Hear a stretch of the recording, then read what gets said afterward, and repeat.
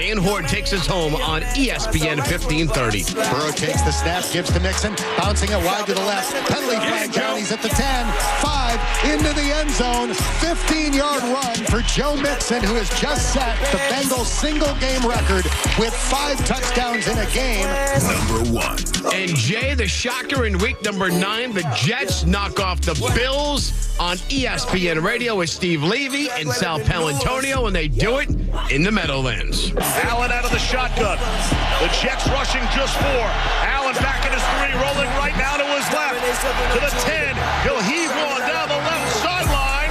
In coverage, Sauce Gardner able to knock it away from Gabe Davis. And there are no flags. There are no flags. And the Jets are going to beat the Buffalo Bills. AFC East, where everyone is over 500. It's Monday, November 7th. We have a World Series champ, big shakeup in college football, stunners in the NFL. Key, Jay, and Max have complete reaction next. I'm Jay Reynolds, back tomorrow with Sports Center all night. It's ESPN Radio. Coming up next, Keyshawn, J. Will, and Max on ESPN Radio and ESPN2.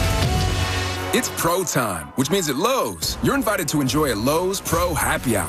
Kick back with free Pepsi Cola drinks and Frito-Lay snacks. Plus, earn 3 times bonus points per dollar on purchases of select Pepsi products. Come into Lowe's and get the full MVP treatment at Pro Happy Hour on November 17th from 2 to 5 p.m. While supplies last. Bonus points offer valid 10/27 through 12/8. Calculated before taxes and fees after applicable discounts, if any. See Lowes.com/L/Pro Loyalty terms. Get in the zone, AutoZone. Welcome to AutoZone. See better and stay safe on the road with our visibility event. Right now, you can earn up to $20 in bonus rewards when you buy a pair of Rain-X Quantum Wiper Blades and Sylvania Silverstar Ultra headlights.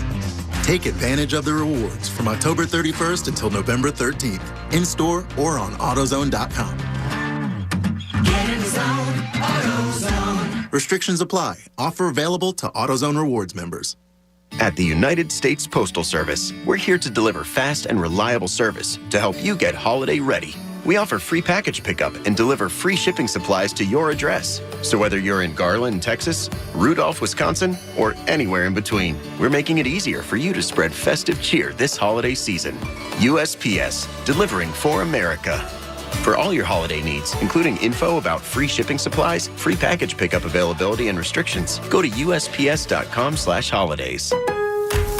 Where can you get holiday ready and hosting the entire family ready? Lowe's, actually. Save on appliances like the 4-piece Samsung stainless steel kitchen suite. Was $5,146, now $3,016, for a total savings of $2,130. Save all season, backed by the Lowe's Price Promise. Check back daily for deals during Black Friday month and start saving now at Lowe's. Home to any possibility. Offer valid through 11/9. Terms and exclusions apply. See store for details. Learn more at Lowes.com/price promise. Hi, I'm Capri, and the little thing I love about the Chick-fil-A Grilled Spicy Deluxe is the chicken. They actually put it on the grill, cooked it in the sauce. It's definitely a good grilled spicy sandwich. Hey, I'm Michelle, and a little thing I love about the Chick-fil-A Grilled Spicy Deluxe is it's spicy and it's full of flavor. When you pair that with the kale crunch salad, it's just good. Order a grilled spicy deluxe sandwich on the Chick-fil-A app today. Available for a limited time. Real guests paid for their testimonials. There is a place outside of Philadelphia where the aroma of freshly baked bread brings you back to more traditional times. The era when families joined together to enjoy an authentic old world taste with traditional recipes and fresh ingredients. That time and place still exists at Corropolese Italian Bakery and Deli. Since 1924, now 4 generations and 4 locations. The Corropolese family has been bringing you back to a more nostalgic time by sharing their favorite recipes and consistently adding new flavors for new traditions. While Corropolese Italian Bakery and Deli is well known for their famous tomato pie, voted best in Philadelphia, nothing compares to their fresh baked bread and strombolis, handmade pastries, cookies, pies, and a wide range of custom cakes. For a list of locations and all your party needs, explore more at CorropolesBakery.com. If you or someone you love has been diagnosed with breast cancer, breastcancer.org is here to help. Find free expert guidance online. Learn about breast cancer risk, diagnosis, treatments, side effects, and managing life during cancer. Join breastcancer.org's online community to connect with others who know just what you're going through. Our mission is to empower you to make the best decisions for your life. No one should face breast cancer alone. Find support at breastcancer.org. WPEN Burlington, Philadelphia, a Beasley Media Group station, home of the most entertaining sports talk in Philadelphia. 97.5 The Fanatic, Philadelphia. Good morning. Thought I'd help you wake up. It's 6 a.m. and you're listening to The John Kincade Show on 97.5 The Fanatic, Philadelphia. Let the party begin! The show starts now. All right, let's get it rolling. John Kincade Show on 97.5 The Fanatic. On a Monday morning where hopefully we will find some ways to find some smiles and laughs and get over it because it was quite the weekend. Bradford White Water Heaters are here for the Pro. Bradford White, thank you for being a part of the show. Coach wants to start us out with a morning mind bender today. Now the World Series is over. According to a recent study by Waze, women are twice as likely as men to say this makes them nervous. What is it? Now remember where this is coming from. It's from Waze. Mm-hmm. Taking back roads. Driving at night. Running out of gas. I have some gas today. You have some gas? Sorry. That's not good. My You're not fault. going to run out, I don't think. No, I don't think that's going to be a problem. What do you say, Coachy? With, what is it, going up to like 80 degrees today? Yeah, it's going to be almost 80. So winter driving. 40% of women are stressed out by winter driving versus only 13% of guys. I'm one of those weirdos, and it shouldn't be, that I actually sort of enjoy going out on the road when it snows. I don't like it. Really, I'll drive all day and night if the weather's warm or whatever, and there's nothing on the road. Right. Yeah, I don't need I don't need it occupying my mind that I when can it's empty, crash. when the roads are empty, it's when there's a lot of traffic and there's snow or ice. I'm not feeling good about it. Right. But when the roads are sort of wide open, I enjoy going out on it. Yeah, I mean, when the kids were little and you get a snowstorm and we'd go over somebody's house to pick up the other kids to go sledding, that's what I did. Yeah, it was cool then. But no, I don't need to drive to work at 4 a.m. and be on the Schuylkill with trucks and stuff like that and snow coming down. No. Not a fan. No, Patty, you have that long commute. I mean, is that tough? I mean, you joke but about you have it, high hills. but it's the hills suck. Oh, he probably has the worst commute of us all when it snows. Yeah, it's really stressful. And the narrow, right? Yeah, because of the narrowness. Yeah, it's extremely stressful. Going down Manayunk. Usually, I'll go like on a back way to basically hop on the boulevard. Stay and more stuff. flat? Yeah, because it's not fun. What's more stressful, Pat, though, the drive to work or finding a parking spot when you go back? So it's probably the parking spot. And I usually keep a shovel in my car, but because Manayunk Roxborough ends up being the boulevard at all hours, I've had it before where I had to park, get out of my car, try to shovel out a spot real quick, get back in my car because there's a car behind me, go around the block and do it 4 or 5 times. Oh, my gosh. It sucks. Oh, that sucks. All right, we get started today with this. Look, the ride's over. It was incredible, no matter how much you think the ending sucked. And I get it. If you saw a great movie and the final scene sucked, then I get it. But what's true, I know a beautiful drive in the country, looking at fall foliage or something, could be ruined by a fender bender or a flat tire. But I hate that the story of the 2022 World Series is going to be one of their stars' bats going completely silent at the worst time and a horrendous choice by their manager to not trust his ace.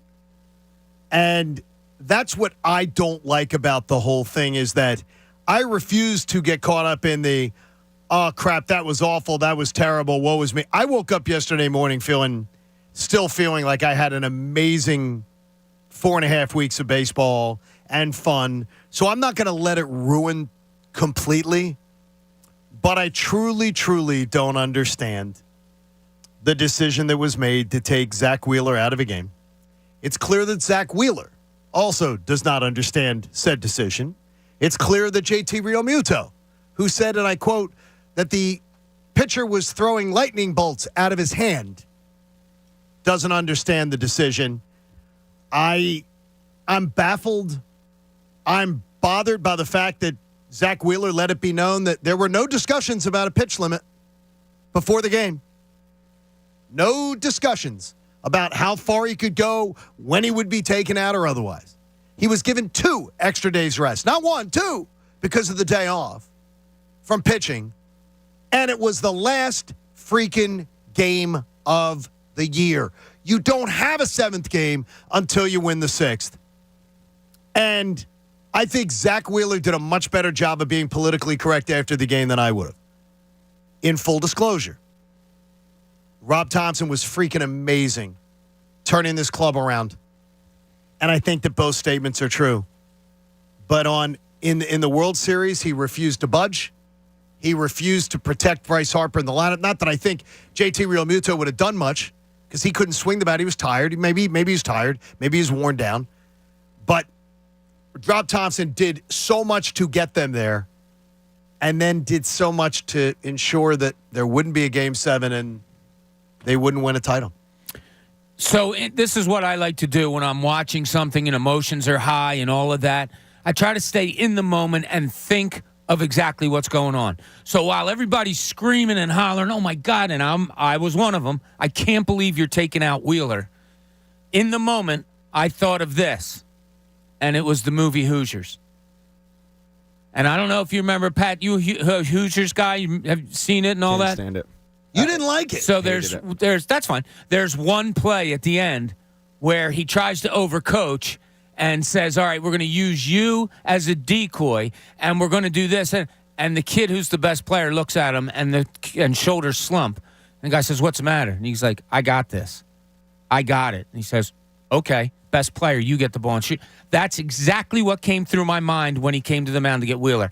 If I was Wheeler, I would have been like, I got this. I blame Wheeler a bit for this. I blame Wheeler and Realmuto a little bit. Now, Pat, you might know these rules better than I do, and John, you too. When Thompson came out of the dugout, and if he goes right away, gives it the sign of a lefty, is that it? Is it official? Does the umpire The minute he makes the call, that call is to the umpire. Okay. So I'm going to watch the replay today and see if he does it as soon as he comes out. Because if he doesn't and he goes to the mound. And there was not a mound visit by anyone else beforehand. No. So he could have gone to the mound and just talked to him. Yeah, he could have. And then walked back, which is what I was going to hope that happened. So was I. It didn't happen. I was hoping to God, and I do. And now, again, if he already made the move, what point is it for JT or Wheeler to say anything to him on the mound? But if he was getting up and I was JT and I looked over, I think I would have said something. I can't. Because you know why, too, John? Sorry. These guys, what has made Rob Thompson what he is now is his relationship with his players. We've all talked about it endlessly. The players have talked about it endlessly. More than anything else, it's that relationship.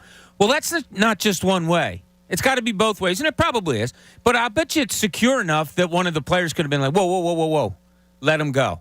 And in the biggest time, at the biggest opportunity of the season, Rob Thompson chose not to trust his best pitcher. And I'll never understand it, Pat, and I'll never buy any of the gobbledygook that's come out of his mouth about it. Nope. I said it yesterday, but when John Smoltz said on the TV, this may be his last batter, my immediate reaction was to yell at the TV. Oh, my God, mine too. Pat, I swear to God, I did the same thing. And it wasn't so much at Smoltz, it was the idea that we were going to pull Wheeler at 70 pitches when he was cruising because – the catcher crowded the plate, and then you gave up a dribbler up the middle. He wasn't getting tagged. It made no sense. But you manage scared, and sometimes you react scared, and it ends up working out, and other times you manage scared, and you end up getting that. He managed scared the entire postseason. I don't mean it as a negative, but in this instance, you rushed to get to a bullpen and to a, quote, matchup that hadn't worked the entire World Series. The entire World Series, Alvarado and Alvarez did not work. Yet you were rushing to get to it. Couldn't wait to get to it. Couldn't wait. And he'd already seen it collapse. He'd already seen that it was bad. Yep. And it makes no sense. It makes no sense. I mean, but again, and I think everything, though, and it's one of the things I hate about sports talk radio, is the immediacy of what we're talking about cannot discount everything that got them to that point. Sure, no. And he pushed a hell of a lot of the right buttons. He was managerial gold for a while. He did so many things that were correct. In the World Series, he refused to budge on his lineup. In the regular season, oh, yeah, we'll throw Nick Maton in there. We'll do all these other things. We'll do whatever. We'll shift things around. In the World Series, it was we're just going to keep things exactly as they are. And I've said it many times to you. You probably heard it too many times. That is why any successful business fails. Any successful business that has a huge market share that ends up slipping and losing it, it's because of the fact that they say, well, that's what we've always done. Well, we can't do anything different. Rob Thompson was afraid to push buttons. And I have no idea why he went to that crazy formula, and his own team didn't know it either. The player affected, the catcher calling the game. I'm speechless that they let the World Series go on that. I put out a tweet. As soon as he started to come out, Thompson came out. And then around 5 minutes later, all hell broke loose and the game was over. The game, for all intents and purposes, was over. Oh, the minute I saw that home run, I was like, it's over. That's funny. Pat, you just brought back an emotion that I forgot that I had on Saturday night. And it was just that. When he said this might be his last batter, when Smoltz said that, Pat, I'm right there with you. It's first of all, it surprised me more than anything. I was like, wait, what? Are you serious? And then I got pissed off. And then when he came out of the dugout, and you guys know how much I've been playing on the managerial gold stuff, I thought it was not a joke. I couldn't believe it. I was as stunned as I've been in a professional sporting event that something was going to happen that I absolutely did not expect it to happen. And it's just people are like, yeah, well, everybody looks great in hindsight. Everybody called it. The broadcasters on the game called it. People called it on social media. What the freak are you doing? And I have no idea why would you choose Jose Alvarado, who was looking slightly cooked? Not Aaron Rodgers cooked, but slightly cooked, over a guy, Zach Wheeler, who was throwing as well, JT Realmuto, quote, as well as he'd pitched in the postseason. Yeah, as well as his best stuff in the postseason, Pat. You know, and to add on to it, the hell did you rest him for? Yeah. You're pulling him for what? For what? Next spring? You admitted that if there was one guy on, you wouldn't have pulled him. And yet, it wasn't like he was getting hammered and you pull him, but you rested him to get extra rest, and then you pull him at 70 pitches when he was cruising. You know, it was the first issue he had. You come out and you say, oh, well, we needed a strikeout. He led the damn league in strikeouts last year. And he was throwing his last two pitches were 97 and 96. Yeah, he was. Are you kidding me? Like, I don't get it. That sounds like a decision. And his explanation. Let's hear Rob Thompson afterwards talking about his decision at that moment to take out Zach Wheeler. Rob, could you take us through the thought process and the decision to go take Wheeler out and go with Alvarado in that situation? Yeah, I thought Wheels still had really good stuff. It wasn't about that. It was just I thought the matchup was better with Alvarado on Alvarez at that time. Zach just said in the clubhouse that he was surprised that you decided to do that. Any reaction? He was.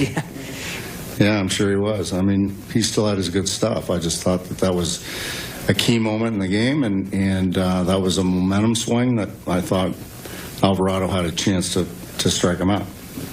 He didn't trust him. Momentum. Well, it was a momentum swing. It was a momentum swing. He nailed that one. The whole season went down. Pat, you bring up a great point. He just brought it up. He said to strike him out. You had the top strikeout pitcher in the league on the mound throwing 98 miles an hour. It makes no sense. His explanation made no sense. You know, I can't imagine that would be the thought process in your head when you're watching a guy deal at 98. Oh, and by the way, I got to bring my inner Jamie out. The Houston Astros play dishonorable baseball. What now? Martin Maldonado, I'm sorry. If I'm an ump, I'm not just reversing that because it was the right call, getting hit by a pitch, sticking your elbow out there. I'm reversing it because I say, hey, man, this is the World Series. Swing the bat. I got you. You know, that's ridiculous. He drew his elbow back. He put it down to get hit by the pitch. Yeah, but he didn't draw it more into the field. It was less in the strike zone than it wasn't. Let's describe it another way. Did he try to get out of the way? No, I don't think he did, but I think he made the movement where he knew that was a smart play. And people celebrated Chase Utley doing this for a generation in this city. So I don't want to hear it. I don't want to hear it. I loved Chase Utley doing that. Did you see his batting stance from one at-bat to the next? Yeah, it changed. It changed. He was a good 3 feet closer to the plate. Chase Utley and Pete Rose made careers of it in this city, and people loved it. People thought it was the greatest thing ever, and gamesmanship and smart. I don't care. Yeah. Dishonorable. Swing the damn bat. They did it. And how many times are the Phillies going to watch pitches go right down the middle of the plate and stand there? Rhys Hoskins is still watching. My God. He was absolutely lost the last 3 games. I mean, it was pretty much everybody, but it was. I mean, the entire lineup just decided the last 3 games, let's not hit. That'd be cool. Do you believe in the theory they ran out of gas? No. No, I think talent weighed out. I think so too. I mean, I do think they looked a little tired. I think JT looked tired. And God knows, when you catch as many innings as he has and you do as much, he absolutely, if anyone had a reason to be tired, it's a catcher working that hard and playing that many games. He caught 14 more games than any other catcher. He looked a little tired to me. His swing looked tired. Now, that could be it. I didn't see a tiredness. I think adrenaline really gets you, and the tiredness kind of goes out the window in any game. But you make a great point, John. If you are a little tired and your body's a little worn out, and your bat speed is coming even a quarter of a second, a tenth of a second a little late, well, that's the difference. That's the difference between hitting the ball and not catching up to it. Hey, Martin Law's Phillies' original law firm for injured workers. Schedule a free consultation today. Go to paworkinjury.com. And the union with a monumental collapse on Saturday. We'll have plenty of time for you to get in on the Phillies, and we will open up the phone lines to you at 610-632-0975. The union with a monumental collapse on Saturday. Yeah. A huge advantage and the lead. You had to go, 3.5 minutes? Coach, was it 3:40 or something like that they had to kill? It was a little over 4 minutes. Oh, okay. Yeah. A ex-Philly guy and LaSalle and an ex-player come back to haunt them. Yeah. Who, by the way, was better that was his specialty, right? Was the penalty kicks. Yeah, last year. He was a specialty guy. That was so disheartening. That got me as almost as much as the Phillies because of, I told you, I've become a huge Union fan, and I've watched, like Coach, probably not as much as Coach, but I've watched every minute of every game pretty much. To watch them lose like that was an epic loss. It was epic. I mean, you could not be a fan of the sport, not a fan of that team. If you were a casual person watching that game, you're coming away saying, how the hell did that team lose that game? They said it was the greatest MLS game played ever. Not championship game played, Coach. I agree. If you were not a fan of either of the teams, or even if you are a fan of the teams, if you kind of put the loss aside, it was the best soccer match that I've ever seen in any league in any time of my life. That was incredible to watch. I'm not a big fan, and not just because of the loss, I'm not a big fan of the penalty kicks to decide an MLS Cup Finals. Right. I hate that. I say let them play. Keep, overtime, sudden death overtimes, do what they normally do, where they have 2 extra time, 15-minute extra times, and then if you have to go past that instead of penalty kicks, I just go, whether it's 10 or 15-minute sudden deaths. I hate the penalty kick. To decide. You leave it up to the goalie. Yeah. After those guys both sides go 130 minutes, and you're going to leave it up to the goalies. As great as a game it was, the problem why soccer isn't catching on in America was on full display in that game. And it was 2 things. One is what you said, Coach, deciding it on kicks, which is ridiculous. It's like deciding an NBA game on a dunk contest. But 2 is the flailing on the ground. Oh, my gosh. We make fun of it, whatever. It's really, they have to do something because it turns people off so badly who are casual fans and want to be bigger fans. We'll get into it more throughout the course of the morning. Mike in Levittown wanted to join us on the phone lines at 610-632-0975. Mike, good morning. Good morning, gentlemen. How are you? I'm bleeding green now, but yes. Man, was it ever bleeding red the past 3 games? I got 2 points and 1 at the end I think you're really going to like. First things first, gentlemen, when you play this game and you're down, you come back and where was the offense? The bats went silent. Yeah. Silent. They did. were not the fighters. Where was that pulse? Where's the energy? In 3 games in a row. Okay, they're up by 1. Come back. Wake up, Matt. And I don't know if you remember me or not, but when Castellanos caught that catch, and I said, make a statue of him. And I kept going on with Reese Hoskins and Bryce Harper. Statue. You know what happened, guys? The concrete dried. But my last thing, I was at the Creekside Inn on Saturday, and when it was all over, I was outside, and there was a bunch of college kids standing at the table. And here's one that I told them. I said, you know what, guys? We were halfway there. We weren't even supposed to be there. But regardless of that, I said, the season's done. Let me ask you one question. What's the 5th letter in the alphabet? E. Hey. I love it. I knew it was coming. I love it. I saw a youngster yesterday telling me that's the most crushing loss of my life. How old is this kid? 18. Oh, okay. I'm never going to recover from that. I said, probably right. I said, dude, you were the extremely heavy underdog. You never should have even been in the World Series. The year that you lose, should the Eagles go and lose as a heavy favorite after an amazing season, that will be so much worse than what happened Saturday night. I mean, name a worse loss for an 18-year-old right No, what now. I'm saying is, but it's context. You think everything when you're 18, you think everything's monumental. I don't know. I mean, in 2007, the Phillies got swept by the Rockies, and that still sits with me. Oh, no, it'll sit with you. I mean, that's my point, is him saying no, but he's crushing loss. No, but it probably is. No, but the idea, Pat, is he has no perspective. He doesn't realize that the rest of his life is going to be filled with there's going to be some joy and there's going to be crushing losses. Kid, you don't know. The rest of your life is going to suck. It's coming. You guys remember the playoff game the Eagles played against the Saints when Bush got hit? The Saturday night game. Yeah, the Saturday night game. So we had a party at our house to watch it. All the kids have, the things on the face and everybody's. And the Eagles lose, and I think our son Kyle was probably, 8 or 10. And the game gets done. He's a huge sports fan. And he turns to me with, tears in his eyes, and he's like, are they ever going to win a Super Bowl? And I'm like, you're 8 years old. Yeah, seriously. Here I am sitting at my age, and I've never seen him win one, so shut up. Hey, we'll get to more if you want to commiserate with us. 610-632-0975. Let's try to strike some sort of a balance between the crappiness of Saturday night and Game 4, by the way, and the entirety of the run, and we'll talk about it all with you. Plus, I got to watch the Eagles game in its entirety on Friday because I hadn't watched it, except for pretty much highlight packages and more. I had some things that definitely caught my eye. It's the John Kincade Show here on 97.5 The Fanatic.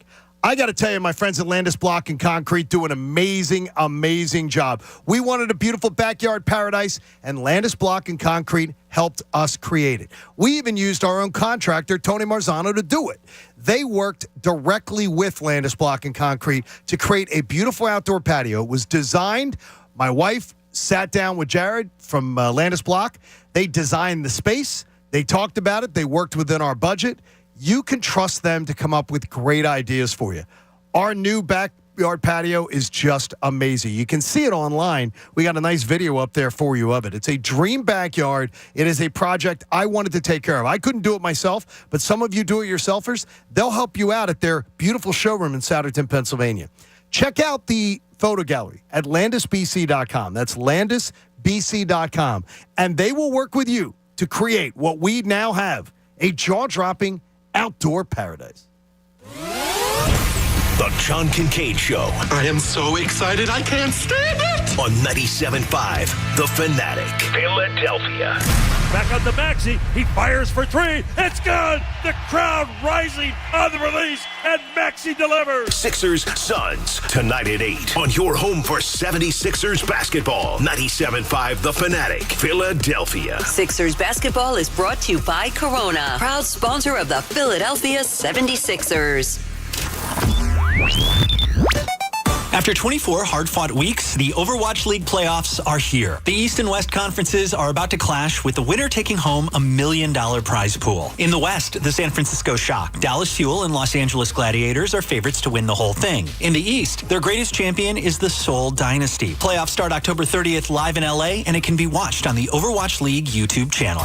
The latest esports and gaming news. Find it online at checkpointxp.com. Why wait to save? Dell Technologies Black Friday event arrives early with select deals on top tech to power business productivity. The savings start now with up to 48% off performance business PCs powered by 12th Gen Intel Core processors. Don't forget special pricing on the latest monitors, docks, and accessories, including free shipping on everything. Call a Dell Technologies advisor at 877-ASK-DELL for Black Friday deals. That's 877-ASK-DELL.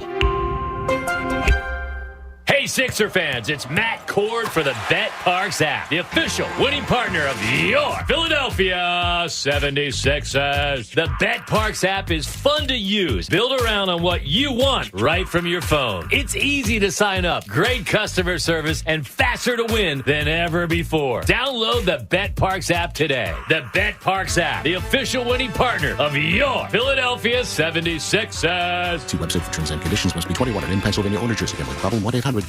SEPTA and the Bet Parks Casino and Sportsbook app have something special for fans all season long. Free rides home from every Birds home game. Fans ride home free from every home game on SEPTA's Broad Street line from NRG Station, courtesy of the Bet Parks Casino and Sportsbook app. Free rides begin at halftime of every home game. Join the fun on the Bet Parks Casino and Sportsbook app by downloading now at betparks.com. Free rides and all about the fans from SEPTA and Bet Parks. Must be 21 and in Pennsylvania or New Jersey. Gambling problem? Call 1-800-GAMBLER. Hey, it's Cuz. Let me tell you about NJ Diet. It's a great time to be a sports fan, right? Baseball, playoffs, football season, hoops, hockey. Well, listen, you can now add NJ Diet into your starting lineup today. You can go to the games, no restrictions, continue your traditions, family, friends, hanging out. You can also get yourself a win by getting healthier while dropping contractually guaranteed 20 to 40 plus pounds in as little as 40 days. Call them 855-5NJ-DIET or schedule a consult by going to njdiet.com. Why wait to save? Dell Technologies Black Friday event arrives early with select deals on top tech to power business productivity. The savings start now with up to 48% off performance business PCs powered by 12th Gen Intel Core processors.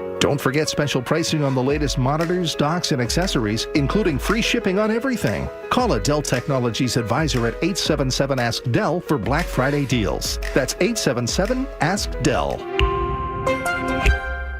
Falling leaves mean falling temperatures are on the way, and falling temperatures mean rising utility bills are on the way too. Fortunately, you can get special financing offers and rebates right now on a new high-efficiency heating and cooling system from American Standard with a whole-house air filtration system to keep the air you breathe clean and safe. To find an independent Delaware Valley American Standard heating and air conditioning customer care dealer near you, visit AmericanStandardAir.com. Built to a higher standard. Subject to credit approval. See dealer for details. Hello, this is Joe Cordell. Cordell & Cordell is a firm that practices family law exclusively. We focus on only one area of the law to maximize our strength and effectiveness as advocates for clients that have everything on the line: their homes, savings, and most importantly, their children. We're the partner our clients count on. Online at CordellCordell.com. Offices in Philadelphia, Radnor, and Allentown, Pennsylvania, and Mount Laurel, New Jersey. Michelle Ferrari, licensed in New Jersey and Pennsylvania. Joseph Cordell, licensed in Missouri and Illinois only. Hey, to become the next generation of innovators, entrepreneurs, and creators, we're gonna need some things. Like a high-speed internet connection that can turn my ideas into reality. Like the skills to become the world's most powerful coder. Like the tools to start my sustainable shoe business. You just heard some of the millions of students Comcast is supporting through Project Up, our comprehensive initiative and $1 billion commitment to open doors for the next generation so they can build a future of unlimited possibilities. Learn more at comcast.com/projectup. Go passionately. Go fearlessly. Go confidently. Go Birds! Go confidently towards your goals with First Trust, Philly's hometown bank for nearly 90 years, and the official bank of the Philadelphia Eagles. We're focused on getting you over the goal line. So go with conviction, go with trust, Go Birds! and go forward with us by your side. First Trust Bank, the official bank of Philadelphia Dreams. Oh, and go Birds. Meineke is committed to keeping you and your vehicle safe and on the road. Right now, Meineke is offering a semi-synthetic oil change package for only $29.95 with a free tire rotation and battery check. For tires, brakes, batteries, exhaust systems, and more, Meineke, doing car care right. Hey, it's Cuz. You tailgate for the game this week? Score big, serve it style with Primo Hoagies party trays and sampler platters. Get the best tasting hoagies in the area. Save yourself the prep time. Stop into one of their over 90 locations for the best in the business. Not just a hoagie, it's a Primo. Listen to 97.5 The Fanatic everywhere. On Alexa at 975thefanatic.com, the Fanatic app, and now on Odyssey. Now, back to the John Kincade Show. We are reinventing what sports talk radio can be. Whether we improve it remains to be seen. On 97.5 The Fanatic, Philadelphia.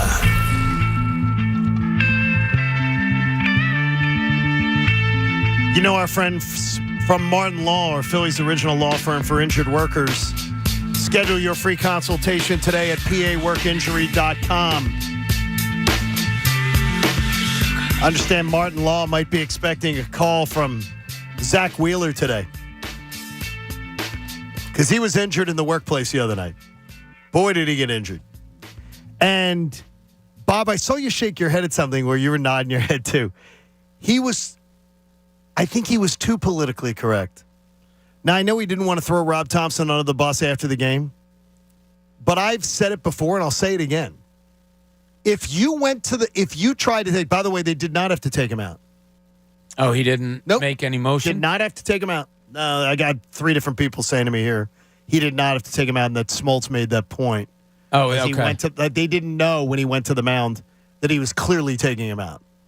So they did not have to take him out. I'll tell you what, then. Where's your voice?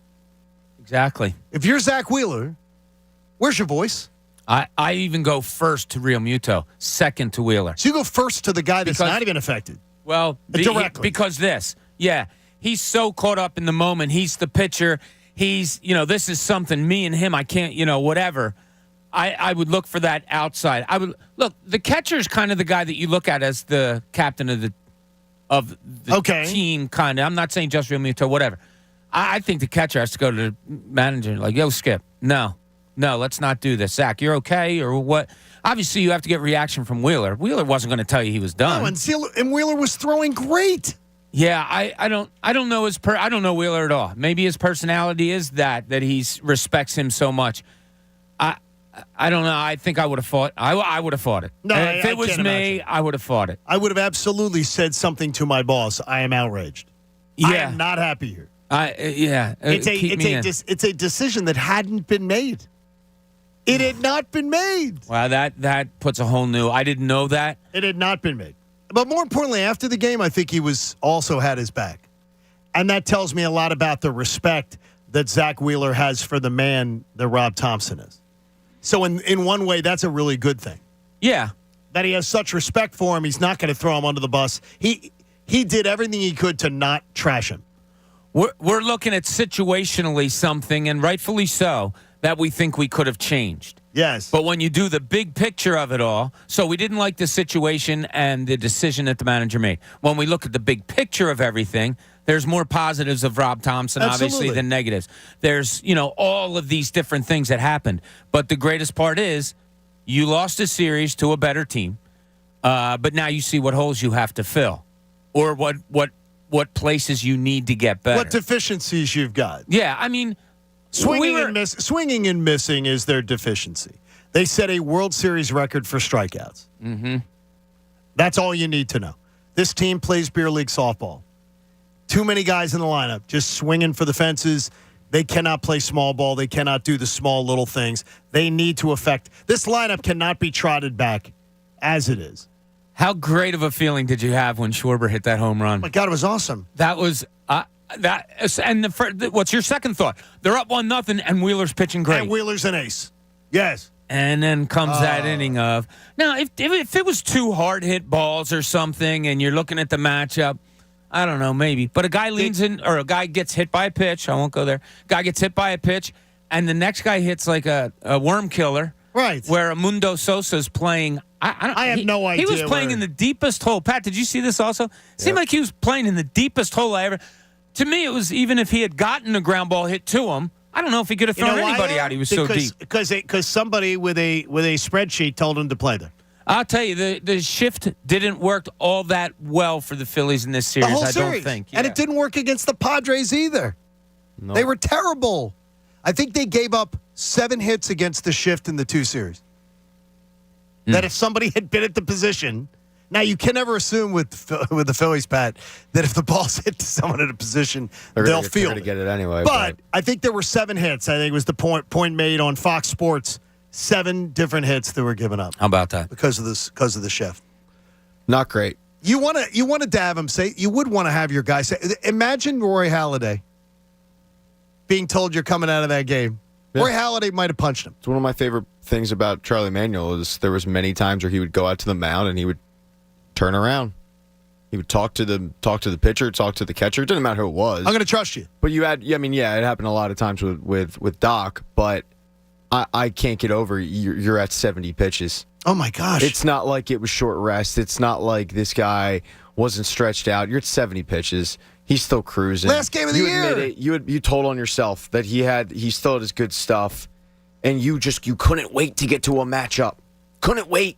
And I bitched about this the entire postseason of he just was rushing to get to the bullpen each and every start. You know what? To his credit, it worked.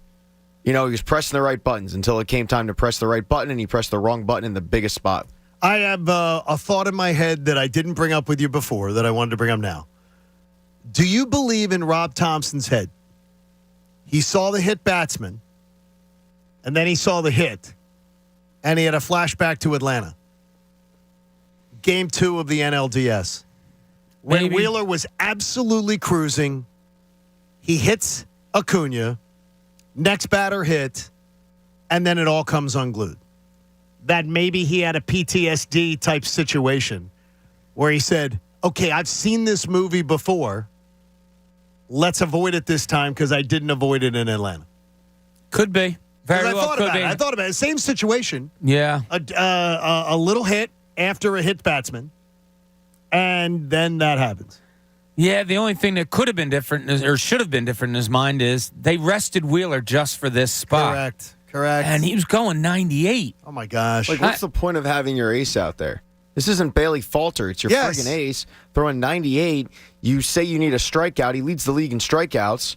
The matchup wasn't working, by the way. Hadn't worked all postseason. You brought him in Game 4. He ends up hitting Alvarez. You brought him in Game 5. He didn't look good. He hadn't looked good the entire World Series, and you couldn't wait to get to him. It's unbelievable. And we can't hide the fact that the reason he's making this decision is because he has to play for one-run games. Correct. Because the offense is doing Jack Diddley squat. Hey, Jack Diddley squat. I like that. Yes. Tom in Alabama joins us. Tom, good morning.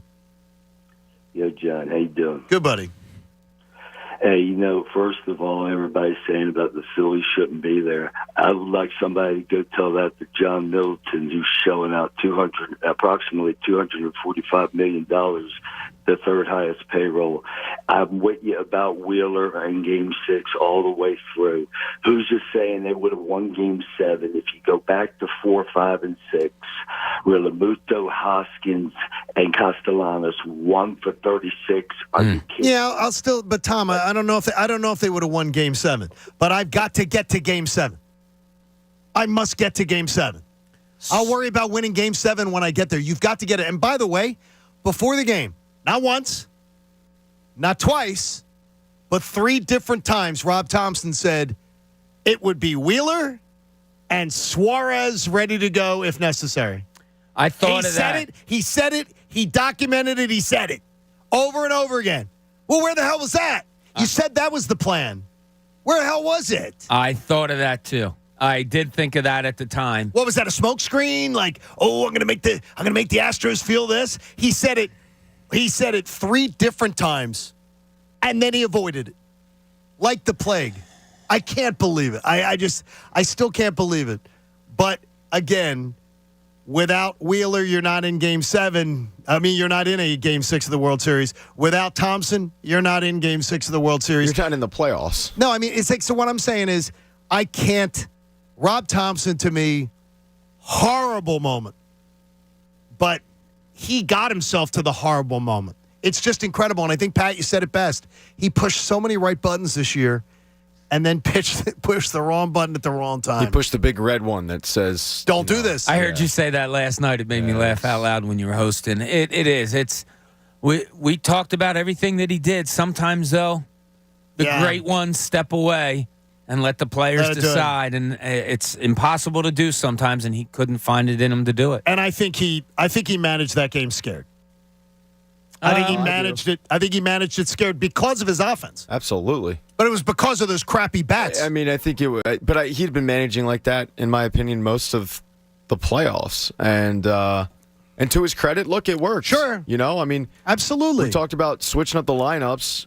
I didn't want him to switch up the lineup because the lineup got him there. But, I did. But you're right. Like I didn't think they were going to win a 1-run game. But no, their offense wasn't doing much. When Schwarber hit the home run, buddy of mine texted me and I said, they're going to need 3 to win this game tonight. The way Wheeler was pitching, I still said they're going to need 3 because at some point Wheeler's going to come out. I did not think that was ending 1-0 or 2-0. So it's tough. That's how he managed it. If only the Edmundo Sosa fly ball would have. Oh my been gosh! 10 feet to the left. Incredible. 610-632-0975. Invisible Fence Brand's containment technologies help keep your pets secure, and as part of their pre-Black Friday sale, get $300 off your system through November 15th. Schedule your consultation at invisiblefence.com. How many Christmas ads have you seen already? I think I've seen 3 or 4. Lowe's went early. Lowe's went really early to a Christmas ad. I haven't seen one. Oh, gosh. I stream, so. Oh, well, don't they have ads in the streaming? They do, but it's the same, and it's confusing, John, because one ad will tell me that I should vote for Fetterman, the other one tells me I shouldn't. Well, the one ad will tell me I should vote for Dr. Oz. Yeah, well, Dr. Oz kills puppies. But then the other one Fetterman's a communist. He's getting rid of the cartel. So I don't know what to do, John. It's tough. Well, guess what? You won't have to hear any of those ads after tomorrow night. I know. I can't wait. The Christmas theme was a real big part of my day yesterday. What do you mean? Did you decorate? No. So, you get up yesterday, and it sucks. And so we went out to breakfast, and then we ran some errands because there's just nothing to do, and you're trying to kill time. My wife, our son Tommy in the back was like, Christmas songs? He thought he heard a Christmas song. And I'm like, no, not yet, not until after Thanksgiving. Well, the two of them gather up on me. No, Christmas now. Like, we can do it now. We're going to put up the tree down in the basement today. I'm like, what are you guys talking about? It's not Christmas time yet. Stop. So did you wait, or did they you lose didn't do that anything? battle? No, I'm going to lose it because, they're going to do what they want to do. I'm not going to stop them. But why are we rushing things? Day after Thanksgiving. Okay, decorations perfect, fine, are up. Great. Yeah, that's what I do too. Day after Thanksgiving. But can we why is everybody in such a rush? Slow down. Life is really fun. There's no reason to rush it. I don't understand skipping Thanksgiving for Christmas. I would skip Thanksgiving. I'm not a Thanksgiving is my favorite holiday. I love Thanksgiving. I know I'm on an island with this one. Yeah, Thanksgiving does nothing for me. What is it? Is it the food options? Oh, it is. The food, it's the eating at 3:30 in the afternoon, which is ridiculous to me. Nobody eats at 3:30 in the afternoon except one day a year so we can have leftovers. That's why it's special. Stupid. We got our turkey. Our turkey what? yesterday. You already got the turkey? We got our turkey yesterday. Well, it's coming up. It is. We got a 25-pounder. Wow. Yeah, it's pretty good size. I heard there's a turkey shortage, too. I'll saw tell you on what. The news the other day. We went to 4 different places before we found a decent price for them. Now, years past, my wife's really good at this. What's a decent price on a 25-pound turkey? So before, in Thanksgiving past, like 50 cents a pound. Okay. Somewhere around that. What's it like This year, the best we got was 98 cents a pound. So we got it yesterday. So we got a 25-pounder. It's about once a year. $25. I mean, people are talking about it. I mean, I get it. I don't understand. Coach, what is will you buy your turkey early? Or you not cooking? No, he has hot dog. No, I have a turkey farm not too far from my house. So I'll go over there in a week. I have to order it before and then go over there. Freshly and it'll killed? Yep. Wait a minute. You won't get a frozen one? You'll get like a fresh one. Yeah. Wow. Yeah. Turkey Farm's great. Okay, wait a minute. Whoa. The problem is that, like right now, on a weekend when you're trying to sleep in, you can hear the turkeys. Yeah, they're about to get killed. That's like a mile away from my house, and you can hear those turkeys. They're pleading for their lives. Yeah, they're about to get killed. I mean, you're not going to be silent when somebody comes out with an axe. I got to watch the Eagles-Texans game in its entirety. I just fast-forward through all the commercials, which was great. The reviews that I heard of the Eagles' performance, though, on Friday were far worse than my eyes saw. I saw a couple unforced errors, something I've gotten not used to seeing with the Eagles. I saw the big thing I said is it was a bad game for the offensive line pass blocking. That's the biggest takeaway I had. It wasn't a thing of beauty, but I thought it was still impressive, and I thought Jalen Hurts is slinging it better than he slung it in the beginning of the year. He's got even more confidence with whatever him and Tom House getting him to step into throws and getting him to step up into the pocket and deliver through the throw. He was, I'm telling you, I'm more and more confident with his arm the more that I watch it. He was zipping it in. Yeah. Dallas Goedert and him had a game. I was saying last week, is Dallas Goedert underused? Well, Jalen, I'm glad you were listening to the show. And you found him. Dallas Goedert could have had another 40 yards. I mean, there was some penalty yardage that got taken back. It's that offense is pretty good. I'd say so. We say it week in and week out. Your turn today. Miles Sanders, you're going to go today. A.J. Brown, here you go. You can deal out anyone. I have such confidence in the players that we've mentioned offensively that I think it might be that easy for the Eagles to say, today's going to be your day. And those guys will come through. Like, if I concentrate, go in and say, you know what, Devontae, this is your week. We're not going to target you 17 times or anything that, but we're going to make a solid effort to get you double-digit targets. If I'm a betting man, I'd say, okay, he's going to go over 100. No doubt about it. I think their offense is kind of that good. Do you think they are literally plotting and saying, well, they're not going to see this coming? Because he definitely went to A.J. Brown. The connection between Jalen Hurts and A.J. Brown is clearly special. Mm-hmm. It's a special connection. The two of them have amazing body language next to each other. The communication on the field is marvelous. They do a great job. I just wonder, though, whether the Eagles literally go into a week and say, like Dallas Goedert had not had a breakout week. He had a breakout game that night. That they said, you know what? This is something they haven't seen a lot of. So tonight we're going for it. Tonight's going to be Dallas is going to get it tonight. Now, you would think an offensive guy goes into a game and looks at a defense and says, ooh, they have a weakness there. Their linebackers don't cover well, so maybe this is Dallas Goedert's week. You would think. And that's probably how it does work. But I think more to your point, John, I think the Eagles are so good that they can do it the opposite way of saying, you know what? We want to do this week and impose their will that way. You realize we're not even at the tipping point of the season yet, Pat, till after next Monday night. I mean, they're not even at the halfway point yet. Yeah, it feels like we can wrap up the division next week. It's weird. You back it up, and there's so much football left to play. I keep reminding myself that the Cardinals looked unbeatable 7 weeks into the season until it all came crashing down because Call of Duty came out. And I don't think that that's going to happen with the Eagles.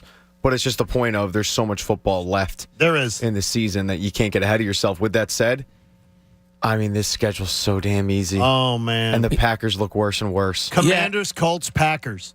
Next 3 weeks. So Rock and I were watching the game yesterday, and he calls up Minnesota's schedule. Because, okay, they improved to 7-1 yesterday, and we watched, the second half of that game together. Their schedule coming up is really tough. They're at the Bills, home to the Cowboys. Yeah. The next 2 weeks. And he read off, I don't remember all, but those are the two there. They're going to have a couple more losses coming up in the next month. And just watching the whole NFL yesterday, John, you and I were talking. I really didn't. I'll be honest. I didn't watch any of that Chiefs game last night. I was exhausted. I went to bed. They didn't look particularly good. If anyone tries to tell me that the Bills and the Chiefs are distinctly better than the Eagles, or even say that they're better than the Eagles, I don't know what you're saying. Yeah, because they're not. They may be as good as the Eagles. It may be a freaking great game if they play. But saying that either one of those teams, I'd watch the Chiefs. The Chiefs especially. They don't look right. Patrick Mahomes threw the ball 68 times last night, and they only scored 20 points, 3 in overtime. I'd love to see him do that against the Eagles. That's crazy. I'd love to see that against the Eagles. Yeah. Hey, in Cooney's Corner, Bob says he's going to be that guy. He is. He's that guy. Now, let's see what's in Cooney's Corner. Pat, I could not stop thinking of you yesterday. I get that a lot. Pretty much all morning long, and it probably dipped into the afternoon. Okay, so Andrew, you and Andrew were on Saturday, and Pat was talking about how you handle losses. And he comes to describe our show, and he says, Cooney, he just doesn't, he's not that guy. He rolls with it and stuff. And Andrew says, that's because he's a journalist at heart. I was not yesterday. I was hurting yesterday.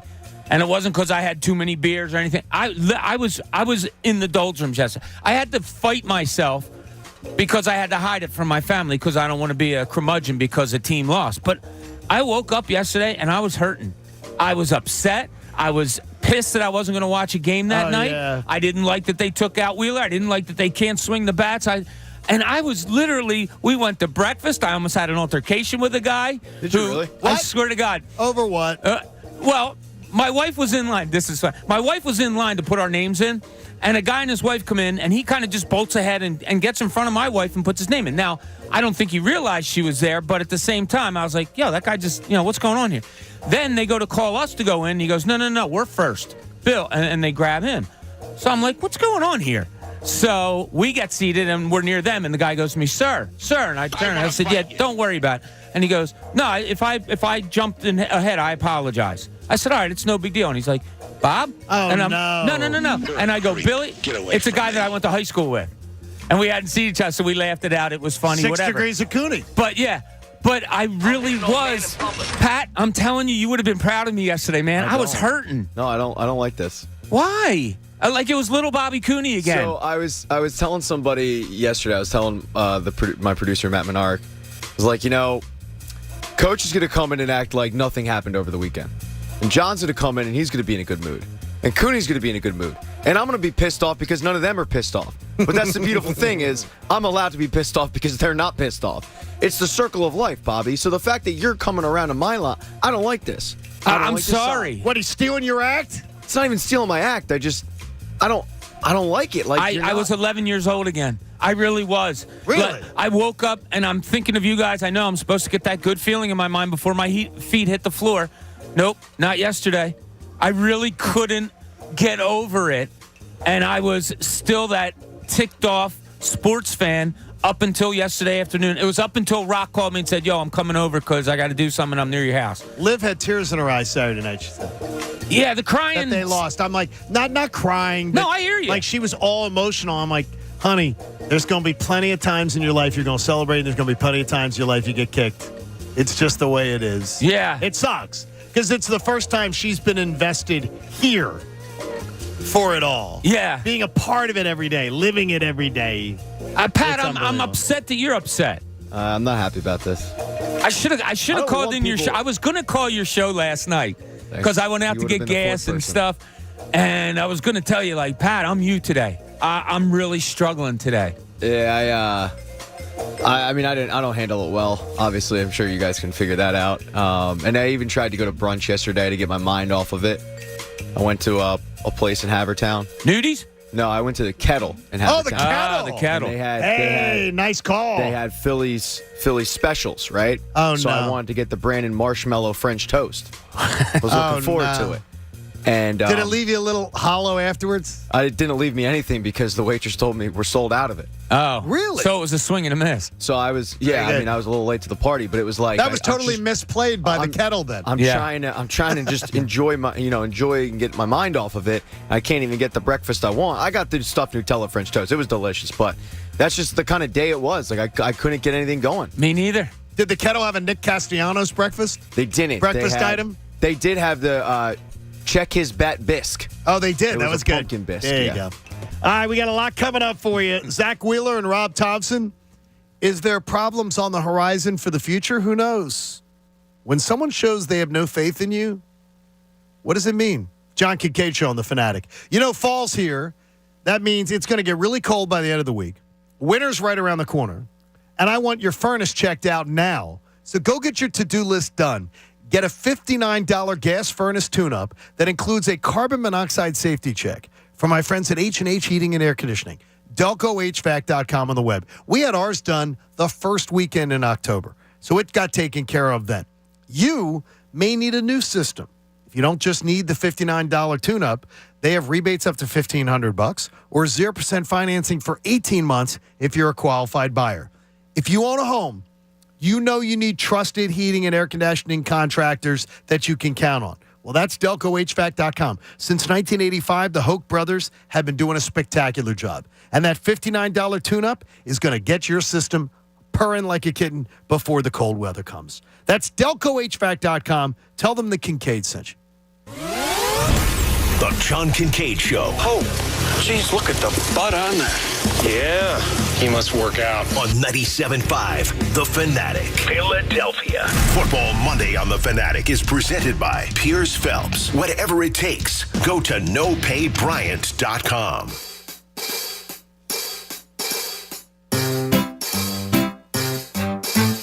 1877 Cars for Kids. KARS Cars for Kids. 1877 Cars for Kids. Donate your car today. 1877 Cars for Kids. KARS Cars for Kids. 1877 Cars for Kids. Donate your car today. Donate your car today at carsforkids.org. That's cars with a K. Your car, running or not, can be picked up as soon as the next day. You'll get a maximum tax deduction and a vacation voucher. 1877 Cars for Kids. KARS Cars for Kids. 1877 Cars for Kids. Donate your car today.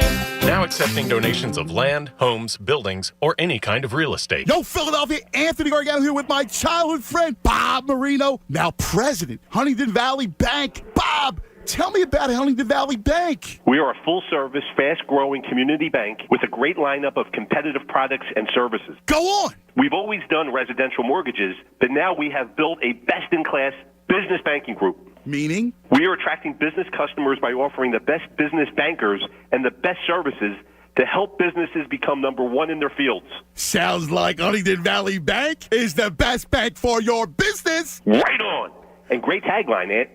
Here's another stat. We just celebrated our 150th anniversary. Wow. So Huntington Valley Bank is a seasoned player with a history of working with a team of experienced bankers whose goals are to deliver top-notch customer service. You heard it right here, folks. That's Bob Marino, the GOAT, president of Huntington Valley Bank. The best bank for your business, celebrating 150 years as a top contender in local banking. Huntington Valley Bank, equal housing lender, member FDIC. Tell me, where in the tri-state area can you find a Miller Lite draft for less than $1? There is only one place. Here, I will give you a hint.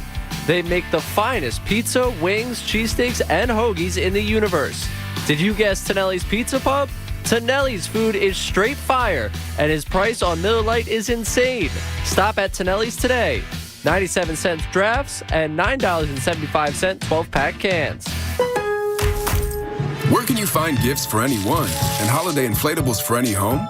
Lowe's, actually. Save big on top tool brands like your choice of a DeWalt 20-volt Max Drill Kit or Impact Driver Kit. Was $159, now $99. All backed by the Lowe's Price Promise. Plus, outdoor inflatables starting at $22.98. Check back daily for deals during Black Friday month and start saving now at Lowe's. Home to any possibility. Offer valid through 11/9 while supplies last. Terms apply. Learn more at Lowe's.com/price promise. Anywhere fans go to cheer on their team, there are behind-the-scenes MVPs, ensuring everything is game day ready. We see you, Joe, fixing seats so every fan can enjoy every game. And Allie, who keeps her stadium running smoothly from the moment the first game starts to the last play of the season. At Grainger, you're our MVPs, and we're always here for you with supplies and solutions for every industry and 24/7 customer support. Call, click Grainger.com, or just stop by. Grainger, for the ones who get it done. Hey, it's Cuz, inviting you to join me, Tunis, and Charlie Manuel be in Clearwater for the spring training trip of a lifetime with, of course, Philly Sports Trips. Get your deposit in now. Reserve your seats. We're staying at the beautiful Wyndham Grand. Heated pool, private beach, center of the action. We'll have an awesome weekend. Catch the Phils versus Toronto. Have a private event with the Skip. This is the trip you can't miss. Me, Tunis, and Charlie. Go to phillysportstrip.com now. Reserve your spot with a small deposit. phillysportstrip.com. Do it now. Go Fightins. There's a reason Comcast Business powers more businesses than any other provider. Actually, there's a few. Comcast Business offers the fastest, reliable network and the peace of mind that comes with Security Edge, helping to protect all your connected devices. Want me to keep going? I can. Whether your small business is starting or growing, you need Comcast Business. Technology solutions that put you ahead and give you serious savings. Comcast Business, powering possibilities. Restrictions apply. Think you know Amazon? Think again. Did you know you can get a seasonal warehouse job offer today? You don't even need to interview. That means you can make extra cash before the holidays. You can even pick your own payday. And seasonal jobs can lead to full-time, regular employment. You'll be amazed by what you can get as an Amazon warehouse associate. To learn more about all the benefits of working a seasonal job at Amazon, go to amazon.com/hourly. Amazon is proud to be an equal opportunity employer. With Black Friday savings at the Home Depot, you can get top brand laundry sets with the latest tech to tackle any mess you might face this holiday, like automatic fabric and load size detection for spills of any size, from cookies and milk on your favorite holiday sweater to the toddler of the house discovering just how fun cranberry sauce can be. Make more magic this holiday season. Let your new appliances handle the mess. Shop Black Friday savings and get up to 30% off, plus instantly save up to $750 on select LG laundry sets at the Home Depot. How doers get more done. Offer valid November 2nd through 30th. U.S. only. See store or online for details. Hey, guys, imagine if your favorite casino came with an undo button. Well, you get that with FanDuel Casino's Play It Again. Get up to $1,000 back if you're down after your first day. Play your favorite tables, games, and hundreds of slots for real cash. See why FanDuel Casino is the #1 rated online casino app. You know what I like to do. I like looking at the daily and the weekly promotions. You get to play with live dealers, and if you ever have a question, well, they have a great in-class customer support team that can help you any minute of any day. Sign up for FanDuel Casino with promo code Bob today and play it again with up to $1,000 back if you're down after your first day. That's promo code Bob. 21 plus and present in Pennsylvania, must not have previously placed any wager on FanDuel Sportsbook, FanDuel Casino, Betfair Casino, Mohegan Sun Casino, or Stardust Casino. Refund issued as non-withdrawable casino-only site credit that expires 7 days after receipt. Restrictions apply. See full terms at FanDuel.com/casino. If you have a gambling problem, call 1-800-GAMBLER or visit FanDuel.com/RG. WPEN Burlington, Philadelphia, a Beasley Media Group station, home of the most entertaining sports talk in Philadelphia. 97.5 The Fanatic, Philadelphia. Now, back to the John Kincade Show. Remember, when you leave the car, we don't have to leave your morning. Grab that 97.5 app. On 97.5 The Fanatic, Philadelphia.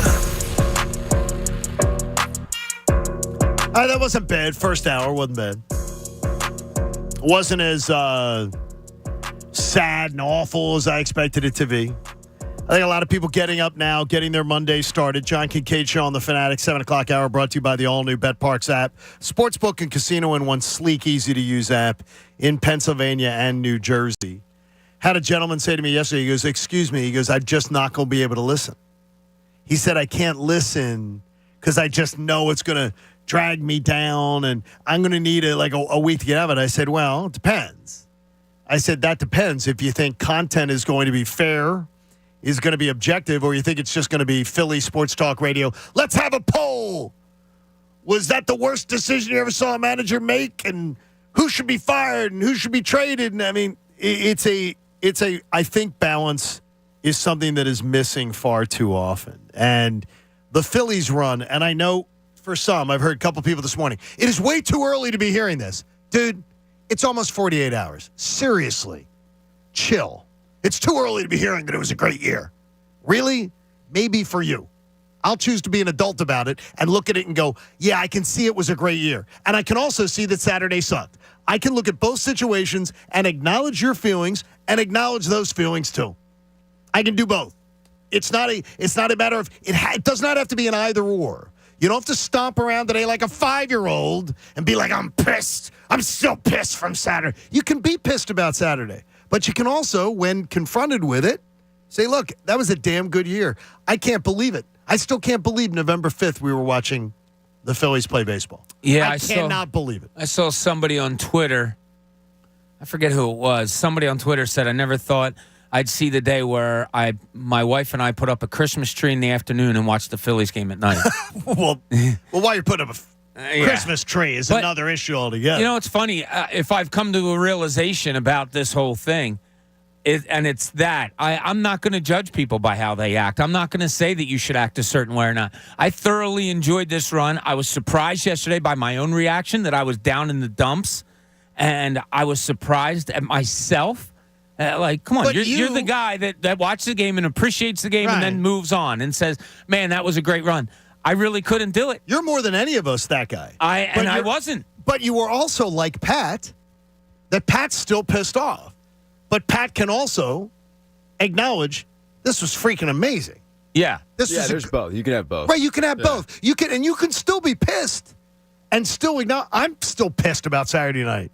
But I can still acknowledge the overriding feeling I have is, damn, that was amazing and unexpected. Yeah. That was so amazing and unexpected. It's for me, it's a combination of both. I can sit back and acknowledge that it was an amazing ride, but what annoys me is if you had just gotten beat, it's one thing. If you got swept, you know, Game 5 was extremely winnable, and it was self-inflicted wounds. And that goes from being up 3-2 to being down 3-2. Now your backs are against the wall, and then it's, you know, pulling your ace with 70 pitches. And it was avoidable occurrences. When you get no hit, okay, fine, you throw your hands up. Hey, we got beat today. When it's self-inflicted wounds, that will sit and fester with me, and it will bother me until next season. A 4-game sweep by the Astros would have been less painful. I mean, I don't want to put... Would have been less painful. Yeah, because I go, okay, you know, we never had a shot, and talent weighed out, and I think eventually talent did weigh out, but you go up 2-1 in the series, and you've got 2 more games at home. You expect at least one of those. Right. Yeah, and you get no hit and everything. It's like, all right, well, you guys picked a really good time to suck. Hey, Andrew in Phoenixville joins us on The Fanatic. Andrew, good morning. Good morning, gentlemen. How are you? We've been better, but it's all right. Yes. I was, if you recall, I was up in Boston for the last 5 days, and there were a lot of Phillies fans rooting on at the sports bar I found up there, and a lot of disappointments. Even for the Philadelphia Union, they were rooting for the Union as well. That's nice. But I got to take away from the season a lot more positives than negatives. We didn't expect, obviously, no one expected us to get this far, but at the end of the day, when you go into postseason, you got to look at the bullpen and you got to look at pitching. I think those are the two that are the most important entities to look at going into next season. Would you guys agree with those two particular areas? No. I think the lineup is far more a problem. I think this lineup and the way it's constructed is far more of an issue. And with Andrew Painter coming, and by the way, Pat, I don't know if you saw those tasty little nuggets from MLB Network and everything.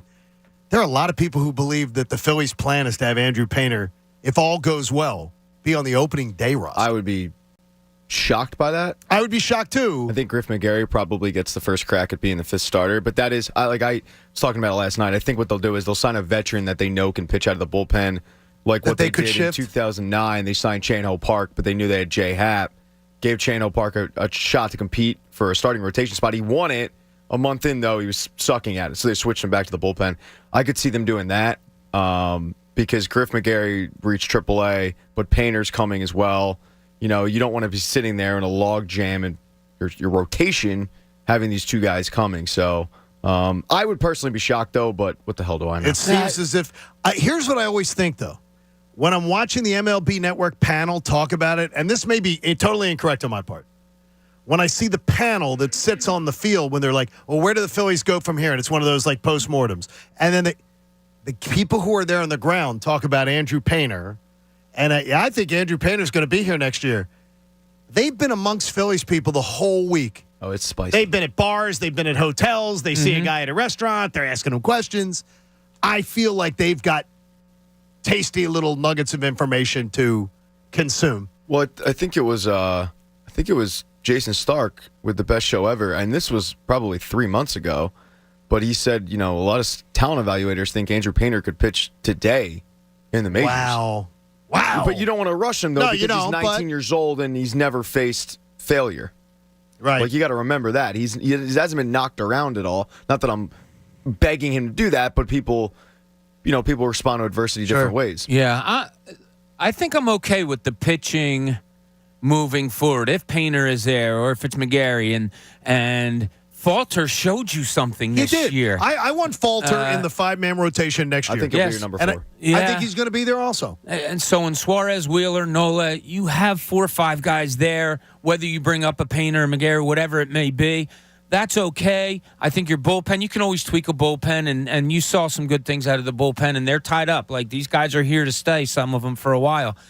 I just really think something that isn't talked about all that much, and I think it was really big, was how they were handcuffed in the lineup because of Bryce Harper not being able to play the field. And I think the lineup's the biggest problem. Yeah, I mean, think about it. I think it's the biggest reason you didn't win was the lineup, not the pitching. If Harper was able to play the field and you could rotate your DHs, I don't know, maybe he's in right, Castellanos is DHing, but he's not hitting. Okay, well, then I'm taking this guy, putting somebody else here or there. I mean, they were just handicapped with that. Look what Houston did. It was minor. But, when their first baseman gets hurt and they have to make a minor change, they switch out DHs, they bring up a third catcher. They had flexibility. The Phillies had no flexibility with that lineup. Yes, I think they could have changed JT and Harper where they were hitting all that. But you were just stuck with that designated hitter because he can't go out in the field and throw. Hey, if you're Zach Wheeler, you dreamed your whole life, and I'm not speaking for Zach, I'm going to just assume here. He dreamed his whole life of winning a World Series. And as a pitcher, he probably dreamed of being on the mound, helping to pitch his team to a World Championship. You sign a big money free agent contract with the Phillies and you deliver. Maybe one of the best free agent signings the Phillies have ever had. Then you finally reach the stage where you get to achieve the goal you've dreamed of. You're a big reason the team got there, and then your manager doesn't show faith in you. And I'm not trying to be overdramatic with that, but that's what Rob Thompson did. He chose Jose Alvarado, had more faith in him than he did in Zach Wheeler. To me, it's troublesome. And I'm speaking personally. It's clear that limiting his pitches was not discussed. He said that for a fact. He made that factual. And that he was blindsided and didn't agree. We'll hear from Zach Wheeler. Here, I'll let you hear it. But to me, it would be hard to overcome issues with my boss after that. It would be hard for me to trust that he's got my best interest at heart. Here's Zach Wheeler after the game when asked to discuss Rob Thompson's decision to take him out. Win or go home right there, and that's a tough pill to swallow, but it's ultimately, Tom's call, and that's the call he made. Did you think he was going to come out there? No, honestly, it caught me off guard a little bit. That's all I need to hear. I'm telling you right now, that is something that would be trust is something that has to be repaired. And there is absolute trust. That was the biggest appearance of Zach Wheeler's life. Biggest start of his life. And Rob Thompson did not trust him to handle it. And to me, that would sit with me, and that would be a problem. That'd be a problem, something they have to work out. And I don't know how you work it out. Oh, God, are you kidding me? No, I don't know how you work it out. What do you go? Oh, if they may have already worked it out. If it ever happens again, I won't do that. No, you're on a plane. You sit next to him. You say, let's go over there. I thought the advantage, or I thought that the matchup of Alvarado and was better. Second guessing, maybe not. Whatever. You talk it out. It could already be over with. Wow. Yeah, I mean, look, it's a situational thing. He's a better man than I am. Well, that's probably true. That's what true. I'm saying. He's a better man than I am. But I would not. It would piss me off, but I would, as an adult, I would. I don't trust that guy's judgment. I don't trust his judgment next time. I'm going, this guy, in the biggest decision of his career as a manager, gagged, and he gagged at my expense. Well, your biggest game as a pitcher before that one, you gagged as a pitcher. You weren't very good. You were bad. Oh, I think he was bad. So, there's a give and take there. He was going good, that no question. But look, you're adults, and you get on a plane, and you sit next to each other and you talk it out for a little bit. I don't think it's a lifelong, you made a decision that was horrible. I mean, it'll be in the back of his mind, but I don't think he doesn't trust him anymore. What I'm saying is I don't trust your judgment, and I think it'll be in the back of his mind.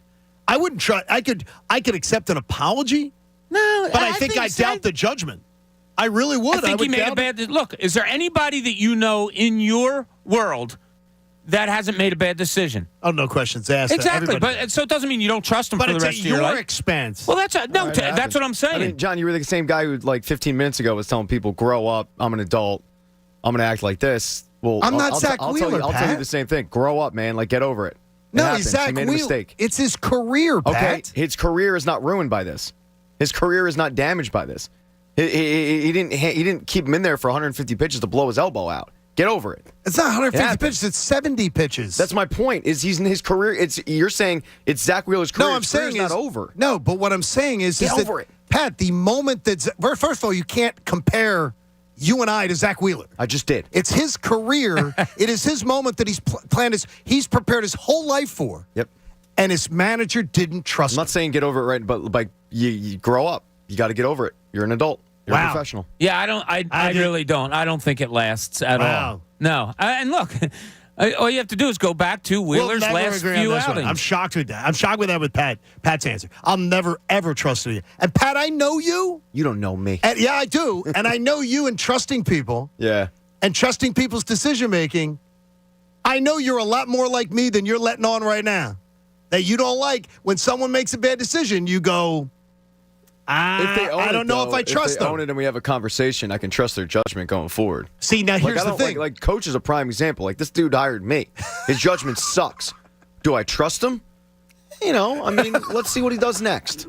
Hey, you may not always need a new water heater, but when you do, choose Bradford He's White. not wrong. Because Brad, he's not. No. And Coach, your judgment sucks. You brought Pat in the door. Yeah. I probably should have fired him 3 or 4 times. I mean, seriously.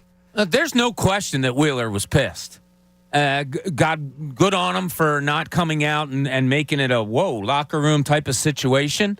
He was a complete professional about it. Yeah, and I think he'll be a complete adult moving forward. But I think in his head, I got to tell you. I never try to think in another man's head. No, but I think in his head, he's looking, going, can I trust this guy to make a good decision? So, you know, and I he just watched him make great decision after great decision for 3 series. What would you classify it as?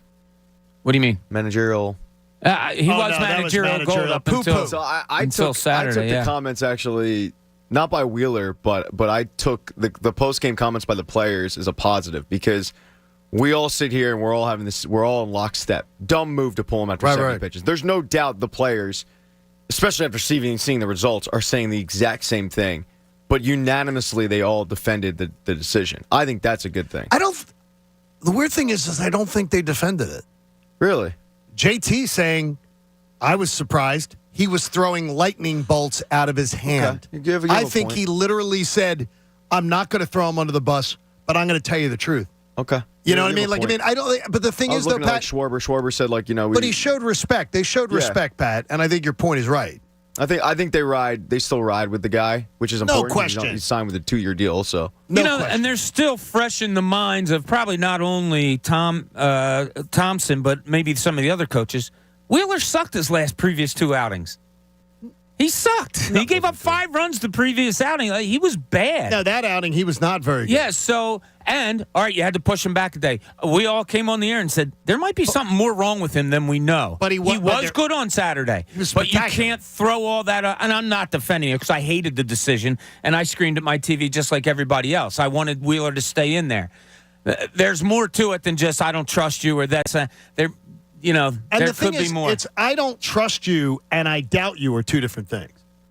I'm not saying that he's looking at Rob Thompson saying, I don't trust that man.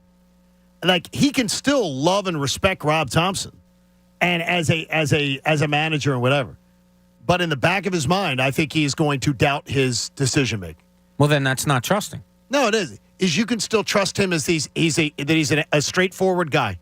He's not a liar. He tells you what he feels. That Thompson is an honorable guy. And you can still think, but when push comes to shove, I don't think he's the best decision maker.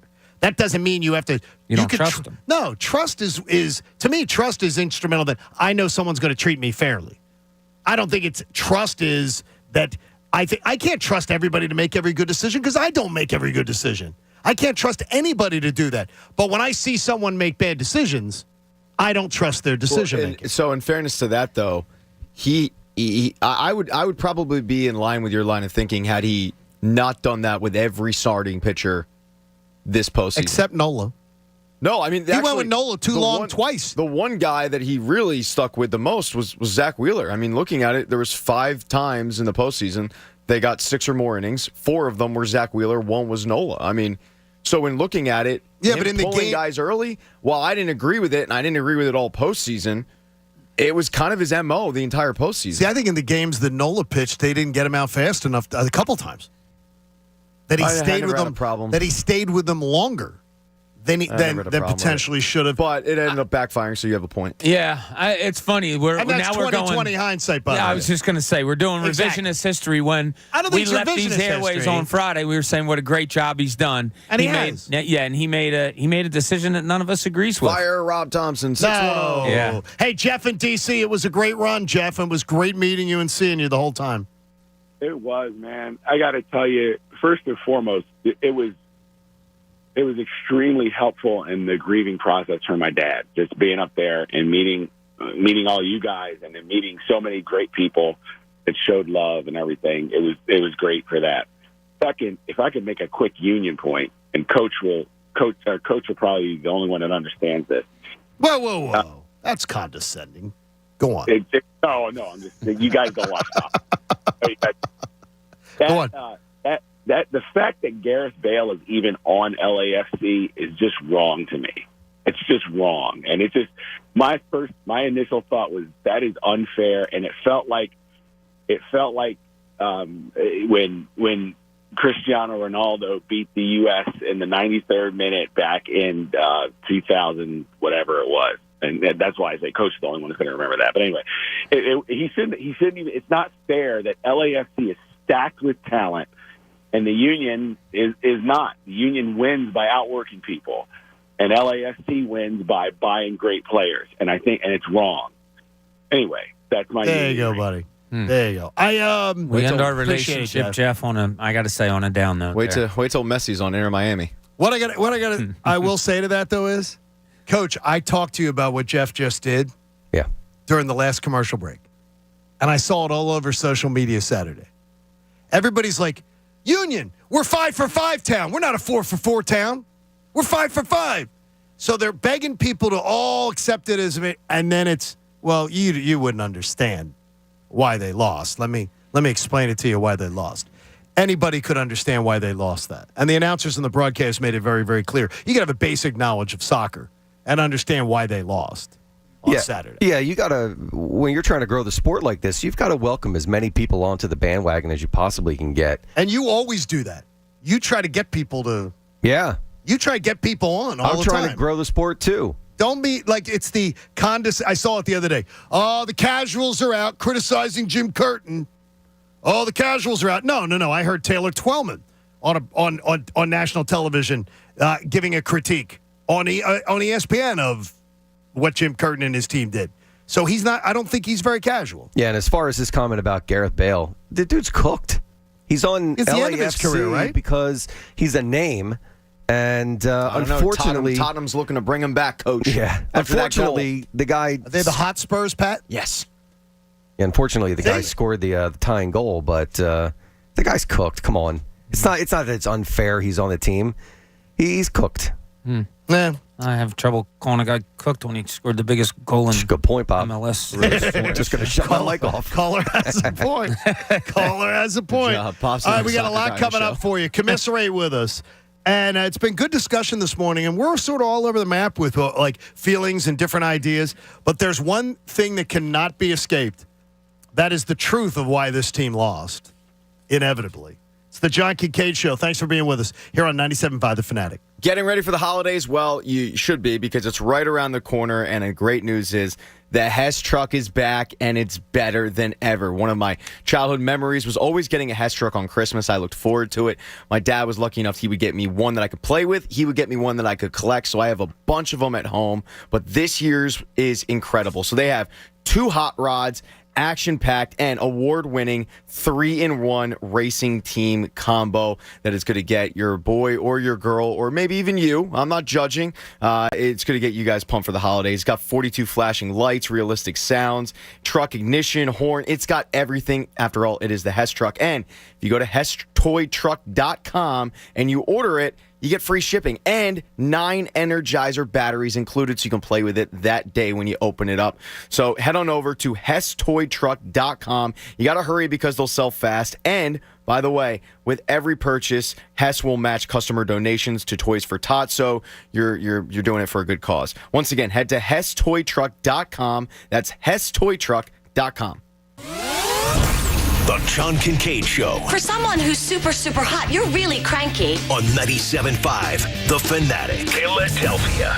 A look ahead to this week in Philly sports. Brought to you by Comcast Business. The Sixers are back on the hardwood tonight versus the Suns.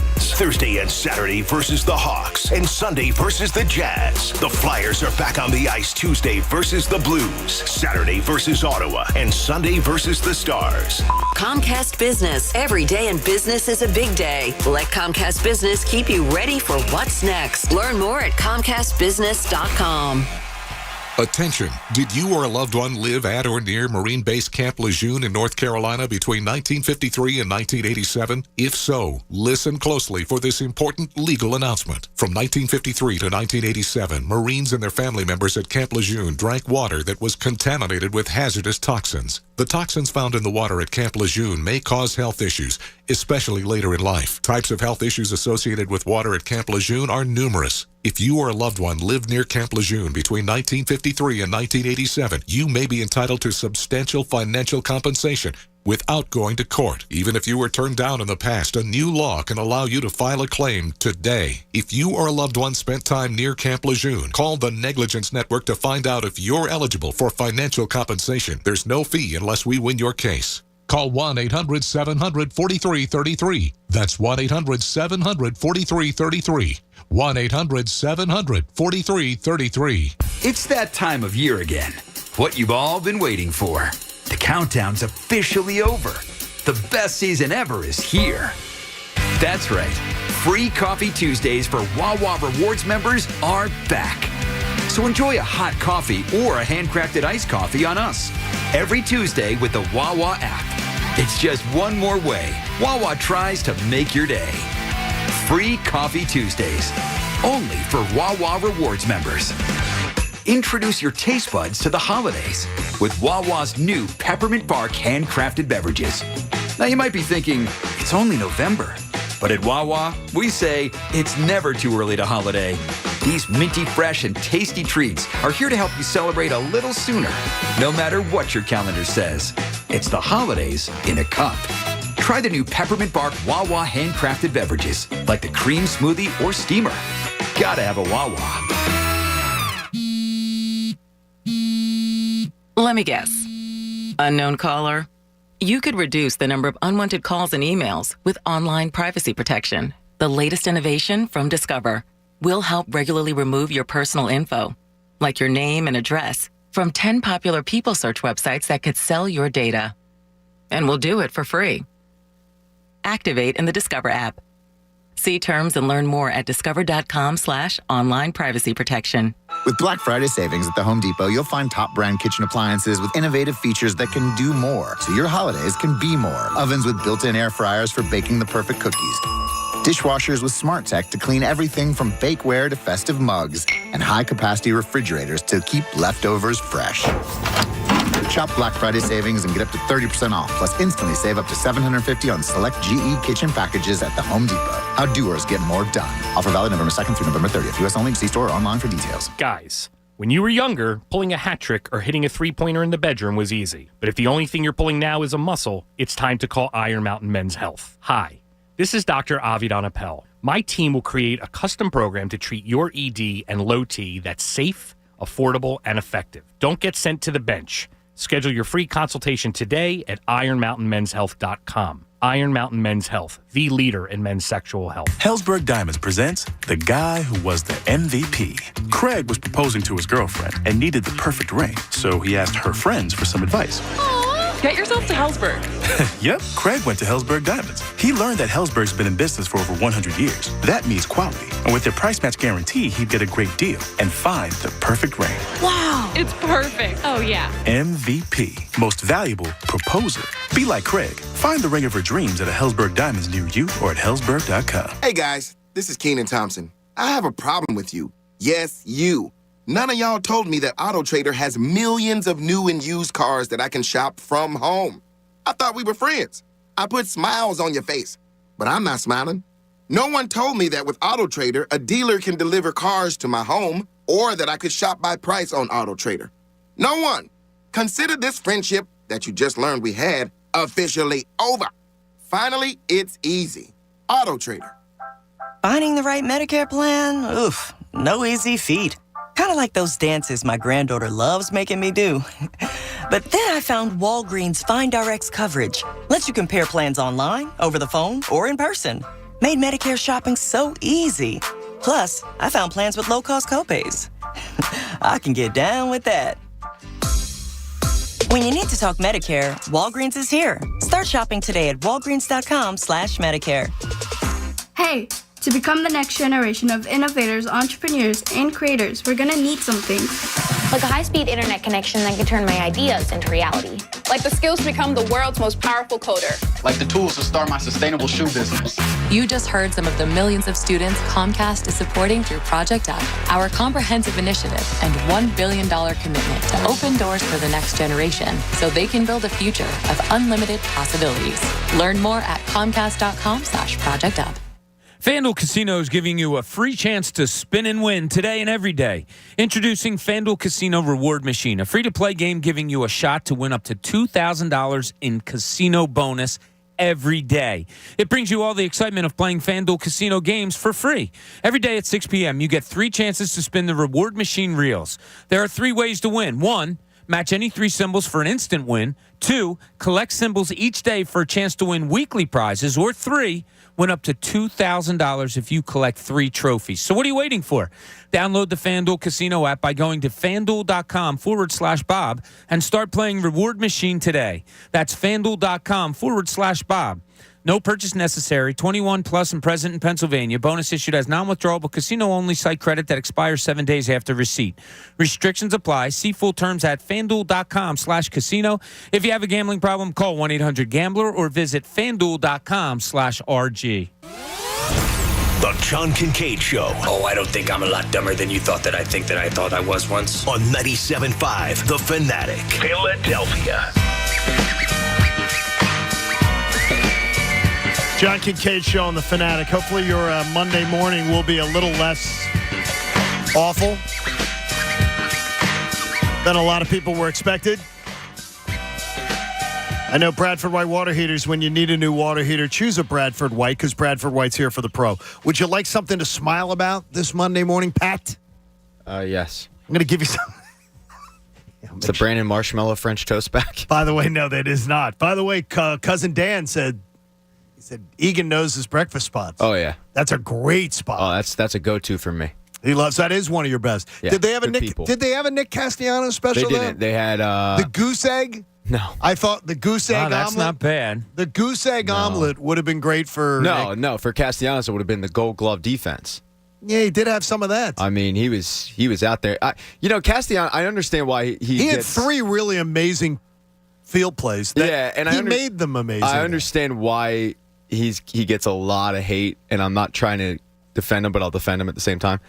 His at-bats the last 2 games were really improved, and he worked a 10-pitch walk that Lance Barksdale decided was a strike when it wasn't even close. He was getting the at-bats the last 3 games that Bryson Stott was getting all the postseason. Yeah, where you sit there and you go, I don't even care if you make an out. You up the pitch count so much now. I mean, towards the end, it was like, no, you got to finish him off, but still. Yeah. Yeah, I mean, he's got to improve next year. And as I say to people, leave his wife alone. That's ridiculous. God's sakes. Leave the kids. God, leave his wife alone. Kids out of the family. For God's sakes. Don't be an a-hole. I mean, my God. And well, she's the one who started it on Twitter. Oh my gosh. Seriously. She started it on Twitter. Why are you following a player's wife? You gotta log off.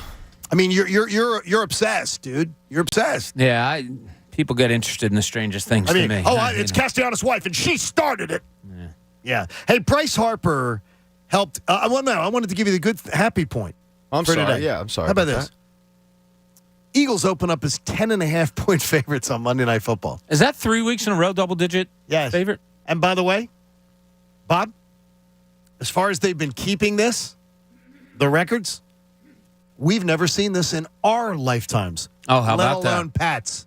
Wow. Now, that doesn't mean that they will close as 10.5-point favorites. And I think this line has a chance to close below 10 because it's a divisional matchup. And I think you're going to see a lot of people jumping on the 10 in the hook. So I think that number may close at 9.5 next Monday. Next Monday, we have to wait for an Eagles game. But 3 weeks in a row, Pat, Bob and I have never seen that in our lifetimes. That's cool. And they used to put the point spreads on like etch it into stone, and they would bring it down. They would bring it down the hill from Roxborough and show you the spreads like Moses back in the day before the internet. I had this theory some years ago, and people that some people out there listening might remember. With all the concussion stuff going on, and I said at the time, and this is 3, 4, 5 years ago, that, the high schools are really having problems fielding teams because parents aren't letting their kids play football because they're afraid of the concussion. And understandably so, whatever. I wondered aloud, was it going to affect the product of the sport moving forward? You might have a bunch of great athletes that aren't out there playing football because their parents, want to protect them. I was talking about this yesterday. The NFL isn't a great product right now. There aren't a lot of great teams. There's some great individuals, but I think we can all admit the product or the parity, it isn't parity because so many teams are so good. There's not a lot of great football out there, and I wonder if this is starting to become a byproduct of something that started 5, 6, 7 years ago. Well, I mean, considering the heads-up football thing, and let's not play tackle and let's all do these things started like 10, 12 years ago. Yeah. Those kids are in the NFL now. Or kids that could be in the NFL aren't playing anymore. Correct. You know? So, I don't know. But watching around the league yesterday, Pat, sorry about it just seems like there's not great football out there right now. Yeah, Real Sports has done stories about football kind of dying, and the one place that it's growing, the only place that it's growing in this country is the inner city. That's it. Everywhere else, to your point, Bob, parents have gotten their kids out of it. They're either playing flag, they've moved on to other sports.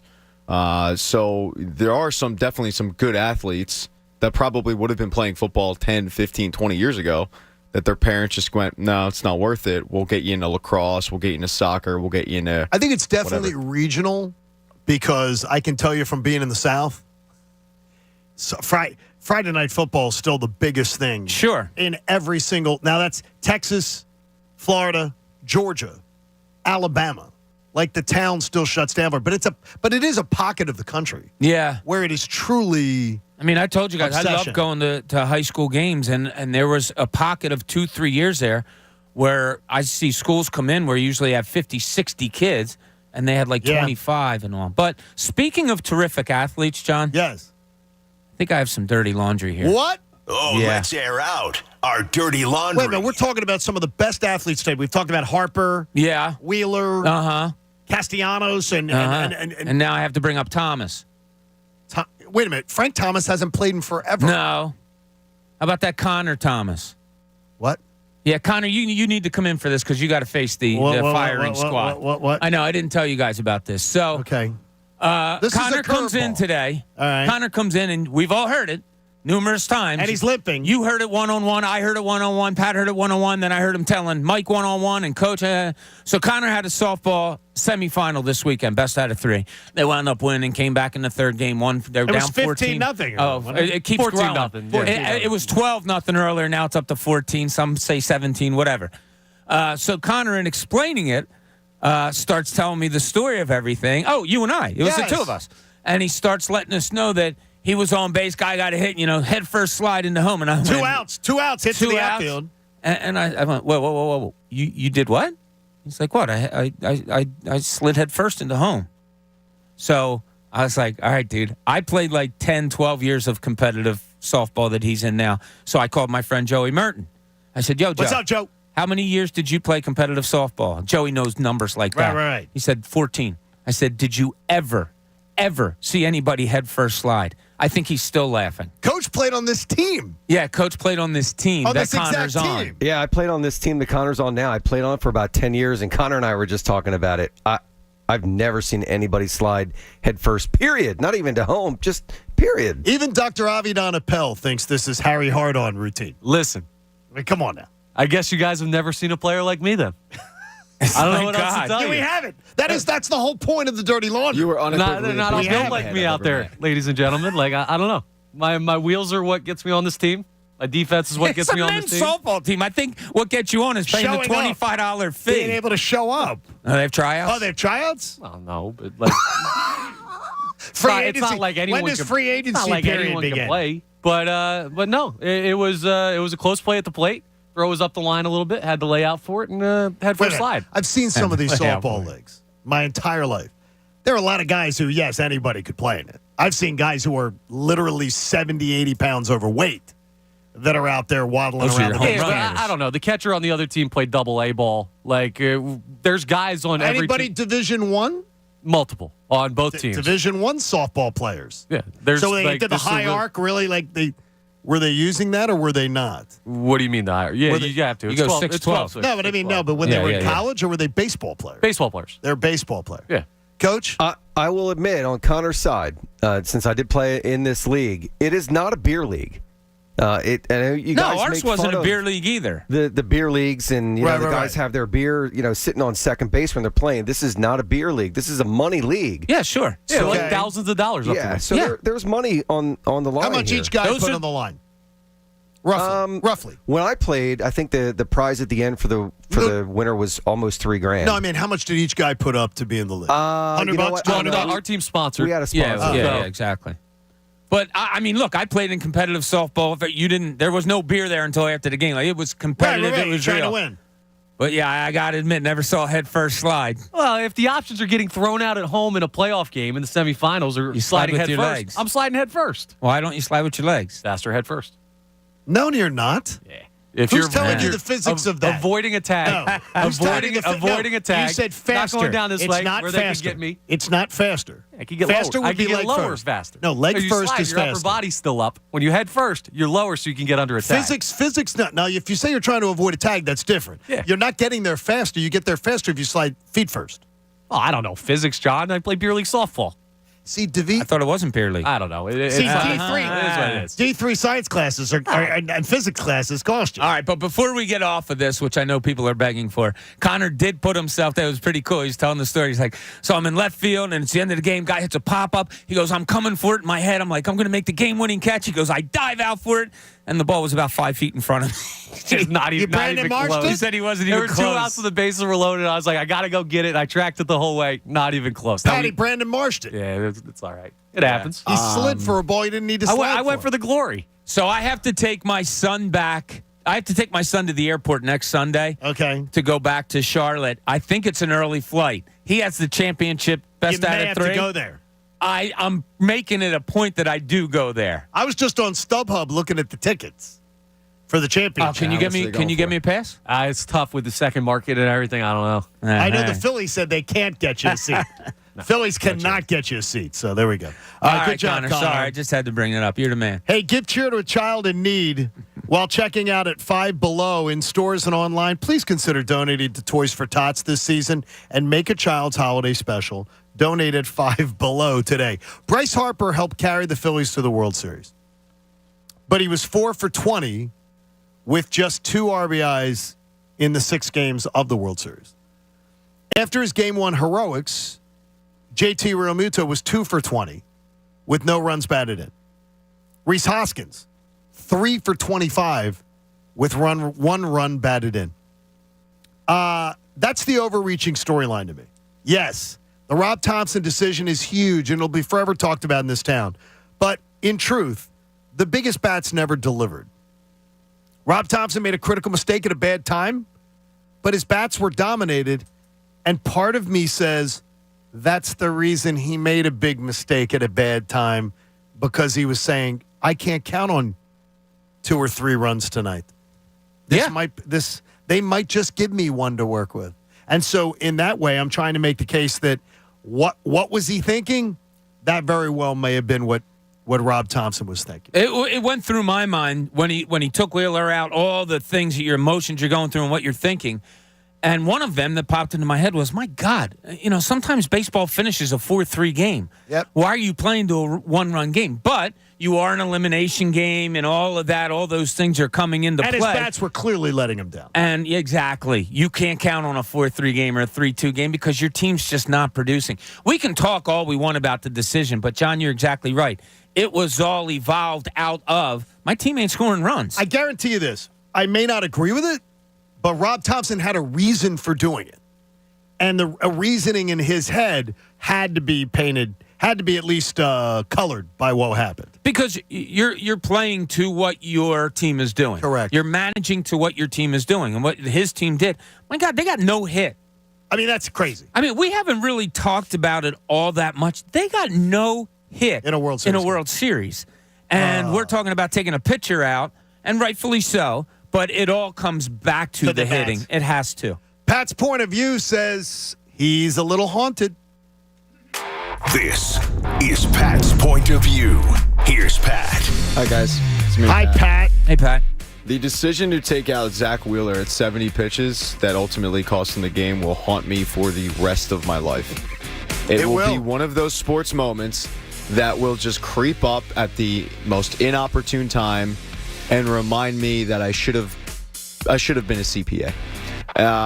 We all have them. We all have those moments where you didn't like it at the time and it just sits and it festers.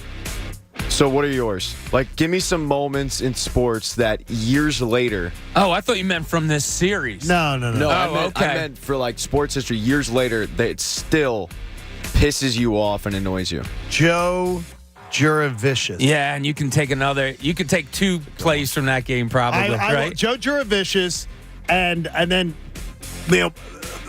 any of the barbers at any time sort of annoy me at times. But that is Joe Juravicius is the one. That play right in front of me in the end zone that day, and I still can't believe it was 93 yards, I believe, or 97 yards for a touchdown. I think he's still running. And that will always haunt me. That day will always haunt me. Yeah, that scarred me more than any sporting event in my entire life. The fact that they went out and then put it on the Raiders and won the Super Bowl, and you go, all right, well, there was our chance. Yep, it was worse. How about Kawhi Leonard? Oh, Jesus. Yeah. God bless him. I watched that replay for 2 hours. Yeah. 2 straight hours of just watching it. Why did you pain yourself like that? Like, why would you? Oh my gosh! He caught the ball. It reminded me of the scene in Fever Pitch when he's just watching the Buckner play and he's like trying to dissect it like it's a Zapruder film, and he's trying to just wait for it to for Buckner to grab it. I was waiting for Kawhi to either be called for traveling, which he should have, or for the ball not to go in. I don't know. I couldn't believe it. Toronto, Joe Carter obviously is one. You were only 4. I've still never watched it. So you don't. Yeah, you said that's funny. Never watched it. And by the way, they did it the other night. Yep. They did it the other night. I had to turn away, and I was like, turn away. And I'm like, tell me when I can look again. And it's like, I was like, what are you talking about? I don't know why in the world Fox decided to show that. That was ignorant. Yeah, it was. By the way, it was ignorant. There was no reason to be doing that. A nasty letter from me. But yeah, this moment will sit with me. And the 2 that you guys mentioned is one. You guys know I'm a big Temple football fan, so Temple Notre Dame. Right. I was at that game. That the safety took to the ball. That sits with me. And it's the winnable moments for me. It's the moments that, if you're getting crushed, it's one thing, but when it's a winnable game, and I felt like Game 6 was winnable. It was totally winnable. I'll tell you what, because I thought you were talking about this series when you brought this subject up. Reese Hoskins bobbling that ball at first place and not getting Altuve out at home. That was it. That's where you have a no-hitter, much bigger story. You have what you brought up about taking Wheeler out, much bigger story. But I'm always looking for the secondary, the sidebar. That's my biggest sidebar, is him bobbling that play. Self-inflicted wounds. I got to say, Game 5, to me, will always be in my head the Brandon Marsh game.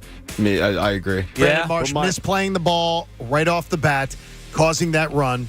then not being able to get a quality at bat, just get his bat on the ball and get him a run to tie the game in the bottom of the 8th.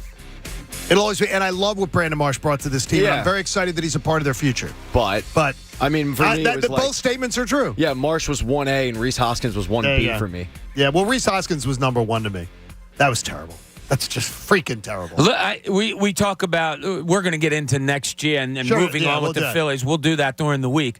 But I still found myself, because the bats were so silent. We were talking about it, actually. I was over at our friend's house, and we were talking about this. You just can't manufacture runs when you have a Schwarber-Hoskins 1-2 at the top of the lineup.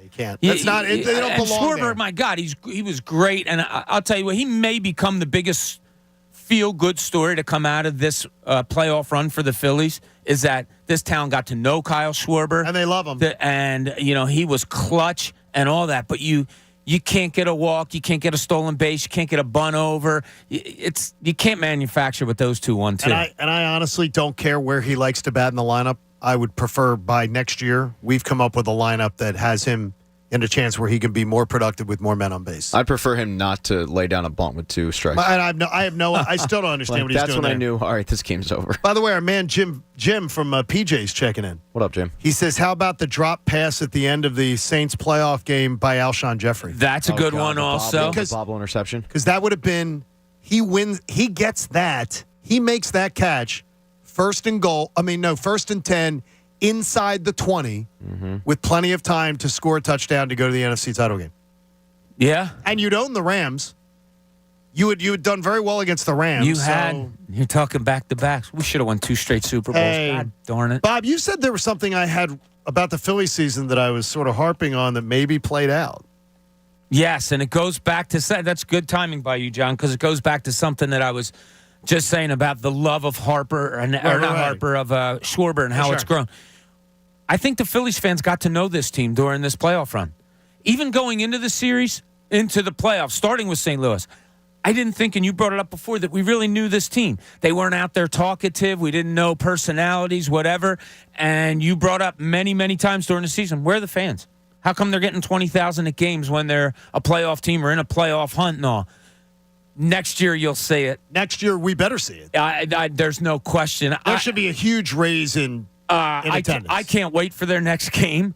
And we're all going to have that. You're going to have the winter lull and all, but it's 3.5 months till pitchers and catchers. They're going to make moves. Dave Dombrowski's not going to sit on his hands this offseason. No, he's not. Bryce Harper came out and said as much in the press conference after the game. So you're going to have a little bit of a different team. It's still going to be a really good team. You might have the excitement of a rookie pitcher in your starting 5. I can't wait. I would be shocked if attendance doesn't average mid-30s next year. Take your calendar out. April 6th, 3 o'clock. Is that what it is? Opening day at home. Who do they have? For the home opener with the Reds. April 6th is a Thursday, so we'll be down there. 3 o'clock, opening day versus the Reds. The opening day, by the way, is the week before, on the Thursday, the 30th of March, at Texas. So one of those, which I always like when you open up the season in a place that you guarantee the game's going to be played. There will be no weather. Northeast. Texas will be able to take care of you. So they've got a dome. So they'll be able to take care of it, or open air, depending on how nice the day is. So they open at Texas on a Thursday, Saturday, Sunday. Pat, is it you who gets pissed off at that? You don't like that? Can't stand it. When they open up that way? Absolutely well, the Phillies do the same thing. They open on a Thursday, have off Friday, play Saturday, Sunday. So just know that. Put it on your calendar and be there for it. And the Phillies deserve it. They earned it. But I think this team's – I'm going to tell you right now, I believe this team, and we'll get into it during the week, I think it's going to look drastically different.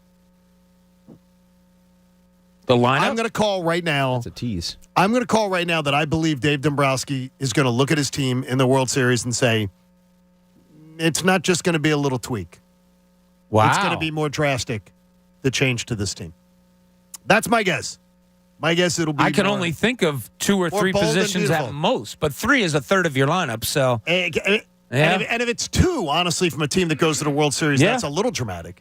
But I think there's going to be a lot of shuffling going on, which would be good for me. Hey, the 8 o'clock hour is coming your way next.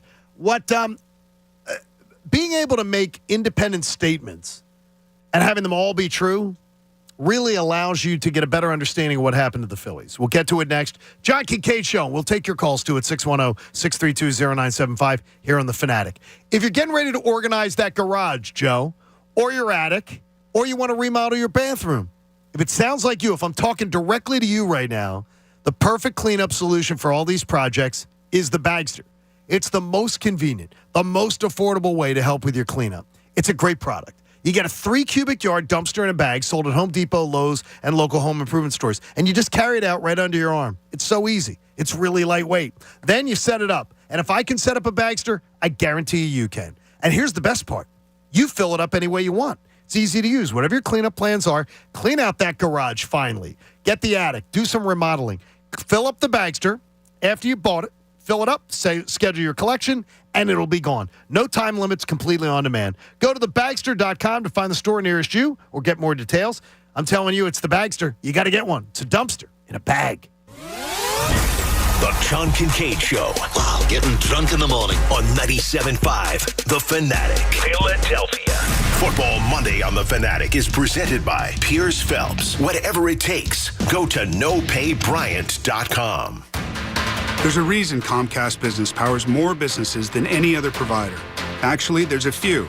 Comcast Business offers the fastest, reliable network, the peace of mind that comes with Security Edge, helping to protect all your connected devices, and the most reliable 5G mobile network. Want me to keep going? I can. Whether your small business is starting or growing, you need Comcast Business. Technology solutions that put you ahead and give you serious savings. Comcast Business, powering possibilities. There's never been a better time to get gig speed internet and advanced security from Comcast Business. With our new gig bundles, you'll get 20% more speed for less. That's more value for your business and more speed to keep all your connected devices running smoothly. So get an incredible offer from the company that powers more businesses than anyone else. Call 1-800-501-6000 or go to ComcastBusiness.com today to learn more. Restrictions apply. Not available in all areas. Comcast Business Internet required. Actual speeds vary and are not guaranteed. Hi, I'm Steven Singer. Yep, that's me, the I Hate Steven Singer guy. People ask, what does this mean, I hate Steven Singer? Well, most other jewelers love to sell diamond studs that are cheap. They have a name for it, frozen spit. I'm serious. That's what other jewelers call their own products, frozen spit. Can you imagine buying a cloudy diamond that's milky color? Oh my. Buy real diamonds from a real jeweler. Steven Singer Jewelers, who backs up every diamond with a real lifetime full trade-in value. The best money-back guarantee in the business. Here's why. Other jewelers hate our beautiful Anita diamond studs because ours are 100% eye flawless and near colorless. Beautiful stuff. They come complete with our 14-karat safety silicone backs, so she never has to worry about losing them or outgrowing them because our diamonds are such nice quality that we offer everyone a lifetime upgrade. You can trade in your Anita diamond studs and get exactly what you paid for them. I wish I could trade in my old iPhone and get what I paid. Visit me, the real Steven Singer, at the other corner of 8th and Walnut or online at IHateStevenSinger.com. One place, one price. Where can you get holiday ready and hosting the entire family ready? Lowe's, actually. Save on appliances like the 4-piece Samsung stainless steel kitchen suite. Was $5,146, now $3,016, for a total savings of $2,130. Save all season, backed by the Lowe's Price Promise. Check back daily for deals during Black Friday month and start saving now at Lowe's. Home to any possibility. Offer valid through 11/9. Terms and exclusions apply. See store for details. Learn more at Lowes.com/price promise. Finding great candidates to hire can be like, well, trying to find a needle in a haystack, but not with ZipRecruiter. Its powerful technology actively finds and invites qualified candidates to apply to your job. So while other companies might deliver a lot of hay, ZipRecruiter finds you the needle in the haystack. See why 4 out of 5 employers who post a job on ZipRecruiter get a quality candidate within the first day. Try ZipRecruiter for free at ZipRecruiter.com/free. That's ZipRecruiter.com/free. This week on RVER, sponsored by Progressive Insurance. Hey, Chief, we got a damaged RV on its way to the OR. Well, that sounds like a job for the new head of RV surgery. Wait, are you promoting me? Congrats, Martinez. Doctor, that RV's flatlining. Well, that sounds like a job for the new head of nursing. So you're just promoting everyone now? Yeah, kind of looks that way, doesn't it? When your RV really needs saving, Progressive has you covered. See if you could save with a leader in RV insurance. Progressive Casualty Insurance Company and affiliates, covered subject to policy terms. Philly Pretzel Factory is now a proud partner of the Philadelphia Eagles. What better way to celebrate than with a giveaway? Philly Pretzel Factory is giving away 25 party trays each week of football season. All you need to do is stop by your favorite Philly Pretzel Factory location, scan the QR code at the register, and sign up for a chance to win. Or visit PhillyPretzelFactory.com to enter. Philly Pretzel Factory, proud partner of the Philadelphia Eagles. Tell me, where in the tri-state area can you find a Miller Lite draft for less than $1? There is only one place. Here, I will give you a hint. They make the finest pizza, wings, cheesesteaks, and hoagies in the universe. Did you guess Tonelli's Pizza Pub? Tonelli's food is straight fire, and his price on Miller Lite is insane. Stop at Tonelli's today. 97-cent drafts and $9.75 12-pack cans. This football season, you can turn game days into paydays when you visit FanDuel Sportsbook at Live Casino and Hotel Philadelphia. With more than 20 TVs, you'll never miss a play. And with over 30 betting kiosks, it's easy to get in on the action with America's #1 sportsbook. Plus, enjoy exclusive events and promotions. Visit FanDuel Sportsbook at Live Casino and Hotel Philadelphia. Open 7 days a week. 21 plus and present in Pennsylvania. Gambling problem? Call 1-800-GAMBLER. Hey guys, if you're suffering from fatigue, low energy, trouble sleeping, ED, or a decreased sex drive, you may have low testosterone. Go get checked today. Call Iron Mountain Men's Health or visit ironmountainmenshealth.com to set up a free consultation. Dr. Avidan Appel, I've told you about him for years. He's at Iron Mountain's Health, and he has treated thousands of patients with success rates as high as 90%. Because what they do is they specialize in custom treatment plans for each individual, with patients experiencing results typically in just a few weeks. Consultations are free and pressure-free, so you can't lose. I've told you before, and I'll say it again. Dr. Appel, he is just the best. If you want to feel back to normal with better strength, energy, and a higher libido, set up your appointment at ironmountainmenshealth.com or call 215-659-3770. That's 215-659-3770. Tell them I sent you. Iron Mountain Men's Health, the leader in men's sexual health. WPEN Burlington, Philadelphia, a Beasley Media Group station, home of the most entertaining sports talk in Philadelphia. 97.5 The Fanatic, Philadelphia. Now, back to the John Kincade Show. Sorry, this is your life right now. Listening to me on the radio. On 97.5 The Fanatic, Philadelphia. 8 o'clock hour of the John Kincade Show is brought to you by Martin Law, Philly's original law firm for injured workers. You can schedule a free consultation today at paworkinjury.com. We had a lot of good interaction this morning. We have a lot of smart listeners. I think we have a lot of smart listeners that can, I don't know that it's the right word is compartmentalize. But, I mean, it sort of sums it up as we start this hour. I've got great admiration for Rob Thompson on the job he did managing this club from 22 and 29 to Game 6 of the World Series. I never would have seen it coming. I can't believe what an amazing job he did. Stop. That's full statement. Now I'll start up again. I can't imagine what Rob Thompson was thinking, letting his season be decided by a pitcher that was leaking oil and not trusting his ace, Zach Wheeler. Stop. Full statement. Both statements exist independently. Both statements are completely true. No lies told. And both are worthy of acknowledging.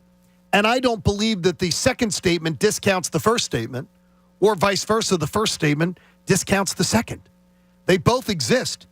He had an amazing season. He had a terrible moment. And all I will say is when someone is under the gun, they sometimes will make bad decisions. I believe it was a bad decision. But I know this, we don't play November baseball without him. And so many of the guys who really didn't deliver in the World Series were guys who got you to the World Series. And so that's where I'm at. And a lot of people don't want to hear that, but that's really where I'm at. I'm at a feeling of great, I feel great happiness about the Philly season and great pain about Saturday night. I just wonder a month from now whether the happiness or the pain will be the more overriding feeling that I have in the pit of my stomach. about him and about the season. Oh, okay. And about him too. Yeah. Will it be I can't believe it. One of our YouTubers, Kevin Weiss, has a great point. He said, "Yeah, What's there's going to be a lot of tweaking. You won 87 games and you were 10 games out of first place, so there should be tweaking." And look, a lot of the decisions. No, you were more than that. The Mets won the division with 101 some wins. Was it 101? They won both the 87? Mets and the Braves won 100. Yeah, so maybe it was more than 10. It was more. Yeah. But the decisions that he made that were so good all concerned pitching.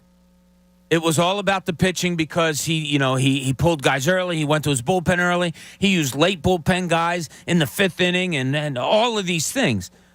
He wouldn't have had to done a lot of those things had this team played out what they were described to be, and that was a bopping team. Correct. And your boppers weren't there. Nick Castellanos, lost.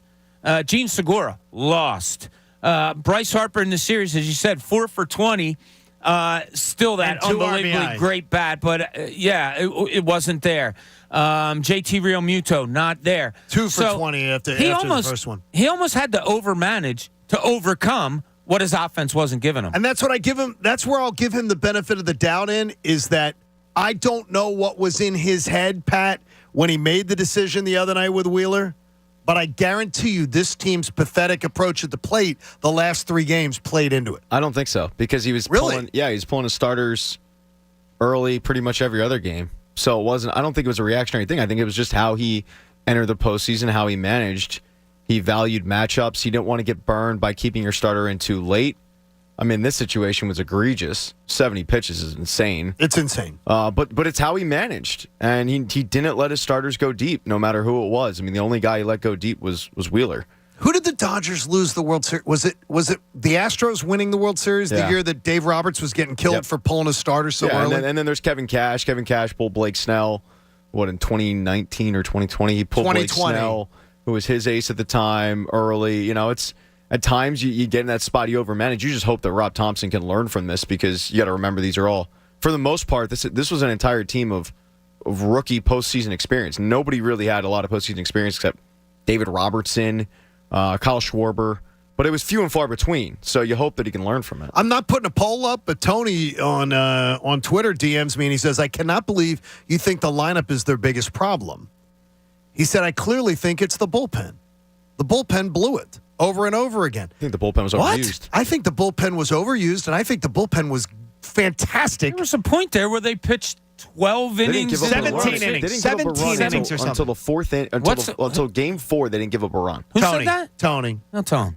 I mean, that's what I say. He thinks that's their biggest need, is to go out, and he said, first off, if you have multiple closers, you have no closer. It's like a quarterback in football. If you have 2 quarterbacks, you have no quarterback. If you don't have a closer, someone defined in that role, you have nobody.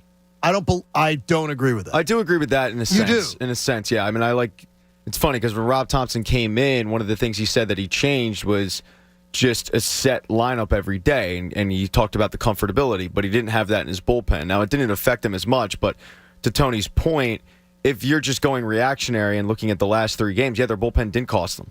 But I think it was because their bullpen was overused. Because he never let his starters go deep into games. He was pulling guys 80, 85 pitches routinely when it was like they could probably get 2-3 more outs.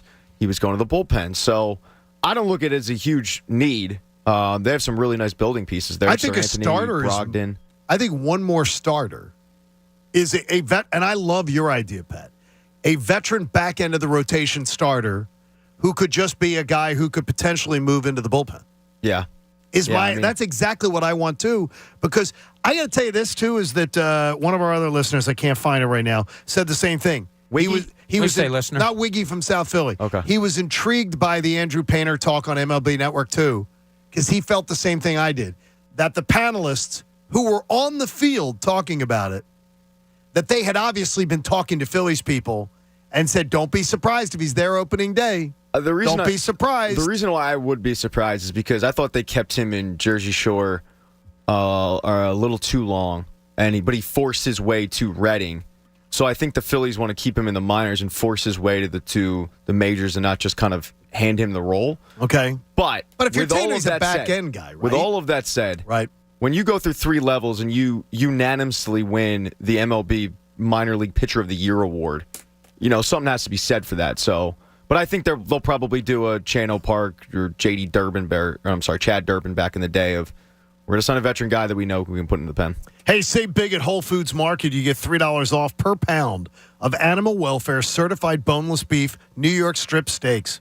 Sounds good. Through November the 8th, while supplies last, Prime members save an extra 10%. Shop in-store or online, and terms do apply. Grilled a couple of steaks last night for the family. Did you? Oh, yeah. They were really, really good. Oh, that's not. Well, perfect day to It was grill, a perfect day to grill. It was, there was a little bit of a chill started to come in around 6 o'clock. So outside with the grill, with the smell. Oh, and then I barbecued some shrimp also. Chill, so we had a little out surf there. and Now, turf last night.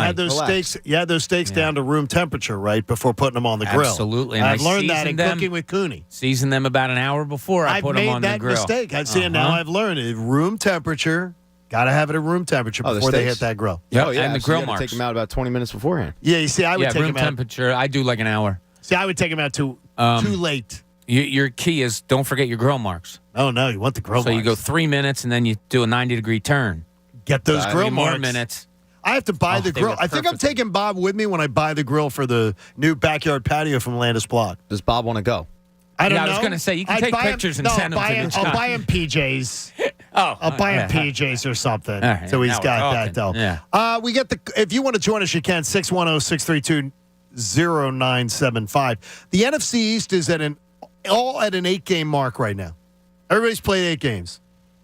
I think the Commanders have played 9 now. So what does the updated landscape of the NFC playoff picture look like? How much breathing room does this team have?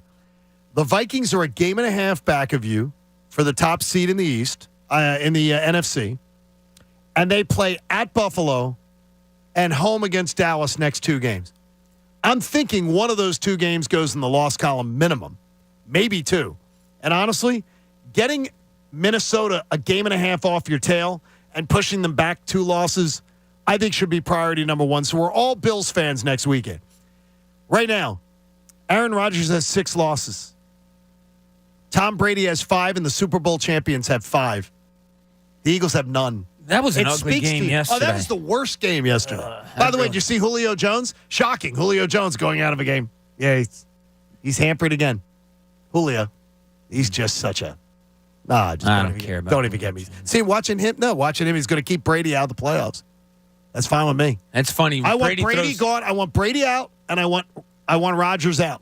I want the spike through the heart. It sounds like the spike went through the heart yesterday with Aaron Rodgers in his press conference. I was listening to a little of that. He has no answer, and it's not a relaxing. He's saying, like, we're just not good enough. The Sentinel, I guess, is the paper up there, and the guy who covers the Packers pissed him off. Oh, yeah. Where he went back 5. He went back 5 losses before yesterday's game. And after the game, Aaron Rodgers never used I. He never used the first-person pronoun. The team sport. It was always we need to be better. We need to do this. Never once did he say, "Yeah, I'm not playing up to." He was terrible yesterday. And he threw an interception to Aiden Hutchinson in the end zone. He won't own it. He will not own it. That he's a part of the problem. I think he's annoying because he just doesn't have weapons. Like, they trade every weapon that they get for him. Have they ever had a running game when he's been there, like a running back? Eddie Lacy for was a hot minute. Was that 2 years? For a hot minute. Yeah. What, 2 years?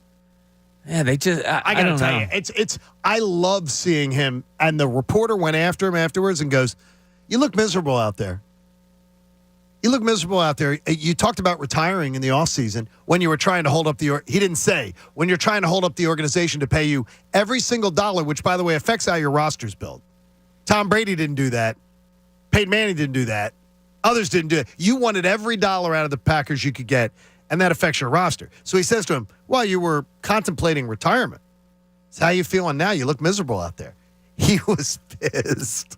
He was shooting daggers. I mean, I'd be miserable if I was losing 15-9 to the Lions. Oh, my gosh. And throwing 3 interceptions to do it. Not ideal. And then I watched the Rams Buccaneers game. Bad football. Yeah. I'm not pretending that I watched any of the Chiefs game, but to see a 2017 overtime game where one of the quarterbacks throws 68 times, That doesn't sound like good football to me. It wasn't. Even the Bills-Jets game was fun to watch, but when you broke it down, it really wasn't good football. I keep hearing from people that, well, the Eagles can't beat the Bills. Eagles can't be considered with the Chiefs. And I'm like, have you watched them? Yeah, the Bills have lost to the Jets, now the Dolphins. I mean, I know it's divisional opponents, but still. Hey, Jimmy in Southwest wants to get it. It's not Wiggy, Pat. Okay. It's Jimmy. Jimmy, what's going on? Good morning, gentlemen. We can finally get some rest, right? Yes, we can. A little sleep. So, had a Phillies point, but I was redirected. We talked enough about it. We'll get into the Eagles, right? Sure. Yesterday, I was watching listening to the Bills-Jets game on the radio, and they said that the Bills were undeniably the best team in football. Now, I don't get that. It shouldn't be. That should not be the talking point. They've already lost twice, and they've lost to two teams that are worse than the Eagles. So when you see the Eagles at 8-0, and one more point, guys, and maybe, I don't know, but, man, the Vikings are hanging around, sneaking up on us. We need some help. We need some teams to beat them. I think you're going to get it, Jimmy, because they do. We talked about this earlier. They have Buffalo next week. And they're at Buffalo, coming off a loss. I think that's a great spot to be in. And then they play Dallas at home the next week. So either way, we benefit there. I would hope that Minnesota would knock off Dallas in that situation. And then on Thanksgiving, Dallas would have 3 losses. Then they beat the Giants and give them a 3rd loss. Yeah, that's so then we'd be sitting there Thanksgiving weekend going to the Packer game saying every team in our division has 3 losses. Yeah. Do you guys think that is just a lack of respect, or they're lifting the Bills too much? That's my final question. Have a great day, guys. Thank you, too, buddy. Jimmy. I think it's the Bills and the Chiefs have been good for 2 and 3 years. The Eagles have just crashed onto the scene.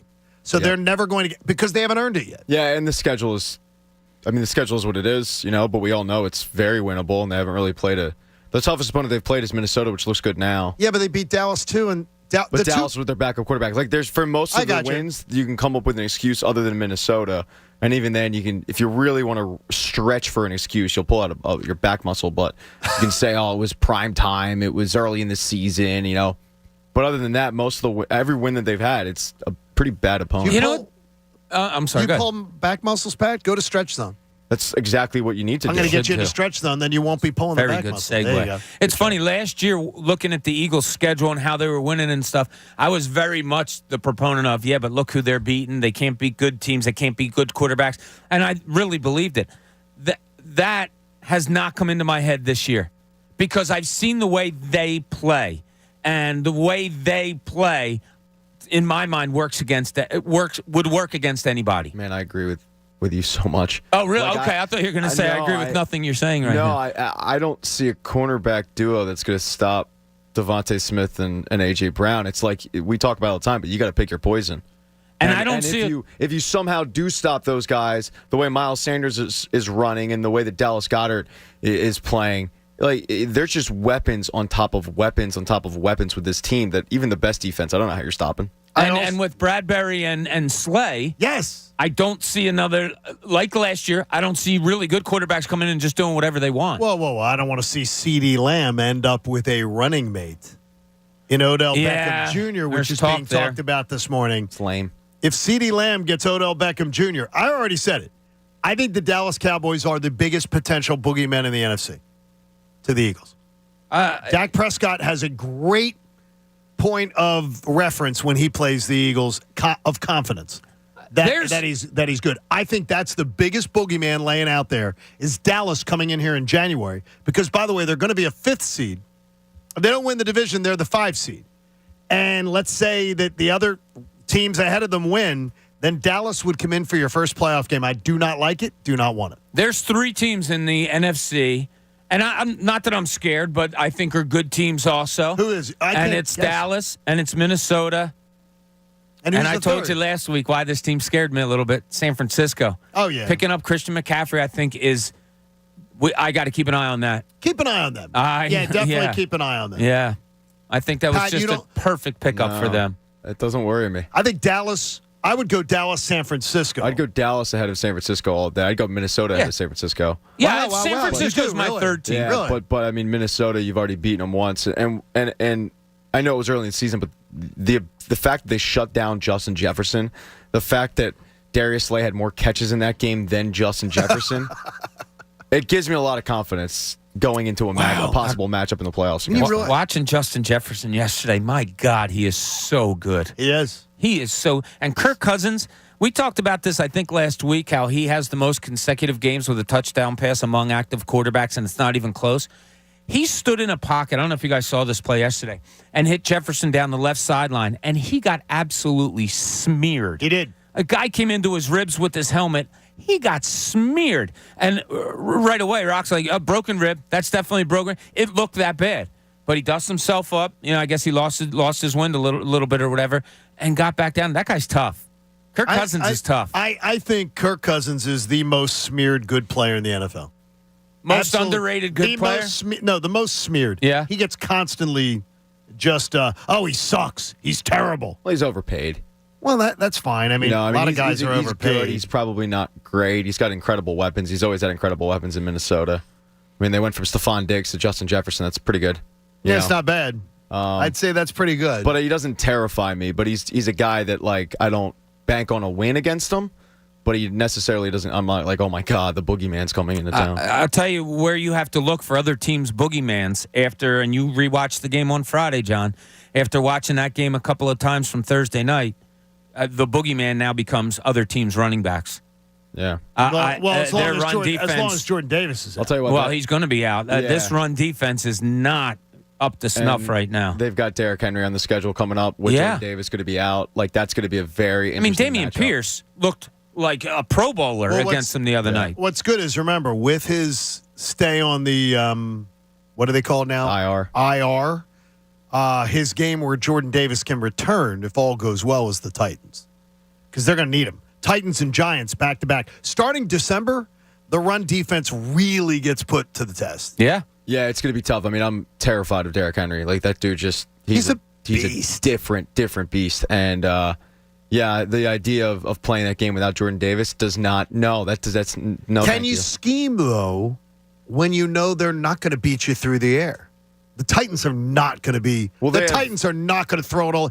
Right now, Malik Willis is a project that should not be playing quarterback in the NFL. But Tannehill will probably be Yeah, but I don't think they're going to. I don't think they're going to do it. But you got to remember too. I mean, they have AJ Brown. Oh wait, no, they traded him. Yeah, exactly. I don't think they're going to do it. And by the way, I think AJ Brown's going to have a great day. I think if there's one game where I go, he's going to force the ball to AJ Brown. It'll probably be that one for understandable reasons. Other than that, we've talked about it all year. Like, he hasn't really forced the ball to anybody. He's been kind of taking what the defense gives him. But if this team, I agree with you. Yeah, and John, the point that you bring up, and this is what scares me. You bring up, well, if you know the other team's not going to be able to throw.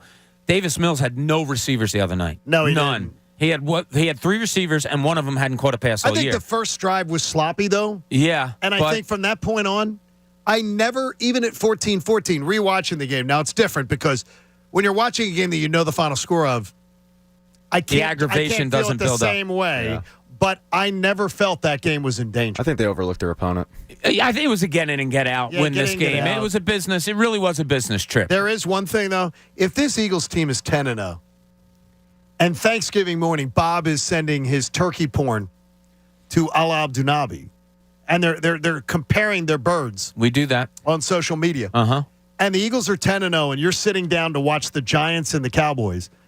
And by Thanksgiving night, by your leftover meal, you could be talking about every team in your division having 3 losses. The division's over at that point. It's over. Could be. It's over. It's a way to go, though. And I said, it is. It's a way to go. But I told you, Christmas Eve's going to mean nothing. Christmas Eve will mean something to the Cowboys. It's not going to mean anything to the Eagles. Just so you know. Okay. That doesn't mean that Monsignor Citino shouldn't move up Christmas Eve Mass so everybody can be home in time to see the 4:35 kickoff. No, I think he should. Bob, I think it's what God would want. Hold on a second. You said on these airways before, God doesn't care about sports. Yeah, but he cares about our happiness. And our happiness. No, he clearly does not. No. I'm here to tell you he does not care about my happiness. After Saturday night, you're dispelling that rumor. That's like a 5-hour stretch. He took away 2 championships. I think I may get my way on this. It may take a little more, strong arming. No, I think he's going to say, John, There's plenty of other masses. Oh, don't say that. Yeah, we don't change the church for you, believe it or not. Don't say that. It's terrible. How about this? We do give away a pair of tickets to tonight's Sixers game. Sixers and the Suns tonight. And we thank the Philadelphia 76ers. You can get a pair of tickets to tonight's game by calling Connor Thomas right now, but you must say, "Great slide, Connor," to win the tickets. 215-263-0975. 215-263-0975. And reminder to purchase tickets for any Sixers game. Visit Ticketmaster.com/76ers. Ticketmaster.com, the official ticketing partner of your Philadelphia 76ers. Got a lot coming your way. What makes a loser lovable? We'll ask you next. John Kincade Show on The Fanatic. With winter coming right around the corner, you know that it's going to get colder than ever, the temps are dropping, and your costs are going to go through the roof. Inflation is stupid right now. Your winter heating bills are going to be so bad, they're going to really put a crimp in your family budget. How about this, though? Window Nation wants to step in and come to the rescue. Get 2 free windows for every 2 that you buy, plus pay nothing with no interest until 2025. So you're getting 2 windows for every 2 that you buy. You're saving major cash on your heating and cooling bills the next 2 winters, the next 2 summers. Plus, they've got every size, every style, every color you could ever need when you do your window shopping online at windownation.com. You'll also see they have an A+ rating with the Better Business Bureau, so you know they can be trusted for incredible craftsmanship. Window Nation does it the best, and I want you to check it out for yourself. Get this great savings and pay nothing until 2025. Call them at 866-90-NATION. That's 866-90-NATION. The John Kincade Show. This is not a radio fantasy camp. We're on the air here. On 97.5 The Fanatic. Philadelphia. Back out to Maxey. He fires for 3. It's good. The crowd rising on the release, and Maxey delivers. Sixers Suns tonight at 8 on your home for 76ers basketball. 97.5 The Fanatic. Philadelphia. Sixers basketball is brought to you by Corona, proud sponsor of the Philadelphia 76ers. It's that time of year again. What you've all been waiting for. The countdown's officially over. The best season ever is here. That's right. Free Coffee Tuesdays for Wawa Rewards members are back. So enjoy a hot coffee or a handcrafted iced coffee on us every Tuesday with the Wawa app. It's just one more way Wawa tries to make your day. Free Coffee Tuesdays. Only for Wawa Rewards members. Whatever you're planning this fall, cater it with Wawa and get 10% off your order. Tailgate spread, Friendsgiving, business meeting, evenings around the fire pit. Cater Wawa with a click and get all your Wawa favorites, from hoagies, soft pretzels, and cookies to Sizzlies, donuts, and coffee. Use promo code GATHER10 at checkout to get 10% off your catering order. All at WawaCatering.com. Gotta have a Wawa. You already know Dr. Oz got rich pushing fake miracle cures. I got the #1 miracle in a bottle to burn your fat. Here's what you didn't know. Oz got hauled in front of Congress where he admitted they were scams. Listen for yourself. Do you believe there's a magic weight loss cure out there? The word, if you're selling something because it's magical, no. It's the same Oz who got rich off opioid producers while Pennsylvanians got addicted, who ran cruel experiments on dogs and called abortion murder.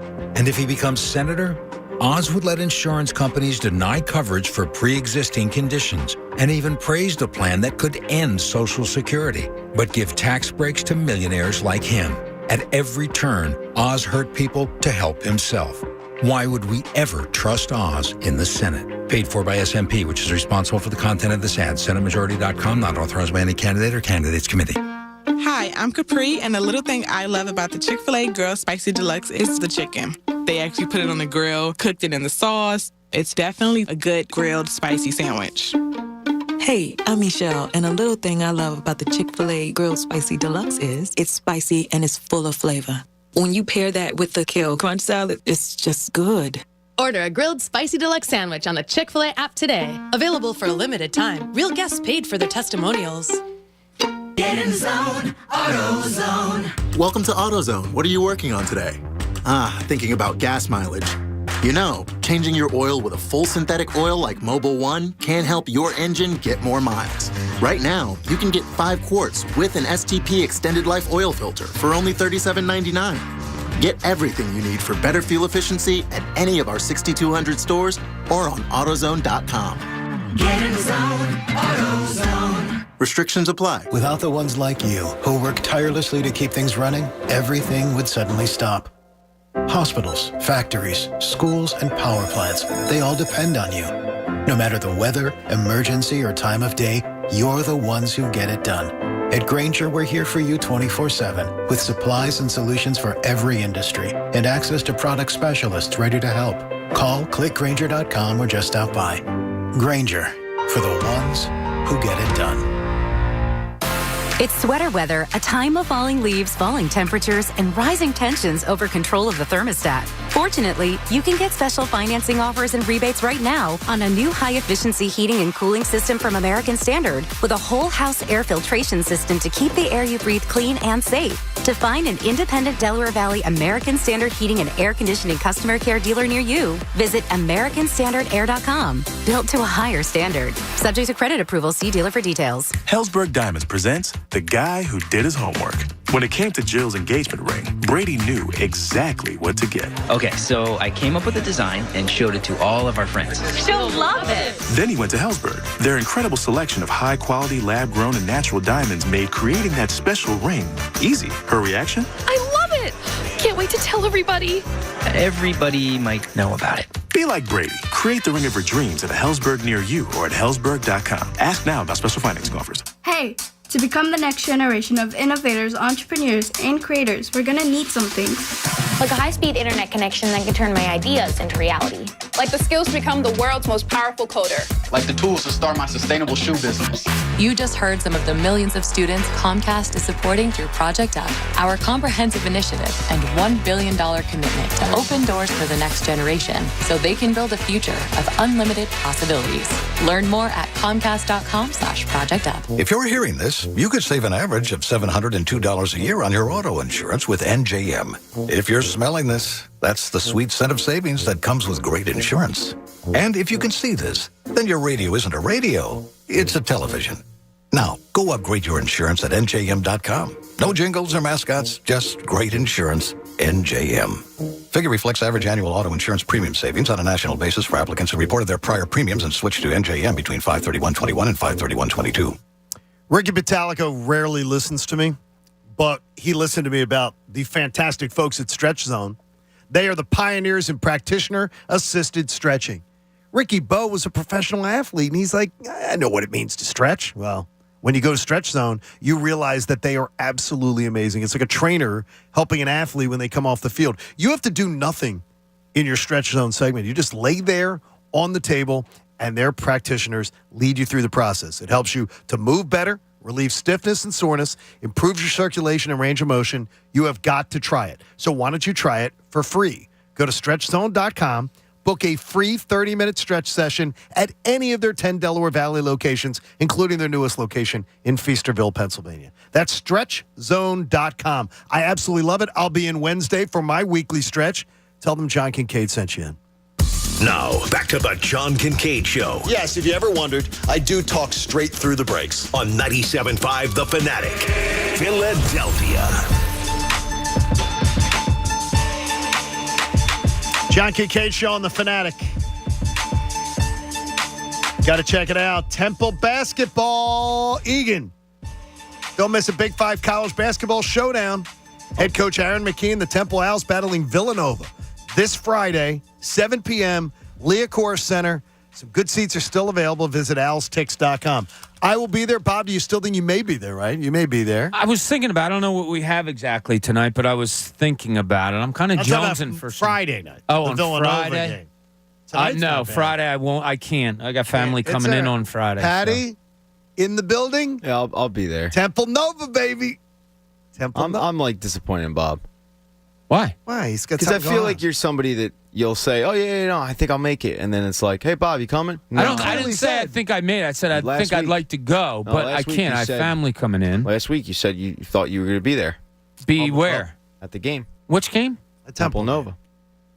Oh, but he didn't know. I mean, he didn't know what's this going happens on. a lot with Bobby. Where like I like to look forward to seeing him, and I was thinking of going to the Temple game tonight. You want to go? I'm busy. See, there we go. I don't know. Maybe. All right. Well, let me get a couple of funny stories I found here. Did you hear about Stetson Bennett, the quarterback of University of Georgia, the other day after the Tennessee game? Somebody at Tennessee found out his cell phone number. That's always good. Friday night into Saturday, they just bombarded his phone. The student body bombarded his phone with phone calls. He had, at last count on Sunday, he had over 1,900 phone calls to his cell phone from Tennessee fans who, after the game, telling him to F off, screw you. But they called him all night Friday, Saturday morning, leading up to the game. That's what he did. Do not disturb. That's what he did. About it. And now he needs a new phone number. And so he has to get a new phone number. That's the problem, is changing your phone number so then... Yeah, it's all screwed up. I got this Everybody guy, has to do Scam that. Likely. He's calling me all the time. Oh, he calls me all the time. My God, he's been on a roll. But actually, yesterday was the first day I didn't get one. So that's good. I mean, we're talking like 35 a day. Oh, that's terrible. Yeah. Get RoboKiller. I got The that, app, but it's it didn't. awesome. Really? It didn't work for me because a week went by and I thought, it just didn't. And it said, okay, your 1 week free trial is up. Now pay if you want it. But it didn't work. Oh, wow. It didn't work for me. All right, well, we have another one, too. Did you hear Kate Upton the other night after they won? No, I don't usually. About how hot her husband is and No, stuff I think like that? Kate Upton. No, I think Kate Upton did a really, really nice job of saying, and I think it was a little dig. I think it was a little dig at Giselle. I did say that. They said to her, what do you think about your husband playing? Do you want him to retire now? Do you want him to be home with you and everything? And she goes, I love seeing my man do what he loves to do. And I think there was a little statement there. Little statement. She loves seeing her man. I don't necessarily think it was a dig, but I think it was a concentrated effort to say if he does retire, it's not because of me. Right. And I don't think he's retiring. No, I wouldn't. He's going to win a Cy Young. Exactly. You don't retire. Well, Brady could have said the same thing. He was one of the best quarterbacks in the game last year, and he chose to retire. And now They he's showed a stat yesterday during that game that he's second in the NFL in passing yards this year. In passing yards. Yeah, I they've know. been behind in a million games. That's different. I didn't even think he had that. Hey, Tonelli's Pizza Pub. They're absolutely awesome. The finest pizza, wings, cheesesteaks, and hoagies. Gotta love it. Absolutely awesome. It is the Tonelli's Pizza Pub was a wild scene last week. Absolutely wild for Anthony and Chunas doing their show. So great stuff having them aboard. This is the last time period for the Eagles to take a breather, though, because after this Monday night week goes away, it's 8 weekends in a row. No Mondays to disrupt the routine. 8 weekends in a row where you're going to have to play. The bye week did come for them at a perfect time. But I can tell you, after watching that game again and really getting a chance to watch it, that Jordan Davis absence is going to have to be addressed. And we talked about it earlier with the Titans coming in. You got some time to get ready for the Titans, 3 weeks away. That is one that would concern me if Jordan Davis isn't playing. But I do believe it can be schemed against. I do believe you can do some things to be able to say, we're going to make sure that, because I tell you, if Malik Willis is playing, and Pat, it does seem like Malik Willis that there are many in the camp that want him to just take it over. Yeah, but it doesn't make sense because they're leading the division. Yeah, that doesn't make a lick of sense. I don't think you can do that to the veterans in your room. Oh, and also it wasn't like this kid was drafted in the first round. He had first round tag for a while, and he's not ready. But he slipped. Yeah, exactly. He's a project. So why don't you want to bring him along really slowly and look out for him? Yeah, and think of their recent past. They had a chance to get to Super Bowls. They had a chance to win a divisional game last year. Exactly. They're not giving up on it. No, now's not the time for that. Cincinnati, I'd be shocked. It'd be cool if they did, though. It would be really, really nice. It'd be really cool. Because the Colts look like they've given up. But you know what could be happening? If Sam Ehlinger has a really terrible game, Nick Foles could face the Eagles. Oh, God. Nick Foles could face the Eagles next week. That Ehlinger kid, I liked watching him in college. He's got a great story about it, with his dad and stuff like that, passing away. He's he did nothing in college, even though I loved watching him, that said to me that's an NFL quarterback. He needs time, too. Yeah. He doesn't need – so they bail on Matt Ryan, and they're absolutely terrible. They're bad. But Nick Foles could start that game against the Eagles. God. I mean, you don't? No. Well, you think they're going to? I don't want to have to root against. No, I'm not saying. No, I'm not saying you have to root. But I'm saying is you don't see it happening. You don't think they do it? Oh no, I could see them doing it. I could. I'd much rather face Sam Ehlinger. No, I could see Frank Reich doing it. I could absolutely see him doing it. I mean, look, his job's on the line at this point. Oh, Frank's about to start winning games. He's about to get fired. He really is. He's going to get fired. It's a shame because look at the two quarterbacks you gave him. You gave him Carson Wentz for a year. He wanted Carson Wentz. Well, okay. He begged for Carson Wentz. He begged the general manager for Carson Wentz. And then they got rid of him. But I would assume Reich was in on that too, being like, oh, my God, this guy isn't what I thought he was at all. Right. And then they give him a washed-up Matt Ryan. And though he is still their best option, they don't want to go with him because they're like, we're not gaining anything by having Matt Ryan as our quarterback. No, and Matt Ryan probably doesn't want to be their quarterback anymore. Exactly. Hey, in appreciation of the incredible Phillies run, I think of how teams that lost championships still get revered in this town. Some more than others. I believe the 1993 Phillies get celebrated way more than the 1983 Phillies, who to me barely ever get mentioned. I believe the Eagles that lost Super Bowl 39 aren't as beloved as the ones that lost Super Bowl 15. And the 2001 76ers, it still aggravates me that they're talked about as if they had won a title. The Sixers that lost in 1980 and 1982, who were far better teams than that team, not so much. So what makes a Philly loser lovable? And where do you think in the long-term psyche of this town the 2022 Phillies will fall? The 93 Phillies are beloved. To this day, they're still talked about. I wonder, this team got started so late. Like, the city didn't even jump on board with them till the playoffs. Yeah, the 93 Phillies team was a worst to first also. They were in last place the year before and surprisingly somehow get to the World Series the next year. Let's not forget how short those runs were compared to this one. The Phillies just played 17 playoff games. That's pretty cool. So there's a lot to draw out of it. But I think overall, John, how people feel about this run in years to come will be defined over the next couple years.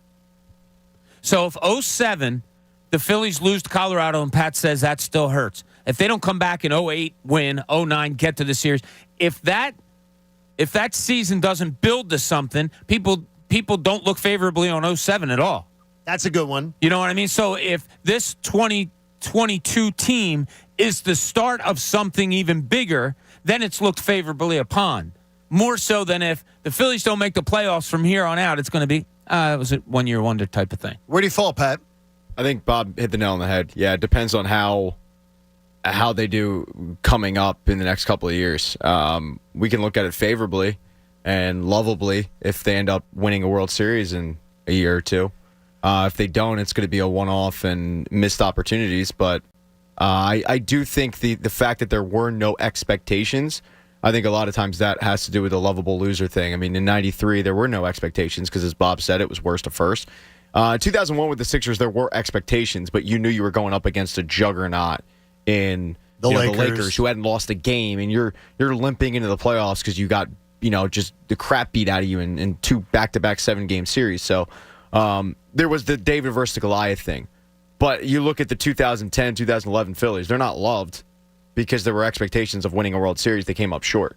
So the fact that this team had no expectations and it was a lot of people just win and get in and see what happens, I think that time will look favorably on this group. I hope so, and I hope it is not just a one-off.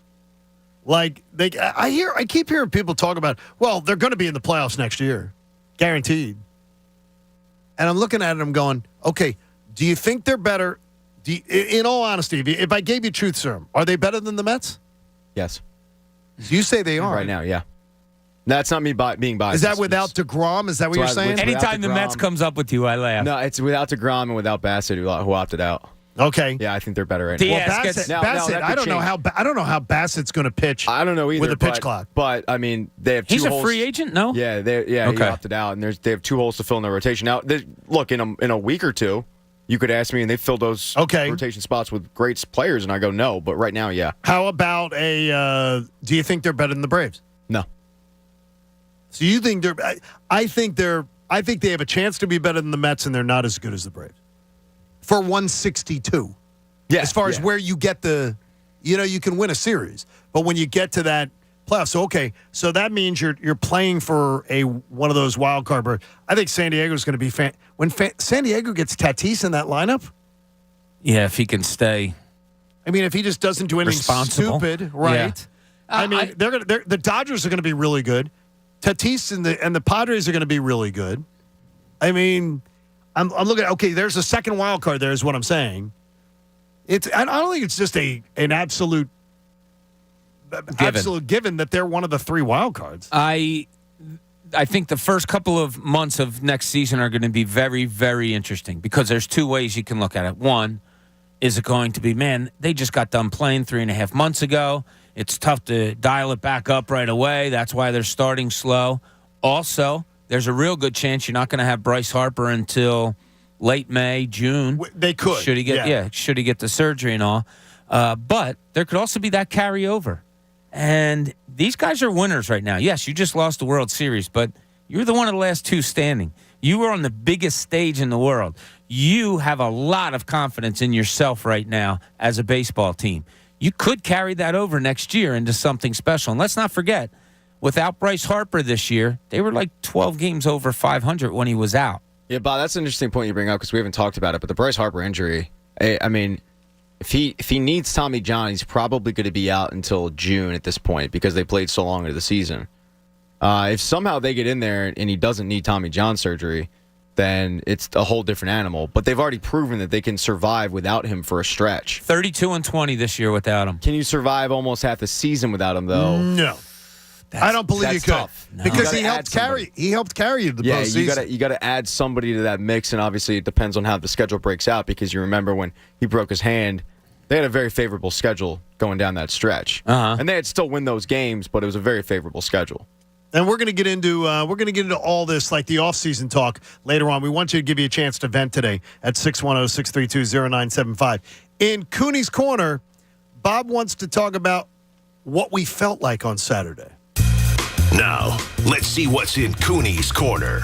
Yeah, so I told you that I woke up Sunday and I was surprised that I was so down in the dumps.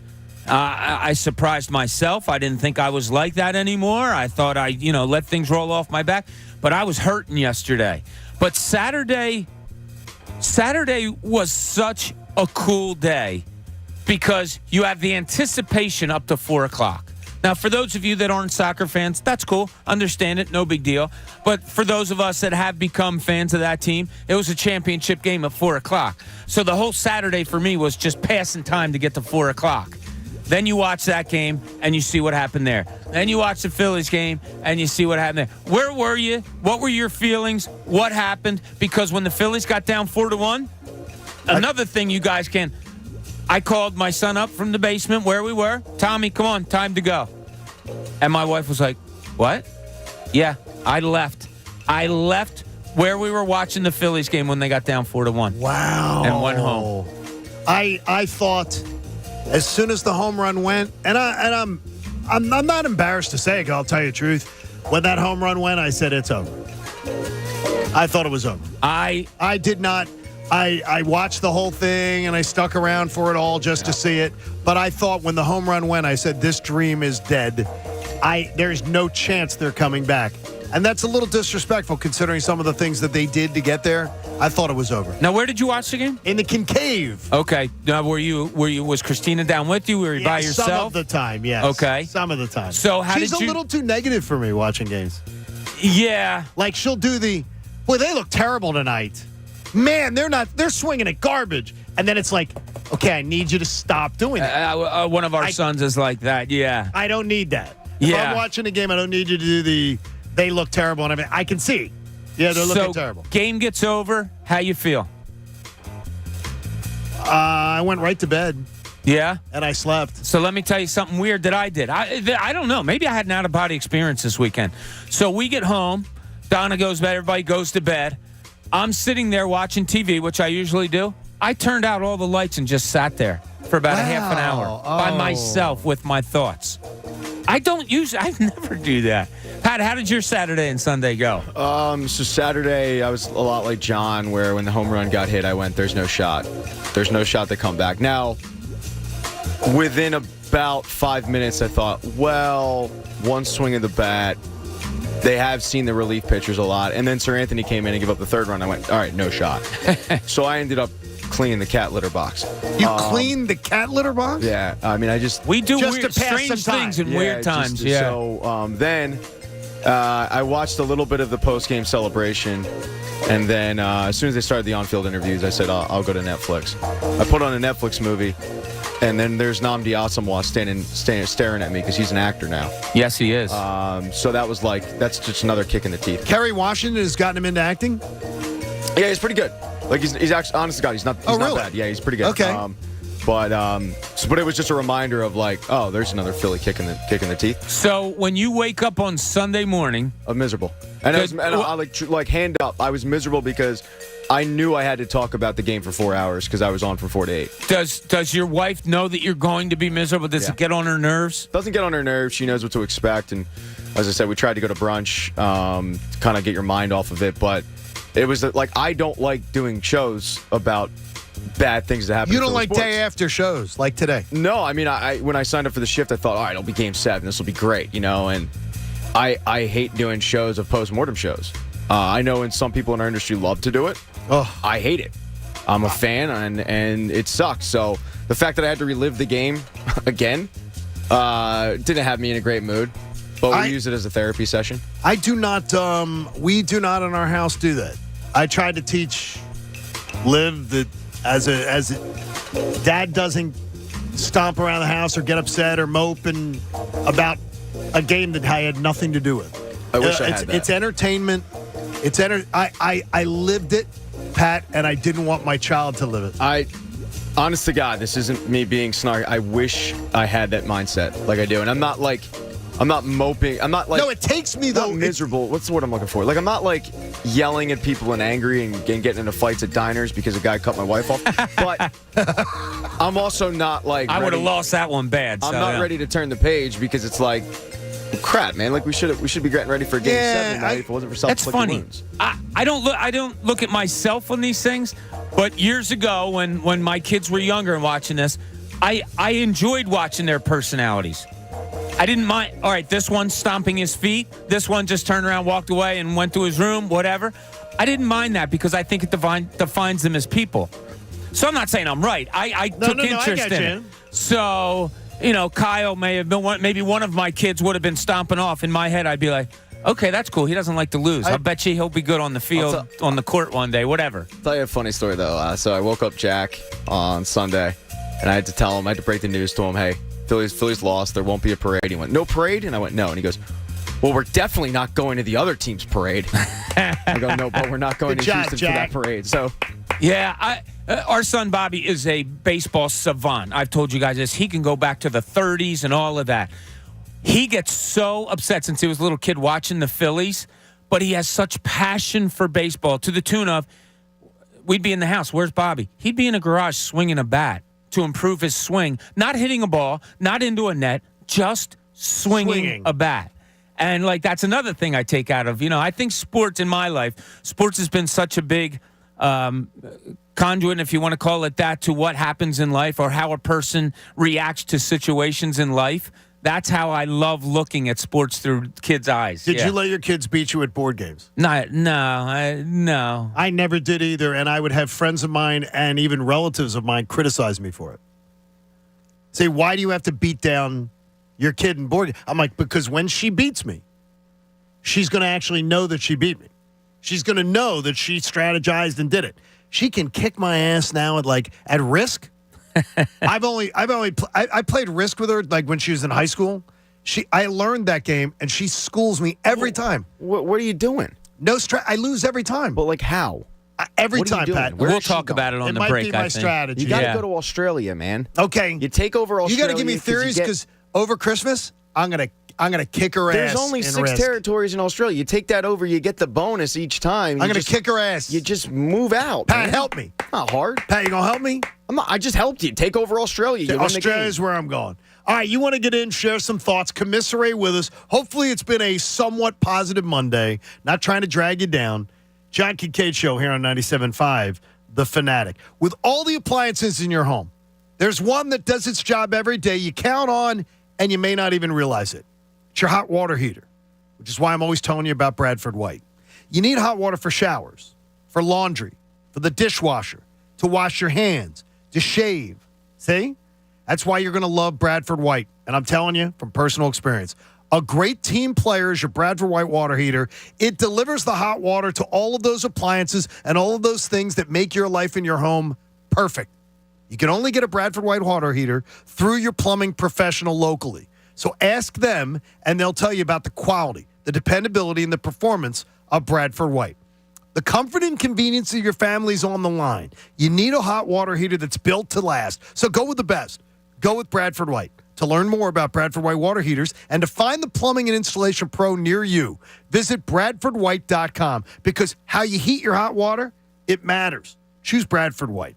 The John Kincade Show. If you don't like it, go on the internet and complain. On 97.5 The Fanatic. Philadelphia. Football Monday on The Fanatic is presented by Piers Phelps. Whatever it takes, go to nopaybryant.com. Hi, I'm Steven Singer. Yep, that's me, the I Hate Steven Singer guy. You know what I hate? I hate feeling like I just got ripped off. You know what I mean. The guy sitting next to you on the airplane paid $180 for his ticket, and you just paid $600. Or you go out to dinner with your girl, and you pay $150, and the couple next to you has a coupon for half off. And the waiter says, sorry, you gotta have the coupon. Coupon, Groupon, what the? Well, at my store, everyone gets the perfect price. One place, one price. It's that simple. No coupons, no sales, no anything. Just the perfect price. Here's our big secret for the past 35 years. Just give people better quality for less money, and always treat them great. When we train our jewelers, we just tell them to make pretend you're taking care of your sister or your mother or your best friend and make them feel special. Experience the difference. Come see me, the real Steven Singer, at the other corner of 8th and Walnut. By phone, 888-I-HATE-STEVEN-SINGER, or online at IHateStevenSinger.com. That's IHateStevenSinger.com. One place, one price.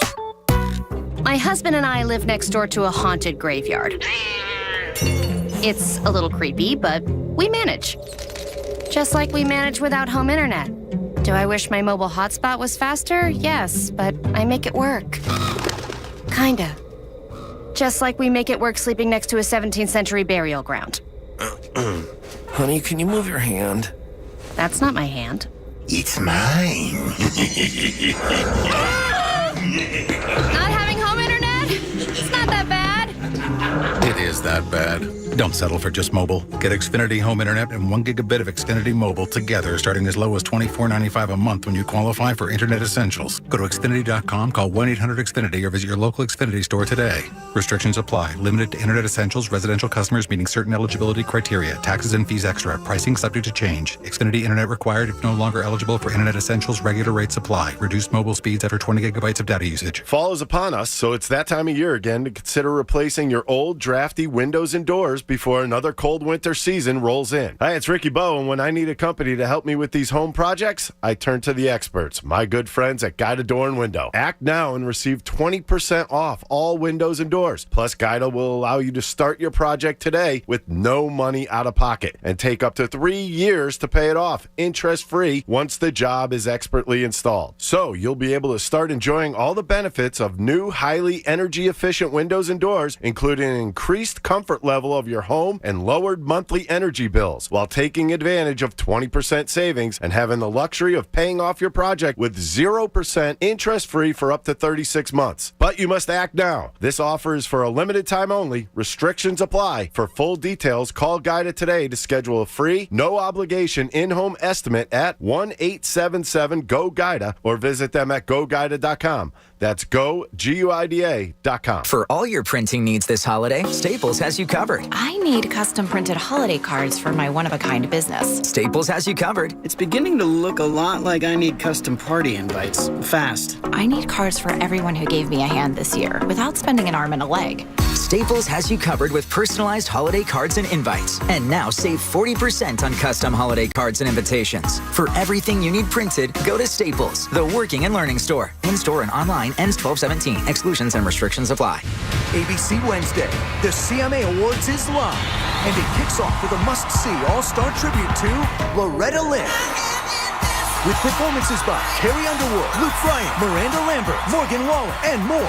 Plus, can't miss collaborations. Zach Brown Band with Jimmy Allen and Marcus King. Party featuring Lainey Wilson. Kelsey Ballerini with Kelly Clarkson and Carly Pierce. It's going to be a great show. Luke Bryan and Peyton Manning host the CMA Awards live Wednesday, 8/7 Central on ABC and stream next day on Hulu. Drexel basketball is here. Join fans from across Philly as our men's and women's teams host Division I rivals from around the country. Right here on Market Street in the Daskalakis Athletics Center, which we call the DAC. This premier arena is one of the most intimate in the city. Now, we're bringing fans even closer to the action with a new state-of-the-art Jumbotron and a court-shaking audio system designed to make Dragons roar. For tickets, go to drexel.edu/Dragon tickets. Because game time can't wait. The life of a Phillies sports fan is a wild ride. Some years we fly high, some years we don't. What never changes year after year is how we get to the game. Shoulder to shoulder with our fellow fans on SEPTA. On the way to the tailgate, coin toss, and kickoff, the Broad Street line takes us from home to home field, and this season home free thanks to Bet Parks. Plan your trip to the game and learn more about free rides home. Sponsored by Bet Parks at iSEPTAPhilly.com. Join 97.5 The Fanatic and Jen Scordo at Bailey's Bar and Grill in Levittown this Saturday for Sixers pregame action starting at 6:30 p.m. Get there early, hang out before the game, and enter to win great prizes, including Sixers tickets. At Bailey's Bar and Grill, enjoy $4.50 Corona Extra, Corona Light, or Corona Premier, or buy a bucket for just $20 during every Sixers game. With 27 TVs and an 8-foot big screen, you won't miss a play. For details, visit the events page on 97.5thefanatic.com. Tonight, we've got Monday Night Football. Ravens take on the Saints. Who you betting on? Well, one of my favorite bets to do is the first touchdown scorer prop bet. I always make it at BetMGM, and one of the reasons why I always choose BetMGM is because of the king of sportsbook. Well, look, that's a nickname, but the truth of why I always pick BetMGM is because if my bet loses, I'm getting it back up to $25. That's right. So all I have to do is hop onto my BetMGM app, or I could go to BetMGM.com, and I go to the first touchdown scorer prop bet with any Monday or Thursday night game. If your bet loses, you're getting your money back up to $25. So tonight, probably going to take Alvin Kamara on that one, and I know that if Alvin Kamara isn't the first person in the end zone, getting that money back. So it's no lose situation. If he is the first one in the end zone, obviously I just cashed in, but that's one of the beautiful things about BetMGM. They realize that the first touchdown scorer prop bet, that's a tough one to hit. So what do? They're offering you your money back up to free bets up to $25 for every Monday or Thursday night game. Once again, tonight you've got Ravens, you've got Saints. Obviously, we're cheering for the Ravens in this one. You want the Saints to lose, but when it comes to the first touchdown scorer prop bet, I'm going to take Alvin Kamara, and if he doesn't win, my money's coming back to me up to $25 in free bets. Visit BetMGM.com for terms and conditions. 21 years of age or older to wager. Pennsylvania only. New and existing customer offer. All promotions subject to qualification, eligible requirements. Rewards issued with knowledge all for free bets and site credit. Free bets expire within 7 days of issuance. If you or someone you know has a gambling problem, help is available. Call 1-800-GAMBLER. BetMGM Sports in partnership with Hollywood Casino Morgantown. WPEN Burlington, Philadelphia, a Beasley Media Group station, home of the most entertaining sports talk in Philadelphia. 97.5 The Fanatic, Philadelphia. The John Kincade Show. This group of people, when they put their minds together, they can do something great. On 97.5 The Fanatic, Philadelphia.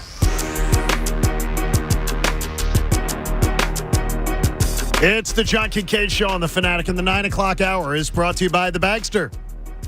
It's a dumpster in a bag. Get yours today at Home Depot and Lowe's, and for details, go to Bagster.com. Take care of business there. Get that Bagster, clean it up. Do you have anybody who can use a Bagster? I'm thinking of getting some Bagsters for the holiday. Maybe for some listeners, getting the crew from the Bagster to give me some, because there are some people who need to do some cleanup projects. Not only does Dave Dombrowski have to clean up a little bit of his roster, but there's a lot of stuff that has to be done. Coach, you have anything you need a Bagster for? Have you gotten done all the to-dos at your house? I need a Bagster for my front yard needs a little bit of cleaning up. Little cleaning up. We had some Halloween. It wasn't necessarily mischief night stuff. Oh no. But we had some kids in the neighborhood that decided to take the pumpkins that were sitting on people's porches. Oh no. And just littered the neighborhood. There are pumpkin parts all over the place still. Oh my God. Okay, pumpkin you know what carnage. You know what that draws? We have what? Bees. Have deer? Well, we did deer too. Yeah. So the deer are all over the road eating the pumpkin parts. But right. Chipmunks. Chipmunks. They are everywhere. Really? Because of the pumpkin being Yes. Or do you find yourself yelling Alvin a lot? That's funny. Dave Seville? I mean, they're everywhere. These little chipmunks, and they burrow. So there are holes all over everybody's front lawns and stuff. Oh, man. Nikki Foles would be having a field day out there. Oh, bring Nikki Foles over and she'd tell have a Nikki field Foles to bring a Bagster. She would have a field day of chasing down the... Oh, yes. Our old place had drainage pipes. So, like, the water would come out of the thing and then have a drain. Right. And the chipmunks would go and hide in there. Ah. And Nikki would lay... Just waiting? She'd lay at the side just waiting for one of them to come out. Nikki's a badass. To try to pounce on it. Well, she won a Super Bowl, Bob. Yeah. I mean, seriously now, she won a Super Bowl. My dog goes, so it's part pit bull, part, I think, Boston Terrier, so it's called a American That's a Bully strong dog. Oh, my God. It's like a potbelly pit. Oh, right. But this dog goes nuts when dogs come around the neighborhood or people. But she's such a little baby, too, because she's, like, scared of everything, scared of thunder and all. So one of these times I almost want to let her go to see what would happen. Like, can you handle yourself, or would you back down? Yeah, would you be... I don't know. But I wouldn't want to find out if she can handle herself. That would be bad. Well, the Phillies... Scam Likely's calling me again, John. No, do it... Oh, you can't... Scam, call 610-632-0975. Yeah, you can't tell them on the air. No. Have you guys ever given out the station number when you have to sign up for something?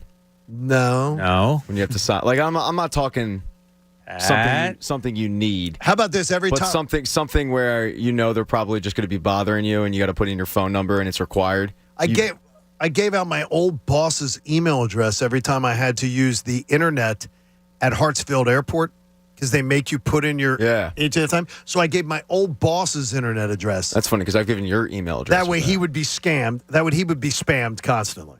Wow. So he would get that. Hopefully he enjoys it. If you start getting stuff from the Vegas airport, that was me. I love the Vegas airport. There's nothing I don't like about McCarran. Well, now they've changed it. A little bit. Yes, McCarran got canceled, so they now have changed the name. It's no longer McCarran. So they've changed that out. The Phillies' 2022 season is one I'm going to look upon with great admiration and good feelings. But not right now. It's too fresh. When you reflect back on the run that ended on Saturday, do you believe now that the stage was just a little too big for their youngsters? All except Ranger Suarez. And I'm saying 25 and younger, pretty much.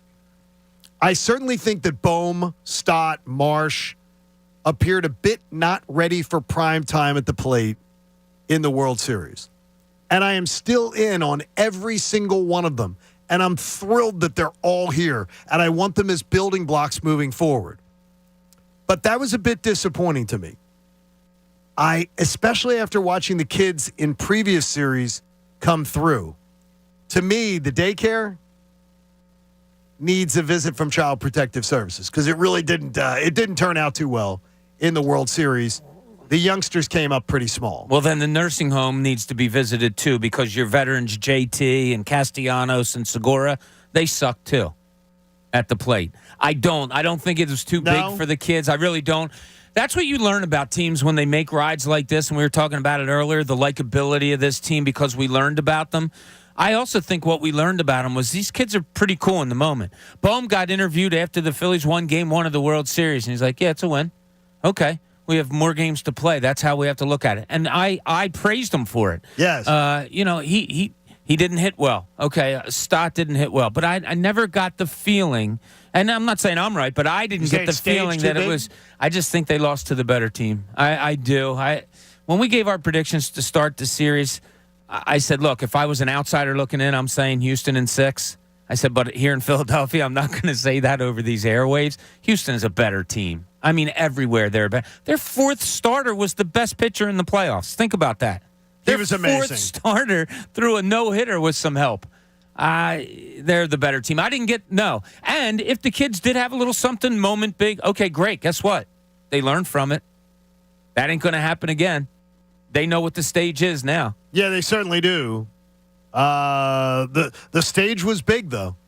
The stage was big. Pat, where do you fall on this? I think they lost to the better team ultimately. I mean, maybe the stage was big in the sense of, unforced errors. Yeah, Brandon Marsh bobbling a ball in the outfield that he 99% of the time doesn't bobble. Rhys Hoskins, I mean, even with his defensive deficiencies, he should be able to handle that ball. He doesn't. And Houston looked like a team that had been there before. And they had been. Won, or at the very least, been to the World Series before. I mean, you look at Game 5, when it came down to it, you didn't get plays from your center fielder and first baseman, and they did. So I don't necessarily think the moment was too big for them, and they cracked. I just think that the better team won. But I think they gained valuable experience, though, and they know what to expect going forward. You have 4 really good starters on that team. Number 1 being probably the Cy Young Award winner this year. You have a lefty that went twice that was dynamic. Javier was what he was, which was absolutely... McCullers sucked. Yeah. But you have 4 really good starters, and then you go to a bullpen that was historic. They had what was it, a .82 ERA? It was amazing. They are absolutely amazing. Abreu is nasty. They're really good. That's where you lose the series. They had better arms, and your bats were silented by those arms. That's where you lose the series. Hey, Martin Law is Philly's original law firm for injured workers. Schedule a free consultation today at paworkinjury.com. And we will, through the course of the next week, talk a lot about this offseason. And some teams have already started. Mets, Braves already made a trade. Mets already made a signing. So, Pat, these other teams that didn't play are now... Well, they've had a month to think about it, so... Correct. We sent them home early. Luxury. Yeah, they're now. But I do like the fact that the MLB goes right into it. I mean, yeah, so do I. I love that. It's like, all right, it's over, and you got to get right into free agency. And there's the free agency period now that's not really free agency. It's like they can talk to teams, and then Thursday it really opens up. But like tampering periods. Yeah, it's kind of a tampering period, and you know that the Phillies will be tampering. I thought it funny yesterday when I saw that Diaz signed with the Mets for 5 years and $100 million, because my first thought was, I wonder what Pat thinks of that. Not 2 minutes last night, I'm in the car, and I turned Pat on hosting last night, and somebody says, did you hear the Mets sign Diaz? His reaction? Yeah, that's funny. I mean, good luck with it. Yeah. Right away. If you're going to, and it's not even like the Mets, if you're going to pay a reliever 100 starting pitcher money. I think it's just dumb. That, has had an up and down career with your franchise. Look, he's arguably the best closer in the game last season. Great. Last year, yes. $20 million for him? No. Good luck. Good luck with that. When you're about to lose 2 pitchers on the market, good luck with that. What's he supposed to close if you're not winning the game?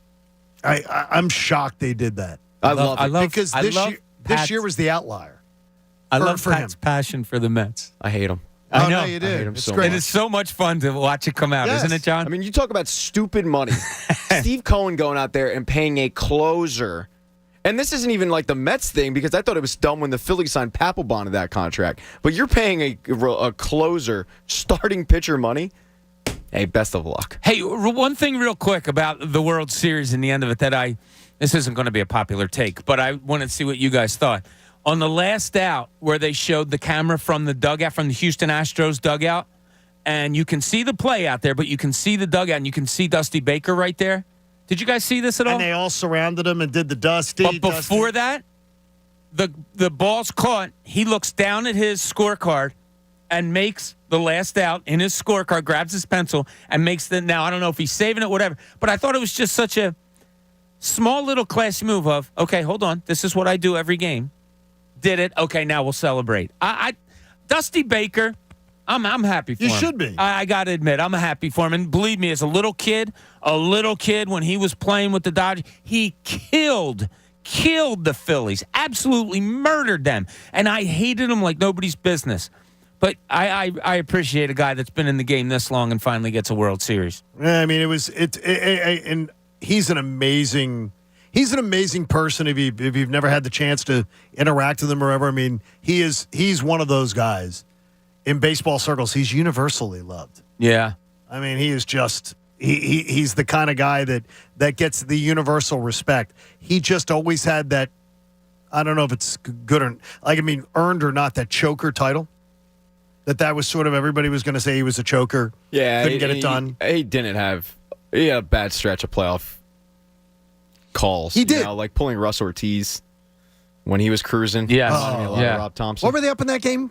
They were up like 3 or 4-0. Yeah, it was a lot, and they blew it. Oh my gosh! So, what I wanted them. I mean, when Joe Girardi was interviewing and Dusty Baker, I wanted Dusty. But I didn't have a problem with Joe Girardi's hire, by the way. But you wanted Dusty Baker, and then you hear the story of he was really upset that he didn't get that job, and he calls up his son, and his son says maybe you weren't supposed to get that job, and then he goes to Houston and.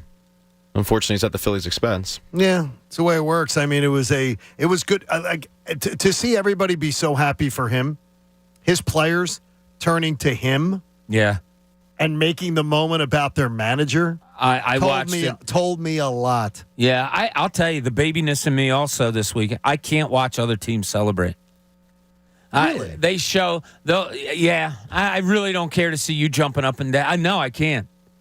My feelings really came out this weekend. I don't know. Maybe I've been bottled up. I turned the TV off. So you just turned it right off. Final out, boom, switch the channel, and then a little bit later, I just turned the TV off and sat in the dark. I love that Alec Boehm it looked like he was the only guy of the starting players or whatever that sat there and watched the entire thing. Oh, yeah? He watched them celebrate. I like the fact that, I mean, I don't know about watching the entire thing, but I like the fact that for the most part, a lot of the players kind of sat there and soaked it in to know at least, one, the pain that they're going through, and then two, like the want to be on the other side of that for next season. I got more of a feeling, and I think it's what we all felt also, but I also got this feeling from the players and some of their quotes and interviews and all, that they were just pissed that they're not going to play again. Like, this was so much fun. I said it was fun, as right? much as it sucks that the Phillies lost the World Series, it sucks that on Sunday we couldn't watch one more game. Oh, Like, I know. just like watching this team take the field. I love this little run they went on. I love, all the nuances of this team. Everybody wearing Philly stuff all over the place. We went out to breakfast yesterday. I didn't see one Phillies thing, not a shirt, not a hat, nothing. And it was a football Sunday when the Eagles weren't playing, but I saw a ton of Eagles stuff. Really? So I don't know I if didn't people see just any moved Philly stuff on or yesterday. what. I don't know. Pat, we were out to eat, and we were out to a movie. We were out doing all kinds of things, and I can tell you we did not see any Philly stuff. Hey, Khalil, real quick. This guy Khalil's busting on me about Dusty. Yeah, I saw the replay right after they won. I didn't stay and watch the celebration. He said, Right. you're lying. You said you didn't watch the celebration, but you saw Dusty. No, I saw the Yeah, that was replay the- of Dusty. and it was the calm end down of there, the- Khalil. and it was the end calm of the down, game. buddy. It's all good. End of the game. Pat, you said there was something, though, that you cannot have next year. Yeah. Pat, what can't you have? What can't you have? Ice John- cream? John stole my thunder, but we don't do the show before the show, so he didn't know he did it. Oh, I'm sorry. No, it's not your fault because we don't. Yeah, we talk don't about do the it. show before the show. John, it's not your fault. I can't have Kyle Schwarber hitting leadoff again. I understood why you did it.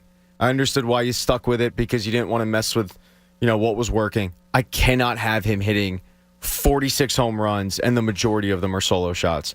I need him batting 4th or 5th in the lineup, 6th at worst. But I cannot have that dude batting leadoff. And look, it's really going to help if they go out and get a leadoff hitter from the Dodgers, whose name rhymes with May Burner. But I can't have it because the depressing thing was when he hit the home run, it was like, all right, this is awesome. They're winning. Man, nobody was on base, and nobody had a chance to be on base. It sucks. I cannot watch any more leadoff home runs from him because he's a dominant power hitter, and it makes zero sense. You need to change the lineup next year.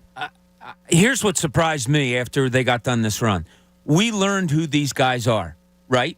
We saw them talk in front of microphones. We saw their dispositions on things. We learned a lot about this team.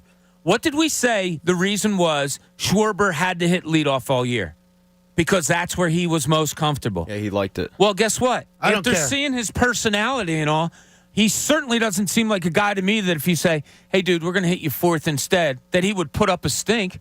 If anything, he came across to me as the biggest team guy and mature, and there was nothing not to like about Kyle Schwarber. So I can't imagine he would put up a stink if you said, no, we're taking you away from one and putting you 4 or 5, whatever. I want him in a more productive part of the lineup, Pat. And I love what Kyle Schwarber brought to this team. And by the way, I was somebody who campaigned for, I'm happy Schwarber's here, but I wanted Castellanos. Oh, I wanted Castellanos. I didn't think Schwarber was going to be nearly this good. No, so never did I. And apologies to Kyle Schwarber, and he made an impact, obviously, on the field. And you weren't unhappy they signed him. You just wanted because of the fact that I wanted Castellanos, and I didn't think they'd sign both. When you sign both, it's kind of like Nakobe Dean.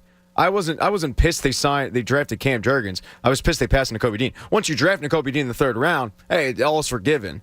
I didn't think they were going to sign Castellanos, and amazingly, Castellanos ends up sucking, and Schwarber ends up leading the league in home runs. So, what the hell do I know? But at the same time, I can't have him hitting any more solo shots.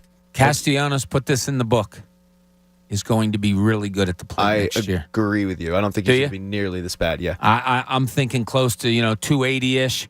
A bunch of doubles. We're going to be really happy with Castellanos at the plate next year. I feel it. Mark it down, Johnny. From your mouth to God's ears. Mark it down. I know he looked terrible this year, and he looked lost, and I don't know what the hell was going on. But he did that his first year in Cincinnati also, and then bounced back and had a hell of a year. I think he's just a good hitter that's in a bad place right now. And while we were passing out who shouldn't have done this or who should have done that, do you let Kevin Long get off in this World Series without a little, dude, your players are sitting there taking strikes right down the middle. Are you adjusting in any way? Well, I've never bought into the cult of Kevin Long. So I just didn't. I hear he's good. I just don't know what. I just, when I watch a team do the same thing over and over and over again, I'm thinking... They had a bad approach at the plate for the vast majority of the season. I like their approach early on. I really do. Early on, they were working counts. And what do you mean? Are you talking about during the series? World Series, so the last 2 games, I felt like they were... You had some guys who were working counts, and then you had other guys who were going up and hacking at the first pitch. Early on, I want you to see as many pitches as possible. A couple of guys got that memo. And then you had Rhys Hoskins go up there and swing at the first pitch and ground out. It's like... And Castellanos was another one first pitching until later in the series. Later in the series, all of a sudden, I don't know if he got the memo. Game four, he still didn't do that. Yeah, all of a sudden, I don't know if someone told him, the broadcast is literally making fun of the fact that you're 0-2 all the time. But next thing you know, he started taking pitches. Now, Cousin Matt checking in. He's still in little mourning. He said the main reason Schwarber bats leadoff is to get him more at-bats. Well, then why wouldn't you want Bryce Harper, your best hitter, then? If by that logic, then Bryce Harper should bat leadoff. Yeah. It doesn't make sense to me. And I don't care what a spreadsheet tells you in baseball today that this is, the way they've played baseball for 140 years is wrong. I'm not going to listen to Cousin Matt. Come on, Cousin Matt. I'll listen to him about insurance. All right? Yes. Yeah, exactly. Not about baseball. Correct. We're baseball men He wants to talk. He left the world of baseball for the world of insurance. Yeah, nerd. So if we have an insurance topic. Yeah, we'll let him know. He can chime in on that dial one. him up. Got it? Understand it? Family fight. It's unbelievable. Great guy, though. It's just, oh my gosh. I don't know. I can't do it again. I can't do Schwarber again. That argument is like, well, why didn't Ryan Howard bat leadoff? Yeah, well, you wanted to get the most at bats. Exactly. Well, then if you want the most at bats, Bryce Harper should bat leadoff. If you're telling me that that's what you want him to get more chances, then Bryce Harper's your best batter. He should bat leadoff. By that logic. It's not Kyle Schwarber, who is hit or miss. Almost 4 times out of 5 during the regular season, he didn't get a hit. So, I want to look up here how many more plate appearances. I'm going to compare Schwarber to somebody else who played equally amount of games as him on the Phillies to see if it's that greatly different. But give me a couple. Young Matt better watch himself, Pat. And he says we're cracking him up. I don't believe you or I are laughing. No, we're not laughing. He left the world. Oh, no, they're serious, Matt. I'm sitting right here. He left the world of baseball, Shrimp, to go into the world of insurance. Not you, Pat. Cousin Matt. He's a tiny little dude. Yeah, he's a small person. Better hope to God I don't see them in these streets. Because if it comes in these streets, he's in trouble. Kyle Schwarber played in 155 games. Yes. Rhys Hoskins played in 156. Hoskins had 672 plate appearances. Schwarber had 669, 3 less. 3 less. In one. So that one game difference, they had the exact same amount of plate appearances pretty much. So it doesn't. The argument does not hold. It kind of doesn't. No, it doesn't. No, it doesn't. Kind of doesn't. Yeah. It doesn't. That doesn't hold. Alec Bohm played 3 less games and had 40 less plate appearances. And he's, 8 in the order, 7 in the order? Yes. I mean, come on. There's not that much difference. But you know what? Myron, in the analytics department, sitting there going, 3 more at-bats, it could be in the most critical game of the year. Yep. Where he gets the extra Didn't we talk to him about this voice before? No, it's happened. I'm with him on this Have one. you met Myron? He's got that voice. All right, we're heading into the final stretch of the morning. It's presented by my friends at Stretch Zone. You know, when you're feeling a little stressed, feel a little tight, you want to relieve sore muscles, increase your flexibility and range of motion? Of course you do. Book your free, and I said it, free 30-minute stretch session. Do it today at StretchZone.com. StretchZone.com. Your free session awaits you. Tell them John Kincade sent you in. I am going to be fascinated to watch this offseason for the Phillies, and we're just heading into green season. John Kincade Show here on 97.5 The Fanatic. We love our new outdoor living space. We love what Landis Block and Concrete helped us create. And I say that because it's a collaborative effort. Jared and his entire team at Landis Block and Concrete helped Christina create the vision of what she wanted our backyard to be. It's absolutely beautiful. We love it. And we were able to even use our own contractor to do it. Landis Block was our resource, though, for outdoor living. You need the imagination to design the space. You need the budget to pay for it. But I can tell you that Landis Block can come up with so many creative ideas and so many things that can fit your budget to create for you that beautiful, jaw-dropping outdoor paradise. We cannot wait till the warm weather comes back around when we will really get a use of that back patio. If you're a do-it-yourself kind of guy, maybe in the wintertime, you get in there to their Souderton, Pennsylvania showroom, and they can help you through the process. Check out their photo gallery online at landisbc.com. That's landisbc.com. Landis Block and Concrete, I'll tell you this, they created us a jaw-dropping outdoor paradise. The John Kincade Show. Sir, one more outburst, I will strangle you with my microphone wire. You understand me? On 97.5 The Fanatic, Philadelphia. Hey guys, Bob Cooney here. FanDuel Casino is giving you a free chance to spin and win today and every day. Introducing FanDuel Casino Reward Machine, a free-to-play game giving you a shot to win up to $2,000 in casino bonus every day. It brings you all the excitement of playing FanDuel Casino games for free. Every day at 6 p.m., you get 3 chances to spin the Reward Machine reels. There are 3 ways to win. 1, match any 3 symbols for an instant win. 2, collect symbols each day for a chance to win weekly prizes. Or 3, win up to $2,000 if you collect 3 trophies.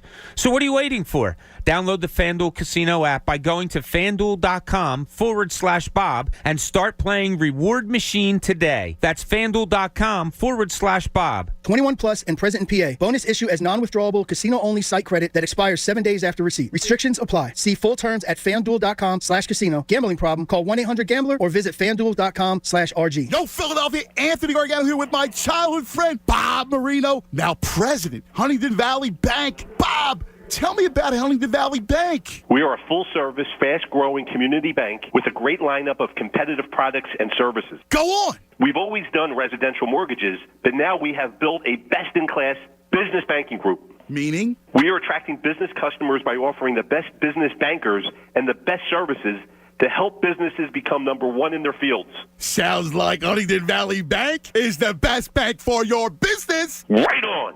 And great tagline, Ant. Here's another stat. We just celebrated our 150th anniversary. Wow. So Huntington Valley Bank is a seasoned player with a history of working with a team of experienced bankers whose goals are to deliver top-notch customer service. You heard it right here, folks. That's Bob Marino, the GOAT, president of Huntington Valley Bank. The best bank for your business, celebrating 150 years as a top contender in local banking. Huntington Valley Bank, equal housing lender, member FDIC. My husband and I live next door to a haunted graveyard. It's a little creepy, but we manage. Just like we manage without home internet. Do I wish my mobile hotspot was faster? Yes, but I make it work. Kinda. Just like we make it work sleeping next to a 17th century burial ground. Honey, can you move your hand? That's not my hand. It's mine. Not having home internet? It's not that bad. It is that bad. Don't settle for just mobile. Get Xfinity Home Internet and 1 gigabit of Xfinity Mobile together, starting as low as $24.95 a month when you qualify for Internet Essentials. Go to Xfinity.com, call 1-800-XFINITY, or visit your local Xfinity store today. Restrictions apply. Limited to Internet Essentials, residential customers meeting certain eligibility criteria. Taxes and fees extra. Pricing subject to change. Xfinity Internet required if no longer eligible for Internet Essentials. Regular rates apply. Reduced mobile speeds after 20 gigabytes of data usage. When you hire a lawyer, 2 important factors are experience and trust. And Philly residents have trusted Rosenbaum Injury Law for over 30 years. What might surprise you is John Morgan of Morgan & Morgan is from Florida. While he likes to brag about all his results, what he doesn't tell you is they're not from Philly. That's because he just opened a Philly office in 2017. Rosenbaum Injury Law, experienced in Philly and results in Philly. Let me guess. Unknown caller? You could reduce the number of unwanted calls and emails with online privacy protection. The latest innovation from Discover will help regularly remove your personal info, like your name and address, from 10 popular people search websites that could sell your data. And we'll do it for free. Activate in the Discover app. See terms and learn more at discover.com/online privacy protection. I love fall. Cooler temperatures are nice, but our energy bills are going to skyrocket when we start up our old furnace. You know, a more efficient system would save us money. Isn't Bryant offering instant rebates on new systems right now? Seriously? I might even love winter with an offer like that. For a limited time, Bryant is offering up to $675 in rebates on a new home comfort system. Visit nopaybryant.com to find a dealer near you. Bryant. Whatever it takes. This football season, you can turn game days into paydays when you visit FanDuel Sportsbook at Live Casino and Hotel Philadelphia. With more than 20 TVs, you'll never miss a play. And with over 30 betting kiosks, it's easy to get in on the action with America's #1 sportsbook. Plus, enjoy exclusive events and promotions. Visit FanDuel Sportsbook at Live Casino and Hotel Philadelphia. Open 7 days a week. 21 plus and present in Pennsylvania. Gambling problem? Call 1-800-GAMBLER. Hey, it's Cuz. You're watching the game this week with friends? Score big. Serve in style. Primo Hoagies party trays and sampler platters. You get the best tasting hoagies ever. Save yourself the prep time. Stop into one of their over 90 locations for the greatest hoagies ever. It's not just a hoagie. It's a Primo. Hello?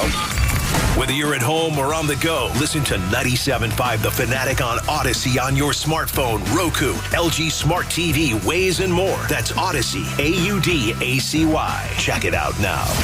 Hey, it's Coach, and that certainly was a rough weekend for Philly sports, but it's time to turn the page. Let's focus on the Birds, Sixers, and Flyers, our fall winter sports, and maybe make some extra cash for the upcoming holidays. And how are we going to do it? We're going to bet on some games using my favorite sports book app, the Caesars Sportsbook app. Been telling you this for a while now. The new users, your first bet with Caesars is going to be on Caesars, up to $1,250. All you do, take out your phone, download that Caesars Sportsbook app, plug in the promo code RADIOFULL, then you make that first bet. The Birds sitting at minus 10.5 versus Washington for next Monday. And I'm even going with the Duke Blue Devils giving 17 points tonight to those pesky Jacksonville Dolphins. Well, here's the thing. If you don't win on that first bet, you're going to make your money back as a free bet up to $1,250. Even better. When you bet with Caesars, you're going to earn towards stays at some of the Caesars' great locations, as well as free dining. They have tickets, experiences, and a whole lot more. But you have to remember, use the promo code RADIOFULL. Caesars Sportsbook is open to new users in New Jersey who are 21 and over. If qualifying bet loses, bet amount returned as a credit. Must use within 14 days. See Caesars.com/promo for full terms. If you have a gambling problem, please call 1-800-GAMBLER. Now, back to the John Kincade Show. Yep, this is really happening. You're listening to us knuckleheads instead of doing something that you could be productive in. On 97.5 The Fanatic, Philadelphia. Yeah, Coach? John Kincade Show on The Fanatic. What? I've read numerous articles about the Jacksonville Dolphins basketball team this year. Yeah. Every one of them says they lack peskiness. Come on, man. And here you are saying you're taking Duke over those pesky Jacksonville Dolphins. That was What's a little pesky about it? tongue in cheek there, Bob. Yeah, not good. How do you know they're not? Dolphins are pesky. I told you, I Are just they? read article upon article about them, and it says their peskiness is Let me tell you, challenged. It's suspect. Duke is going to smoke them by 30 tonight. There's a very convincing article in The Athletic about the, what team is it? peskiness? Jackson. The non-peskiness Jacksonville Dolphins. You got Son. to check out their logo. Sonny, you ready to be a Dolphin? I could have told you I would never in a million years if someone said to me, okay, your chance to survive, you're gonna live if you answer this question. Jacksonville, what is Jacksonville State, right? Like, what's their team? I didn't know. Earlier today, there was one where I knew it was a cat. For some reason, I knew it was a cat. A bird. A bird, but I didn't know what Wagner it was. Seahawks. It was the Wagner Seahawks. Wagner plays the And Temple I Owls knew that tonight. there was something, and I couldn't figure out why. But the thing is, it's one of those things where you can't figure out why you know it. It's one bird pitted against another, Pat. Well, the owl Pat, is a superior bird. We just want to clarify. We called cousin Matt not a nerd. We called him an insurance nerd. Yeah, but just he's to a nerd. make that clear. He's a nerd. Yeah, he is. But we call him St. Joe's finest. There you go. St. Joe's Well, man, mediocre. It's St. Joe's. So he might be the finest. He was in the middle there. He could be the finest. He's a pretty good pitcher in his day. Mediocre. There you go. Hey, Amtrak's hiring. Amtrak offers competitive compensation packages and a comprehensive benefits program to meet your needs. Your future rides with Amtrak. Visit careers.amtrak.com. I know this. We're going to be getting into lots of discussion over the next few weeks about the off season for the Philadelphia Phillies and where they go from here. We got plenty of time to do the who stays, who goes, but based on the entirety of our conversations, what Philly would you be willing to put in the underachieved in 2022 category or in the overachieved? And I'm figuring that many won't end up in either column. If you don't think someone belongs in either column, then tell me. If a Philly belongs in the underachieved column, to me, it's Nick Castellanos top of the line. Yeah. No, you're not going to get any argument from Pat, me you here. got him in underachieved column? Yeah, absolutely. Okay. Yeah, she was pretty brutal. I'm trying to think of somebody else for you, but okay, now right up there. I'll go underachieved. I'll go Zach Eflin. He let you down again. A lot of us thought he was going to get 12 wins. We thought he was. Yeah, All of us, I believe. We did the exercise. Did all say that, and it wasn't like he pitched super poorly. He at this point, he is what he is. He's a fourth or fifth starter, and he always ends up getting a knee injury and missing time. I mean, it is in that regard. If he keeps doing the same things, did he underachieve? Or did we have bad expectations? Yeah, our expectations weren't good. So you're right. Yeah, no, you're right. It's not his fault. We're stupid. You're right. Yeah. Yeah, I mean, it's exactly. We keep buying into him. So we're the ones that, we're the ones that are fools there. Anyone in the overachiever column? I want to put Schwarber there. Yeah, that's the obvious But I don't answer, think right? I can. Well, you can with the home runs, but with nothing else you can when he hit 20? I can't put him as Nola. I'll put Nola. I was going to say Bounce Wheeler back. maybe. Overachieved? Overachieved? I can't say he overachieved. Probably not. He He's was your really ace. good last year. Yeah. Suarez was out too long to say he overachieved. I mean, this team. If you want a name for overachieving, Alec Boehm. You didn't know what you were getting from him. Plus, he was a butcher at third to begin the year, and then he kind Turned of it rounded around. into form. Yeah. Yeah. So I mean, he He goes from hitting 247 to 280. That's a little bit Was he 280 this year? I was just about to look it up. Yeah, 280. Now his OBP didn't really improve too much, which is concerning, but his batting average did. Okay. Because it's weird to me. I'm sorry. Overachiever, how about JT Realmuto? I think many thought he was on the decline of what he was going into the season. He ends the season as, again, the best catcher in baseball. But 3.5 months he was. Well, that's baseball. 3.5 months, no, he was his worst 3.5 months ever. Yeah, and then turned it around. He did. I mean, but the thing is, I find Bryce Harper, when he won MVP with the Phillies, his first 2 months, he wasn't very good. He was mediocre. But he turned it around so much, and that speaks to how drastic the turnaround was. Yeah, I'm hard with that because I look at it in its entirety.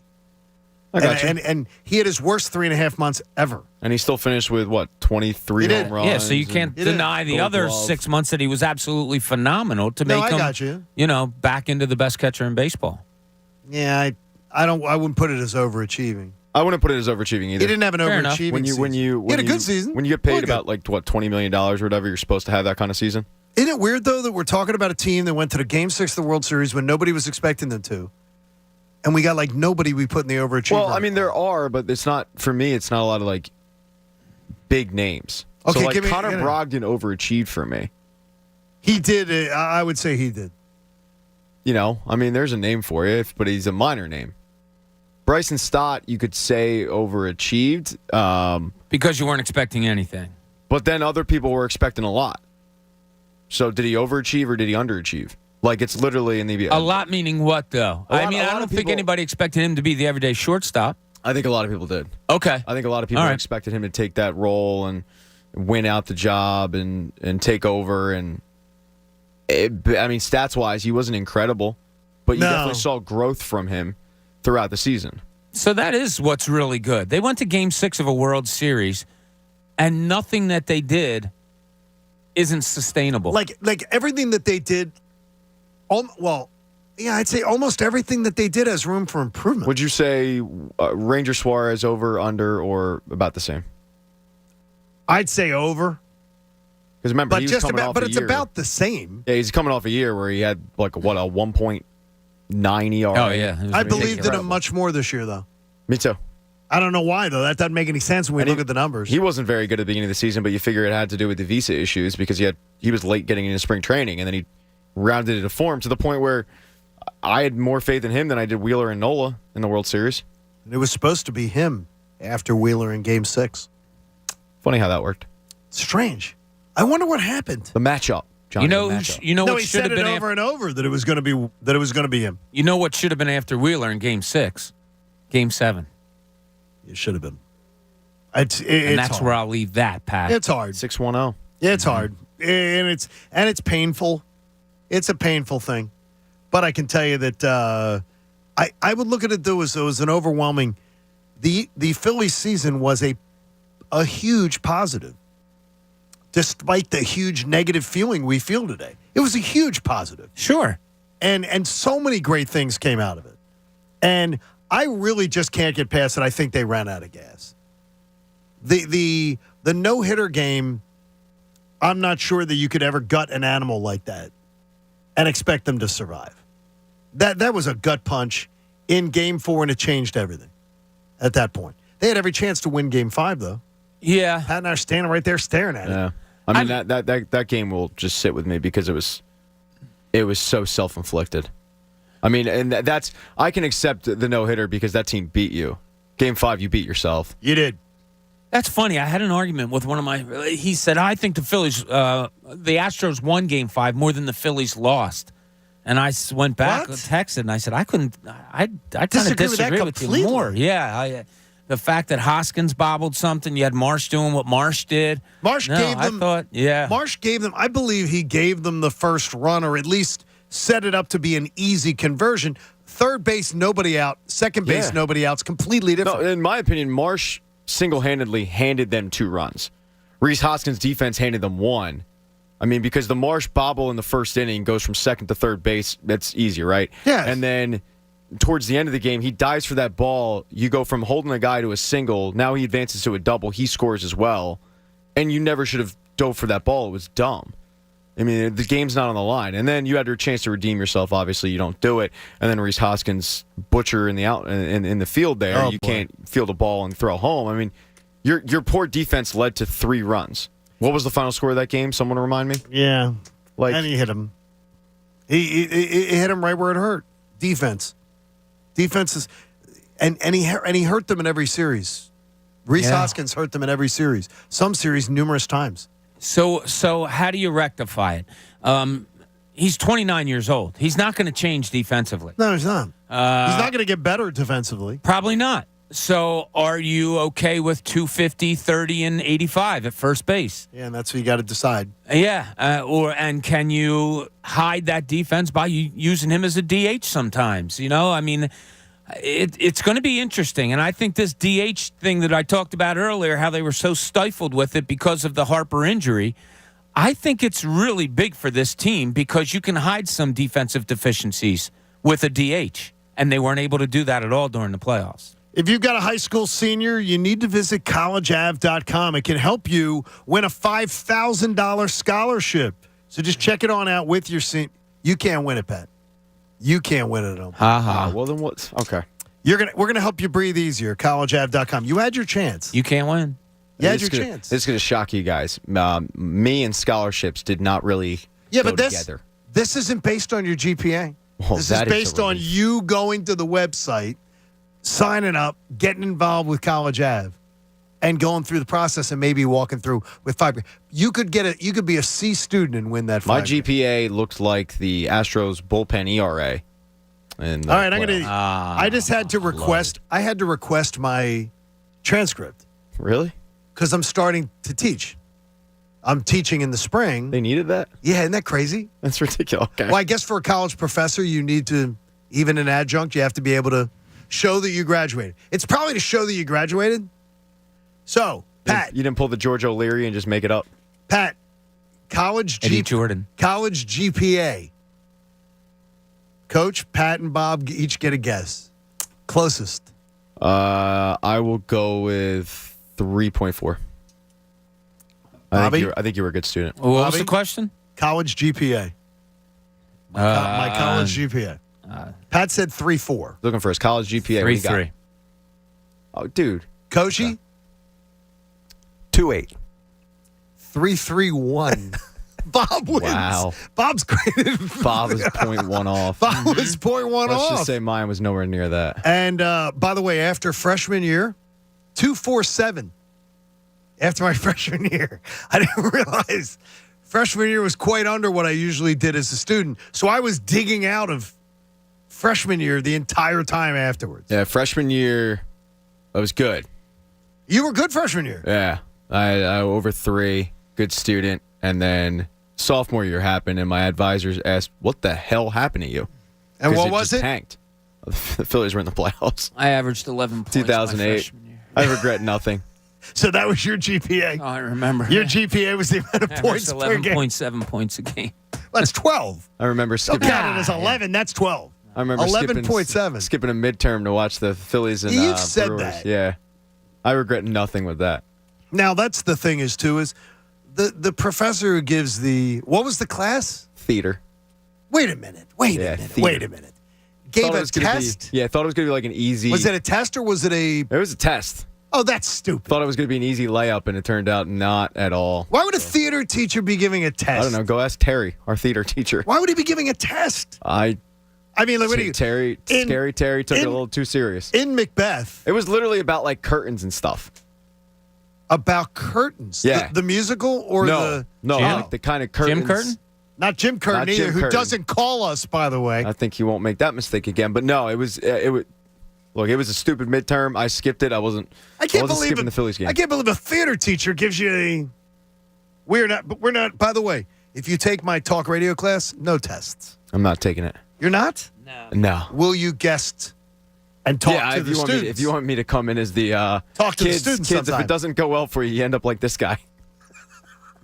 This is why you got to study hard. I hold you up as I'm going to bring Coach in. Coach is teaching the secrecy chapter. Like how to keep secrets. I think I would be a pretty good teacher.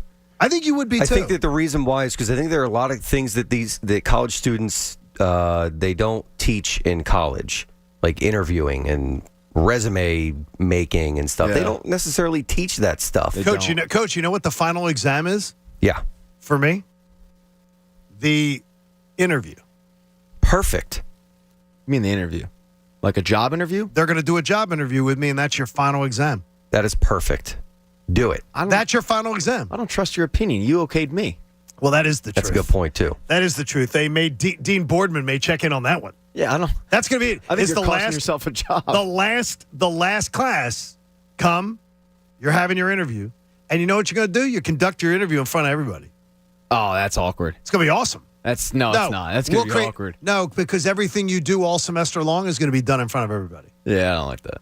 It's going to be I'm not done in taking- front I of dropped your everybody. class. So there it is. I just dropped it. It's going to be a fun class. Okay. It's going to be fun. When Bob Cooney tells them how writing is a backbone to success in broadcast journalism, which a lot of people don't believe, people will be listening. I listen to Bob sometimes. Yeah, I don't. I don't Donna know. doesn't. Just We know make sure, Donna doesn't. If you do ask me to come up, make sure there's a game on campus that night, okay? So you want a game on campus? Yeah, that's all. And then you want do you want pizza? Is it a pizza night in the class? Is your class at night? 5:30. Yeah. Oh, and honest to God, no lie. I want. Yeah, game's got to be on it. Like a game We need game a on game campus. night, and then I'll stop by. But You if stop it's not, by? if you're making me do that trip just for your No, own then you have benefit, pizza. no, And then you have pizza. Hey, he's lining up an awful lot of guest speakers. How much damn teaching are you going to do? That's smart by him. Yeah. Dude, that is I'm smart. on to it. Wait, first of all, do you think the students want to listen to him? Yeah, good Exactly. point. No. We're gonna have fun in this class. I said it's good to That's be the able good to. thing. They walk in and then you go, hear this voice? You won't hear it much. You will First not. We're guest gonna make speaker. sure. Here's we're gonna have a lot of guests that will Shaq. come on in. Well, he'll definitely. You got to bring in Uncle Shaq to the class. So I still can't believe the theater teacher gave an exam. Yeah. Curtains are made of Dude, nylon. It's one of the wool. and every student has it when you get through college. You just have that class of you're signing up and you go, all right, that's easy. And it turned out this guy was treating it like we were going to war. You can say one of Liv's classes, the teacher's done the Zoom thing over and over again. What's the Zoom thing? I was out of town for a thing, so I'm doing a Zoom class. Oh, I'm feeling a little under the weather. I'm doing a Zoom class. And I'm like, this guy didn't show up for class. He said, come on, teach the freaking class. Reminds me of somebody. Before COVID, teachers would come to class. I think they'd come and they'd teach the class. I didn't like that. It wouldn't be online. I had a teacher who would wait until What do you the mean? 9th minute. So it was basically like if the teacher didn't show up in 10 minutes, class is over. Like you can go home. Oh, I didn't know that. And yeah, so Oh, it was okay. about 10 minutes. This guy would roll in at 8 minutes with this crap-eating grin on his face. Oh, yeah, I didn't like that guy. That's not good. No, because it was a tease. Yes. And not like a radio tease that you enjoy. It's that. Plus, do you have a treat? Like grade school, do you have a treat for the class? Like cookie night? I would always bring a little snack. Yeah, absolutely. Pizza night? I was a big Rice Krispie treat It's guy. our time. Candy? Mr. Hand. Double cheese and sausage. Yeah. Mr. Nothing Hat. wrong with a little feast on our time. Candy, right. yeah, candy night. I think theme nights too. Candy night, cookie night. There's Yeah, we lots can of do things that. we can Yeah. do with these things. It's cookie night. Well, I don't know. What's ice cream night when you come? Maybe. Yeah, we can have an ice cream social. Oh, ice cream social. Absolutely. Everybody gets an ice cream sandwich out of the bin. I'll roll in with a cooler. Bob has. All right, which of you kids are legal to drink? That Mr. doesn't matter Cooney. here. Here's how I open. Here's how I open my opening statement. And the star of beers with Bob. Here's beers. Bob with beer. Here's No, beers. Yeah. The beers are the star of Beers with Bob. All of a Bob is sudden- the co-star. All of a sudden, those kids get real attentive when Bob walks in. Beers with Bob. Beers is the lead on the marquee. Have you guys ever heard of an IPA? Bob explains it to you. These kids are You drinking got to that. get Uncle Jamie to stop by for that. Yeah. class. Right drunk, edit sober. Flip-flop show. Let me tell you about the time that we convinced people to carry us around to different breweries for charity, and we got plastered. Oh my gosh, it has been He was so fun. The one thing I would come to a conclusion today is that I think we're in a better place than we were at 6 a.m. And I think most people will be in a better place by Wednesday or Friday or next week, because you realize the one overwhelming thing to me was Marsh has upside, Bohm has upside, Stott has upside. The level of excellence from Bryce Harper seems fairly consistent. Schwarber has had many, many good years, but this year was just outstanding with the home runs. I believe this roster, Ranger Suarez, has upside. I think there's a lot of upside on the roster. Yeah, there's a lot to look forward to. Yeah, to me, that's the best thing I look forward to. And you have an ownership group now that has a taste of it, and they know, and they've shown that they're willing to go out and get, and you know that they're going to do it. So this little month-long run that we like so much, that I think Pat talked about, that's the stepping stone of what could be a good 5-6 year run. And I also think, despite the critique of Saturday night's performance, I believe Rob Thompson even has upside. I think so too. He had a spectacular year, and he still has upside because he gets to start it fresh. He doesn't get to come in the middle of something and then try to try to clean it up. Yeah, he gets to set the table from the beginning next year, and so there's a lot of positives to look forward to. And thank you to the Phillies. It was a great run. It was a great. An unexpected month of October that none of us were thinking was going to materialize. In mid-September, none of us saw that. Yeah, I mean, the fact we were watching baseball on November 5th is a blessing. Freaking awesome. So thanks, Phillies, and it was a tremendous year. Now, we will start to tear the roster apart the rest of the week, and we're going to trade some people and sign some free agents and get rid of some guys, just so you know. But it's all done in love. Thanks a lot. You're gone. It'll all be done in love. Fired. Hey, support life-saving cancer research. Join us and our generous partners. Win donation and make a donation to the AACR today, the American Association for Cancer Research. Go to 97.5thefanatic.com/AACR because cancer research saves lives. Cuz Radio will continue the process, but I think it'll be joyous. By the end, there's so many good things that happen. Enjoy your Monday. We'll be back with you tomorrow. First thing, it's the John Kincade Show here on 97.5 The Fanatic. Steven Singer knows, like me, there are many people who know how to shop early. And the number one gift this year for your lovely lady will be diamond stud earrings. They're the number one gift, and Steven's got the most beautiful, best value, real diamond studs anywhere. Maybe you're a dad who wants to buy a pair for your daughter. And a pair of Anita diamond stud earrings for under $300 is a great, great entry point. Steven makes it easy to buy real diamond jewelry for someone you love because he doesn't have phony sales, haggling, or nonsense. His real diamond studs are flawless to the eye, near colorless, and they come with his full value lifetime guarantee. Let me tell you this. What that means is you pay $300 now for a pair of diamond stud earrings. When you want to buy the next ones and you want to upgrade, you turn them in, you get your full credit of that $300. Shop now for Christmas with no risk. The full 100-day, 100% no hassle, money-back guarantee.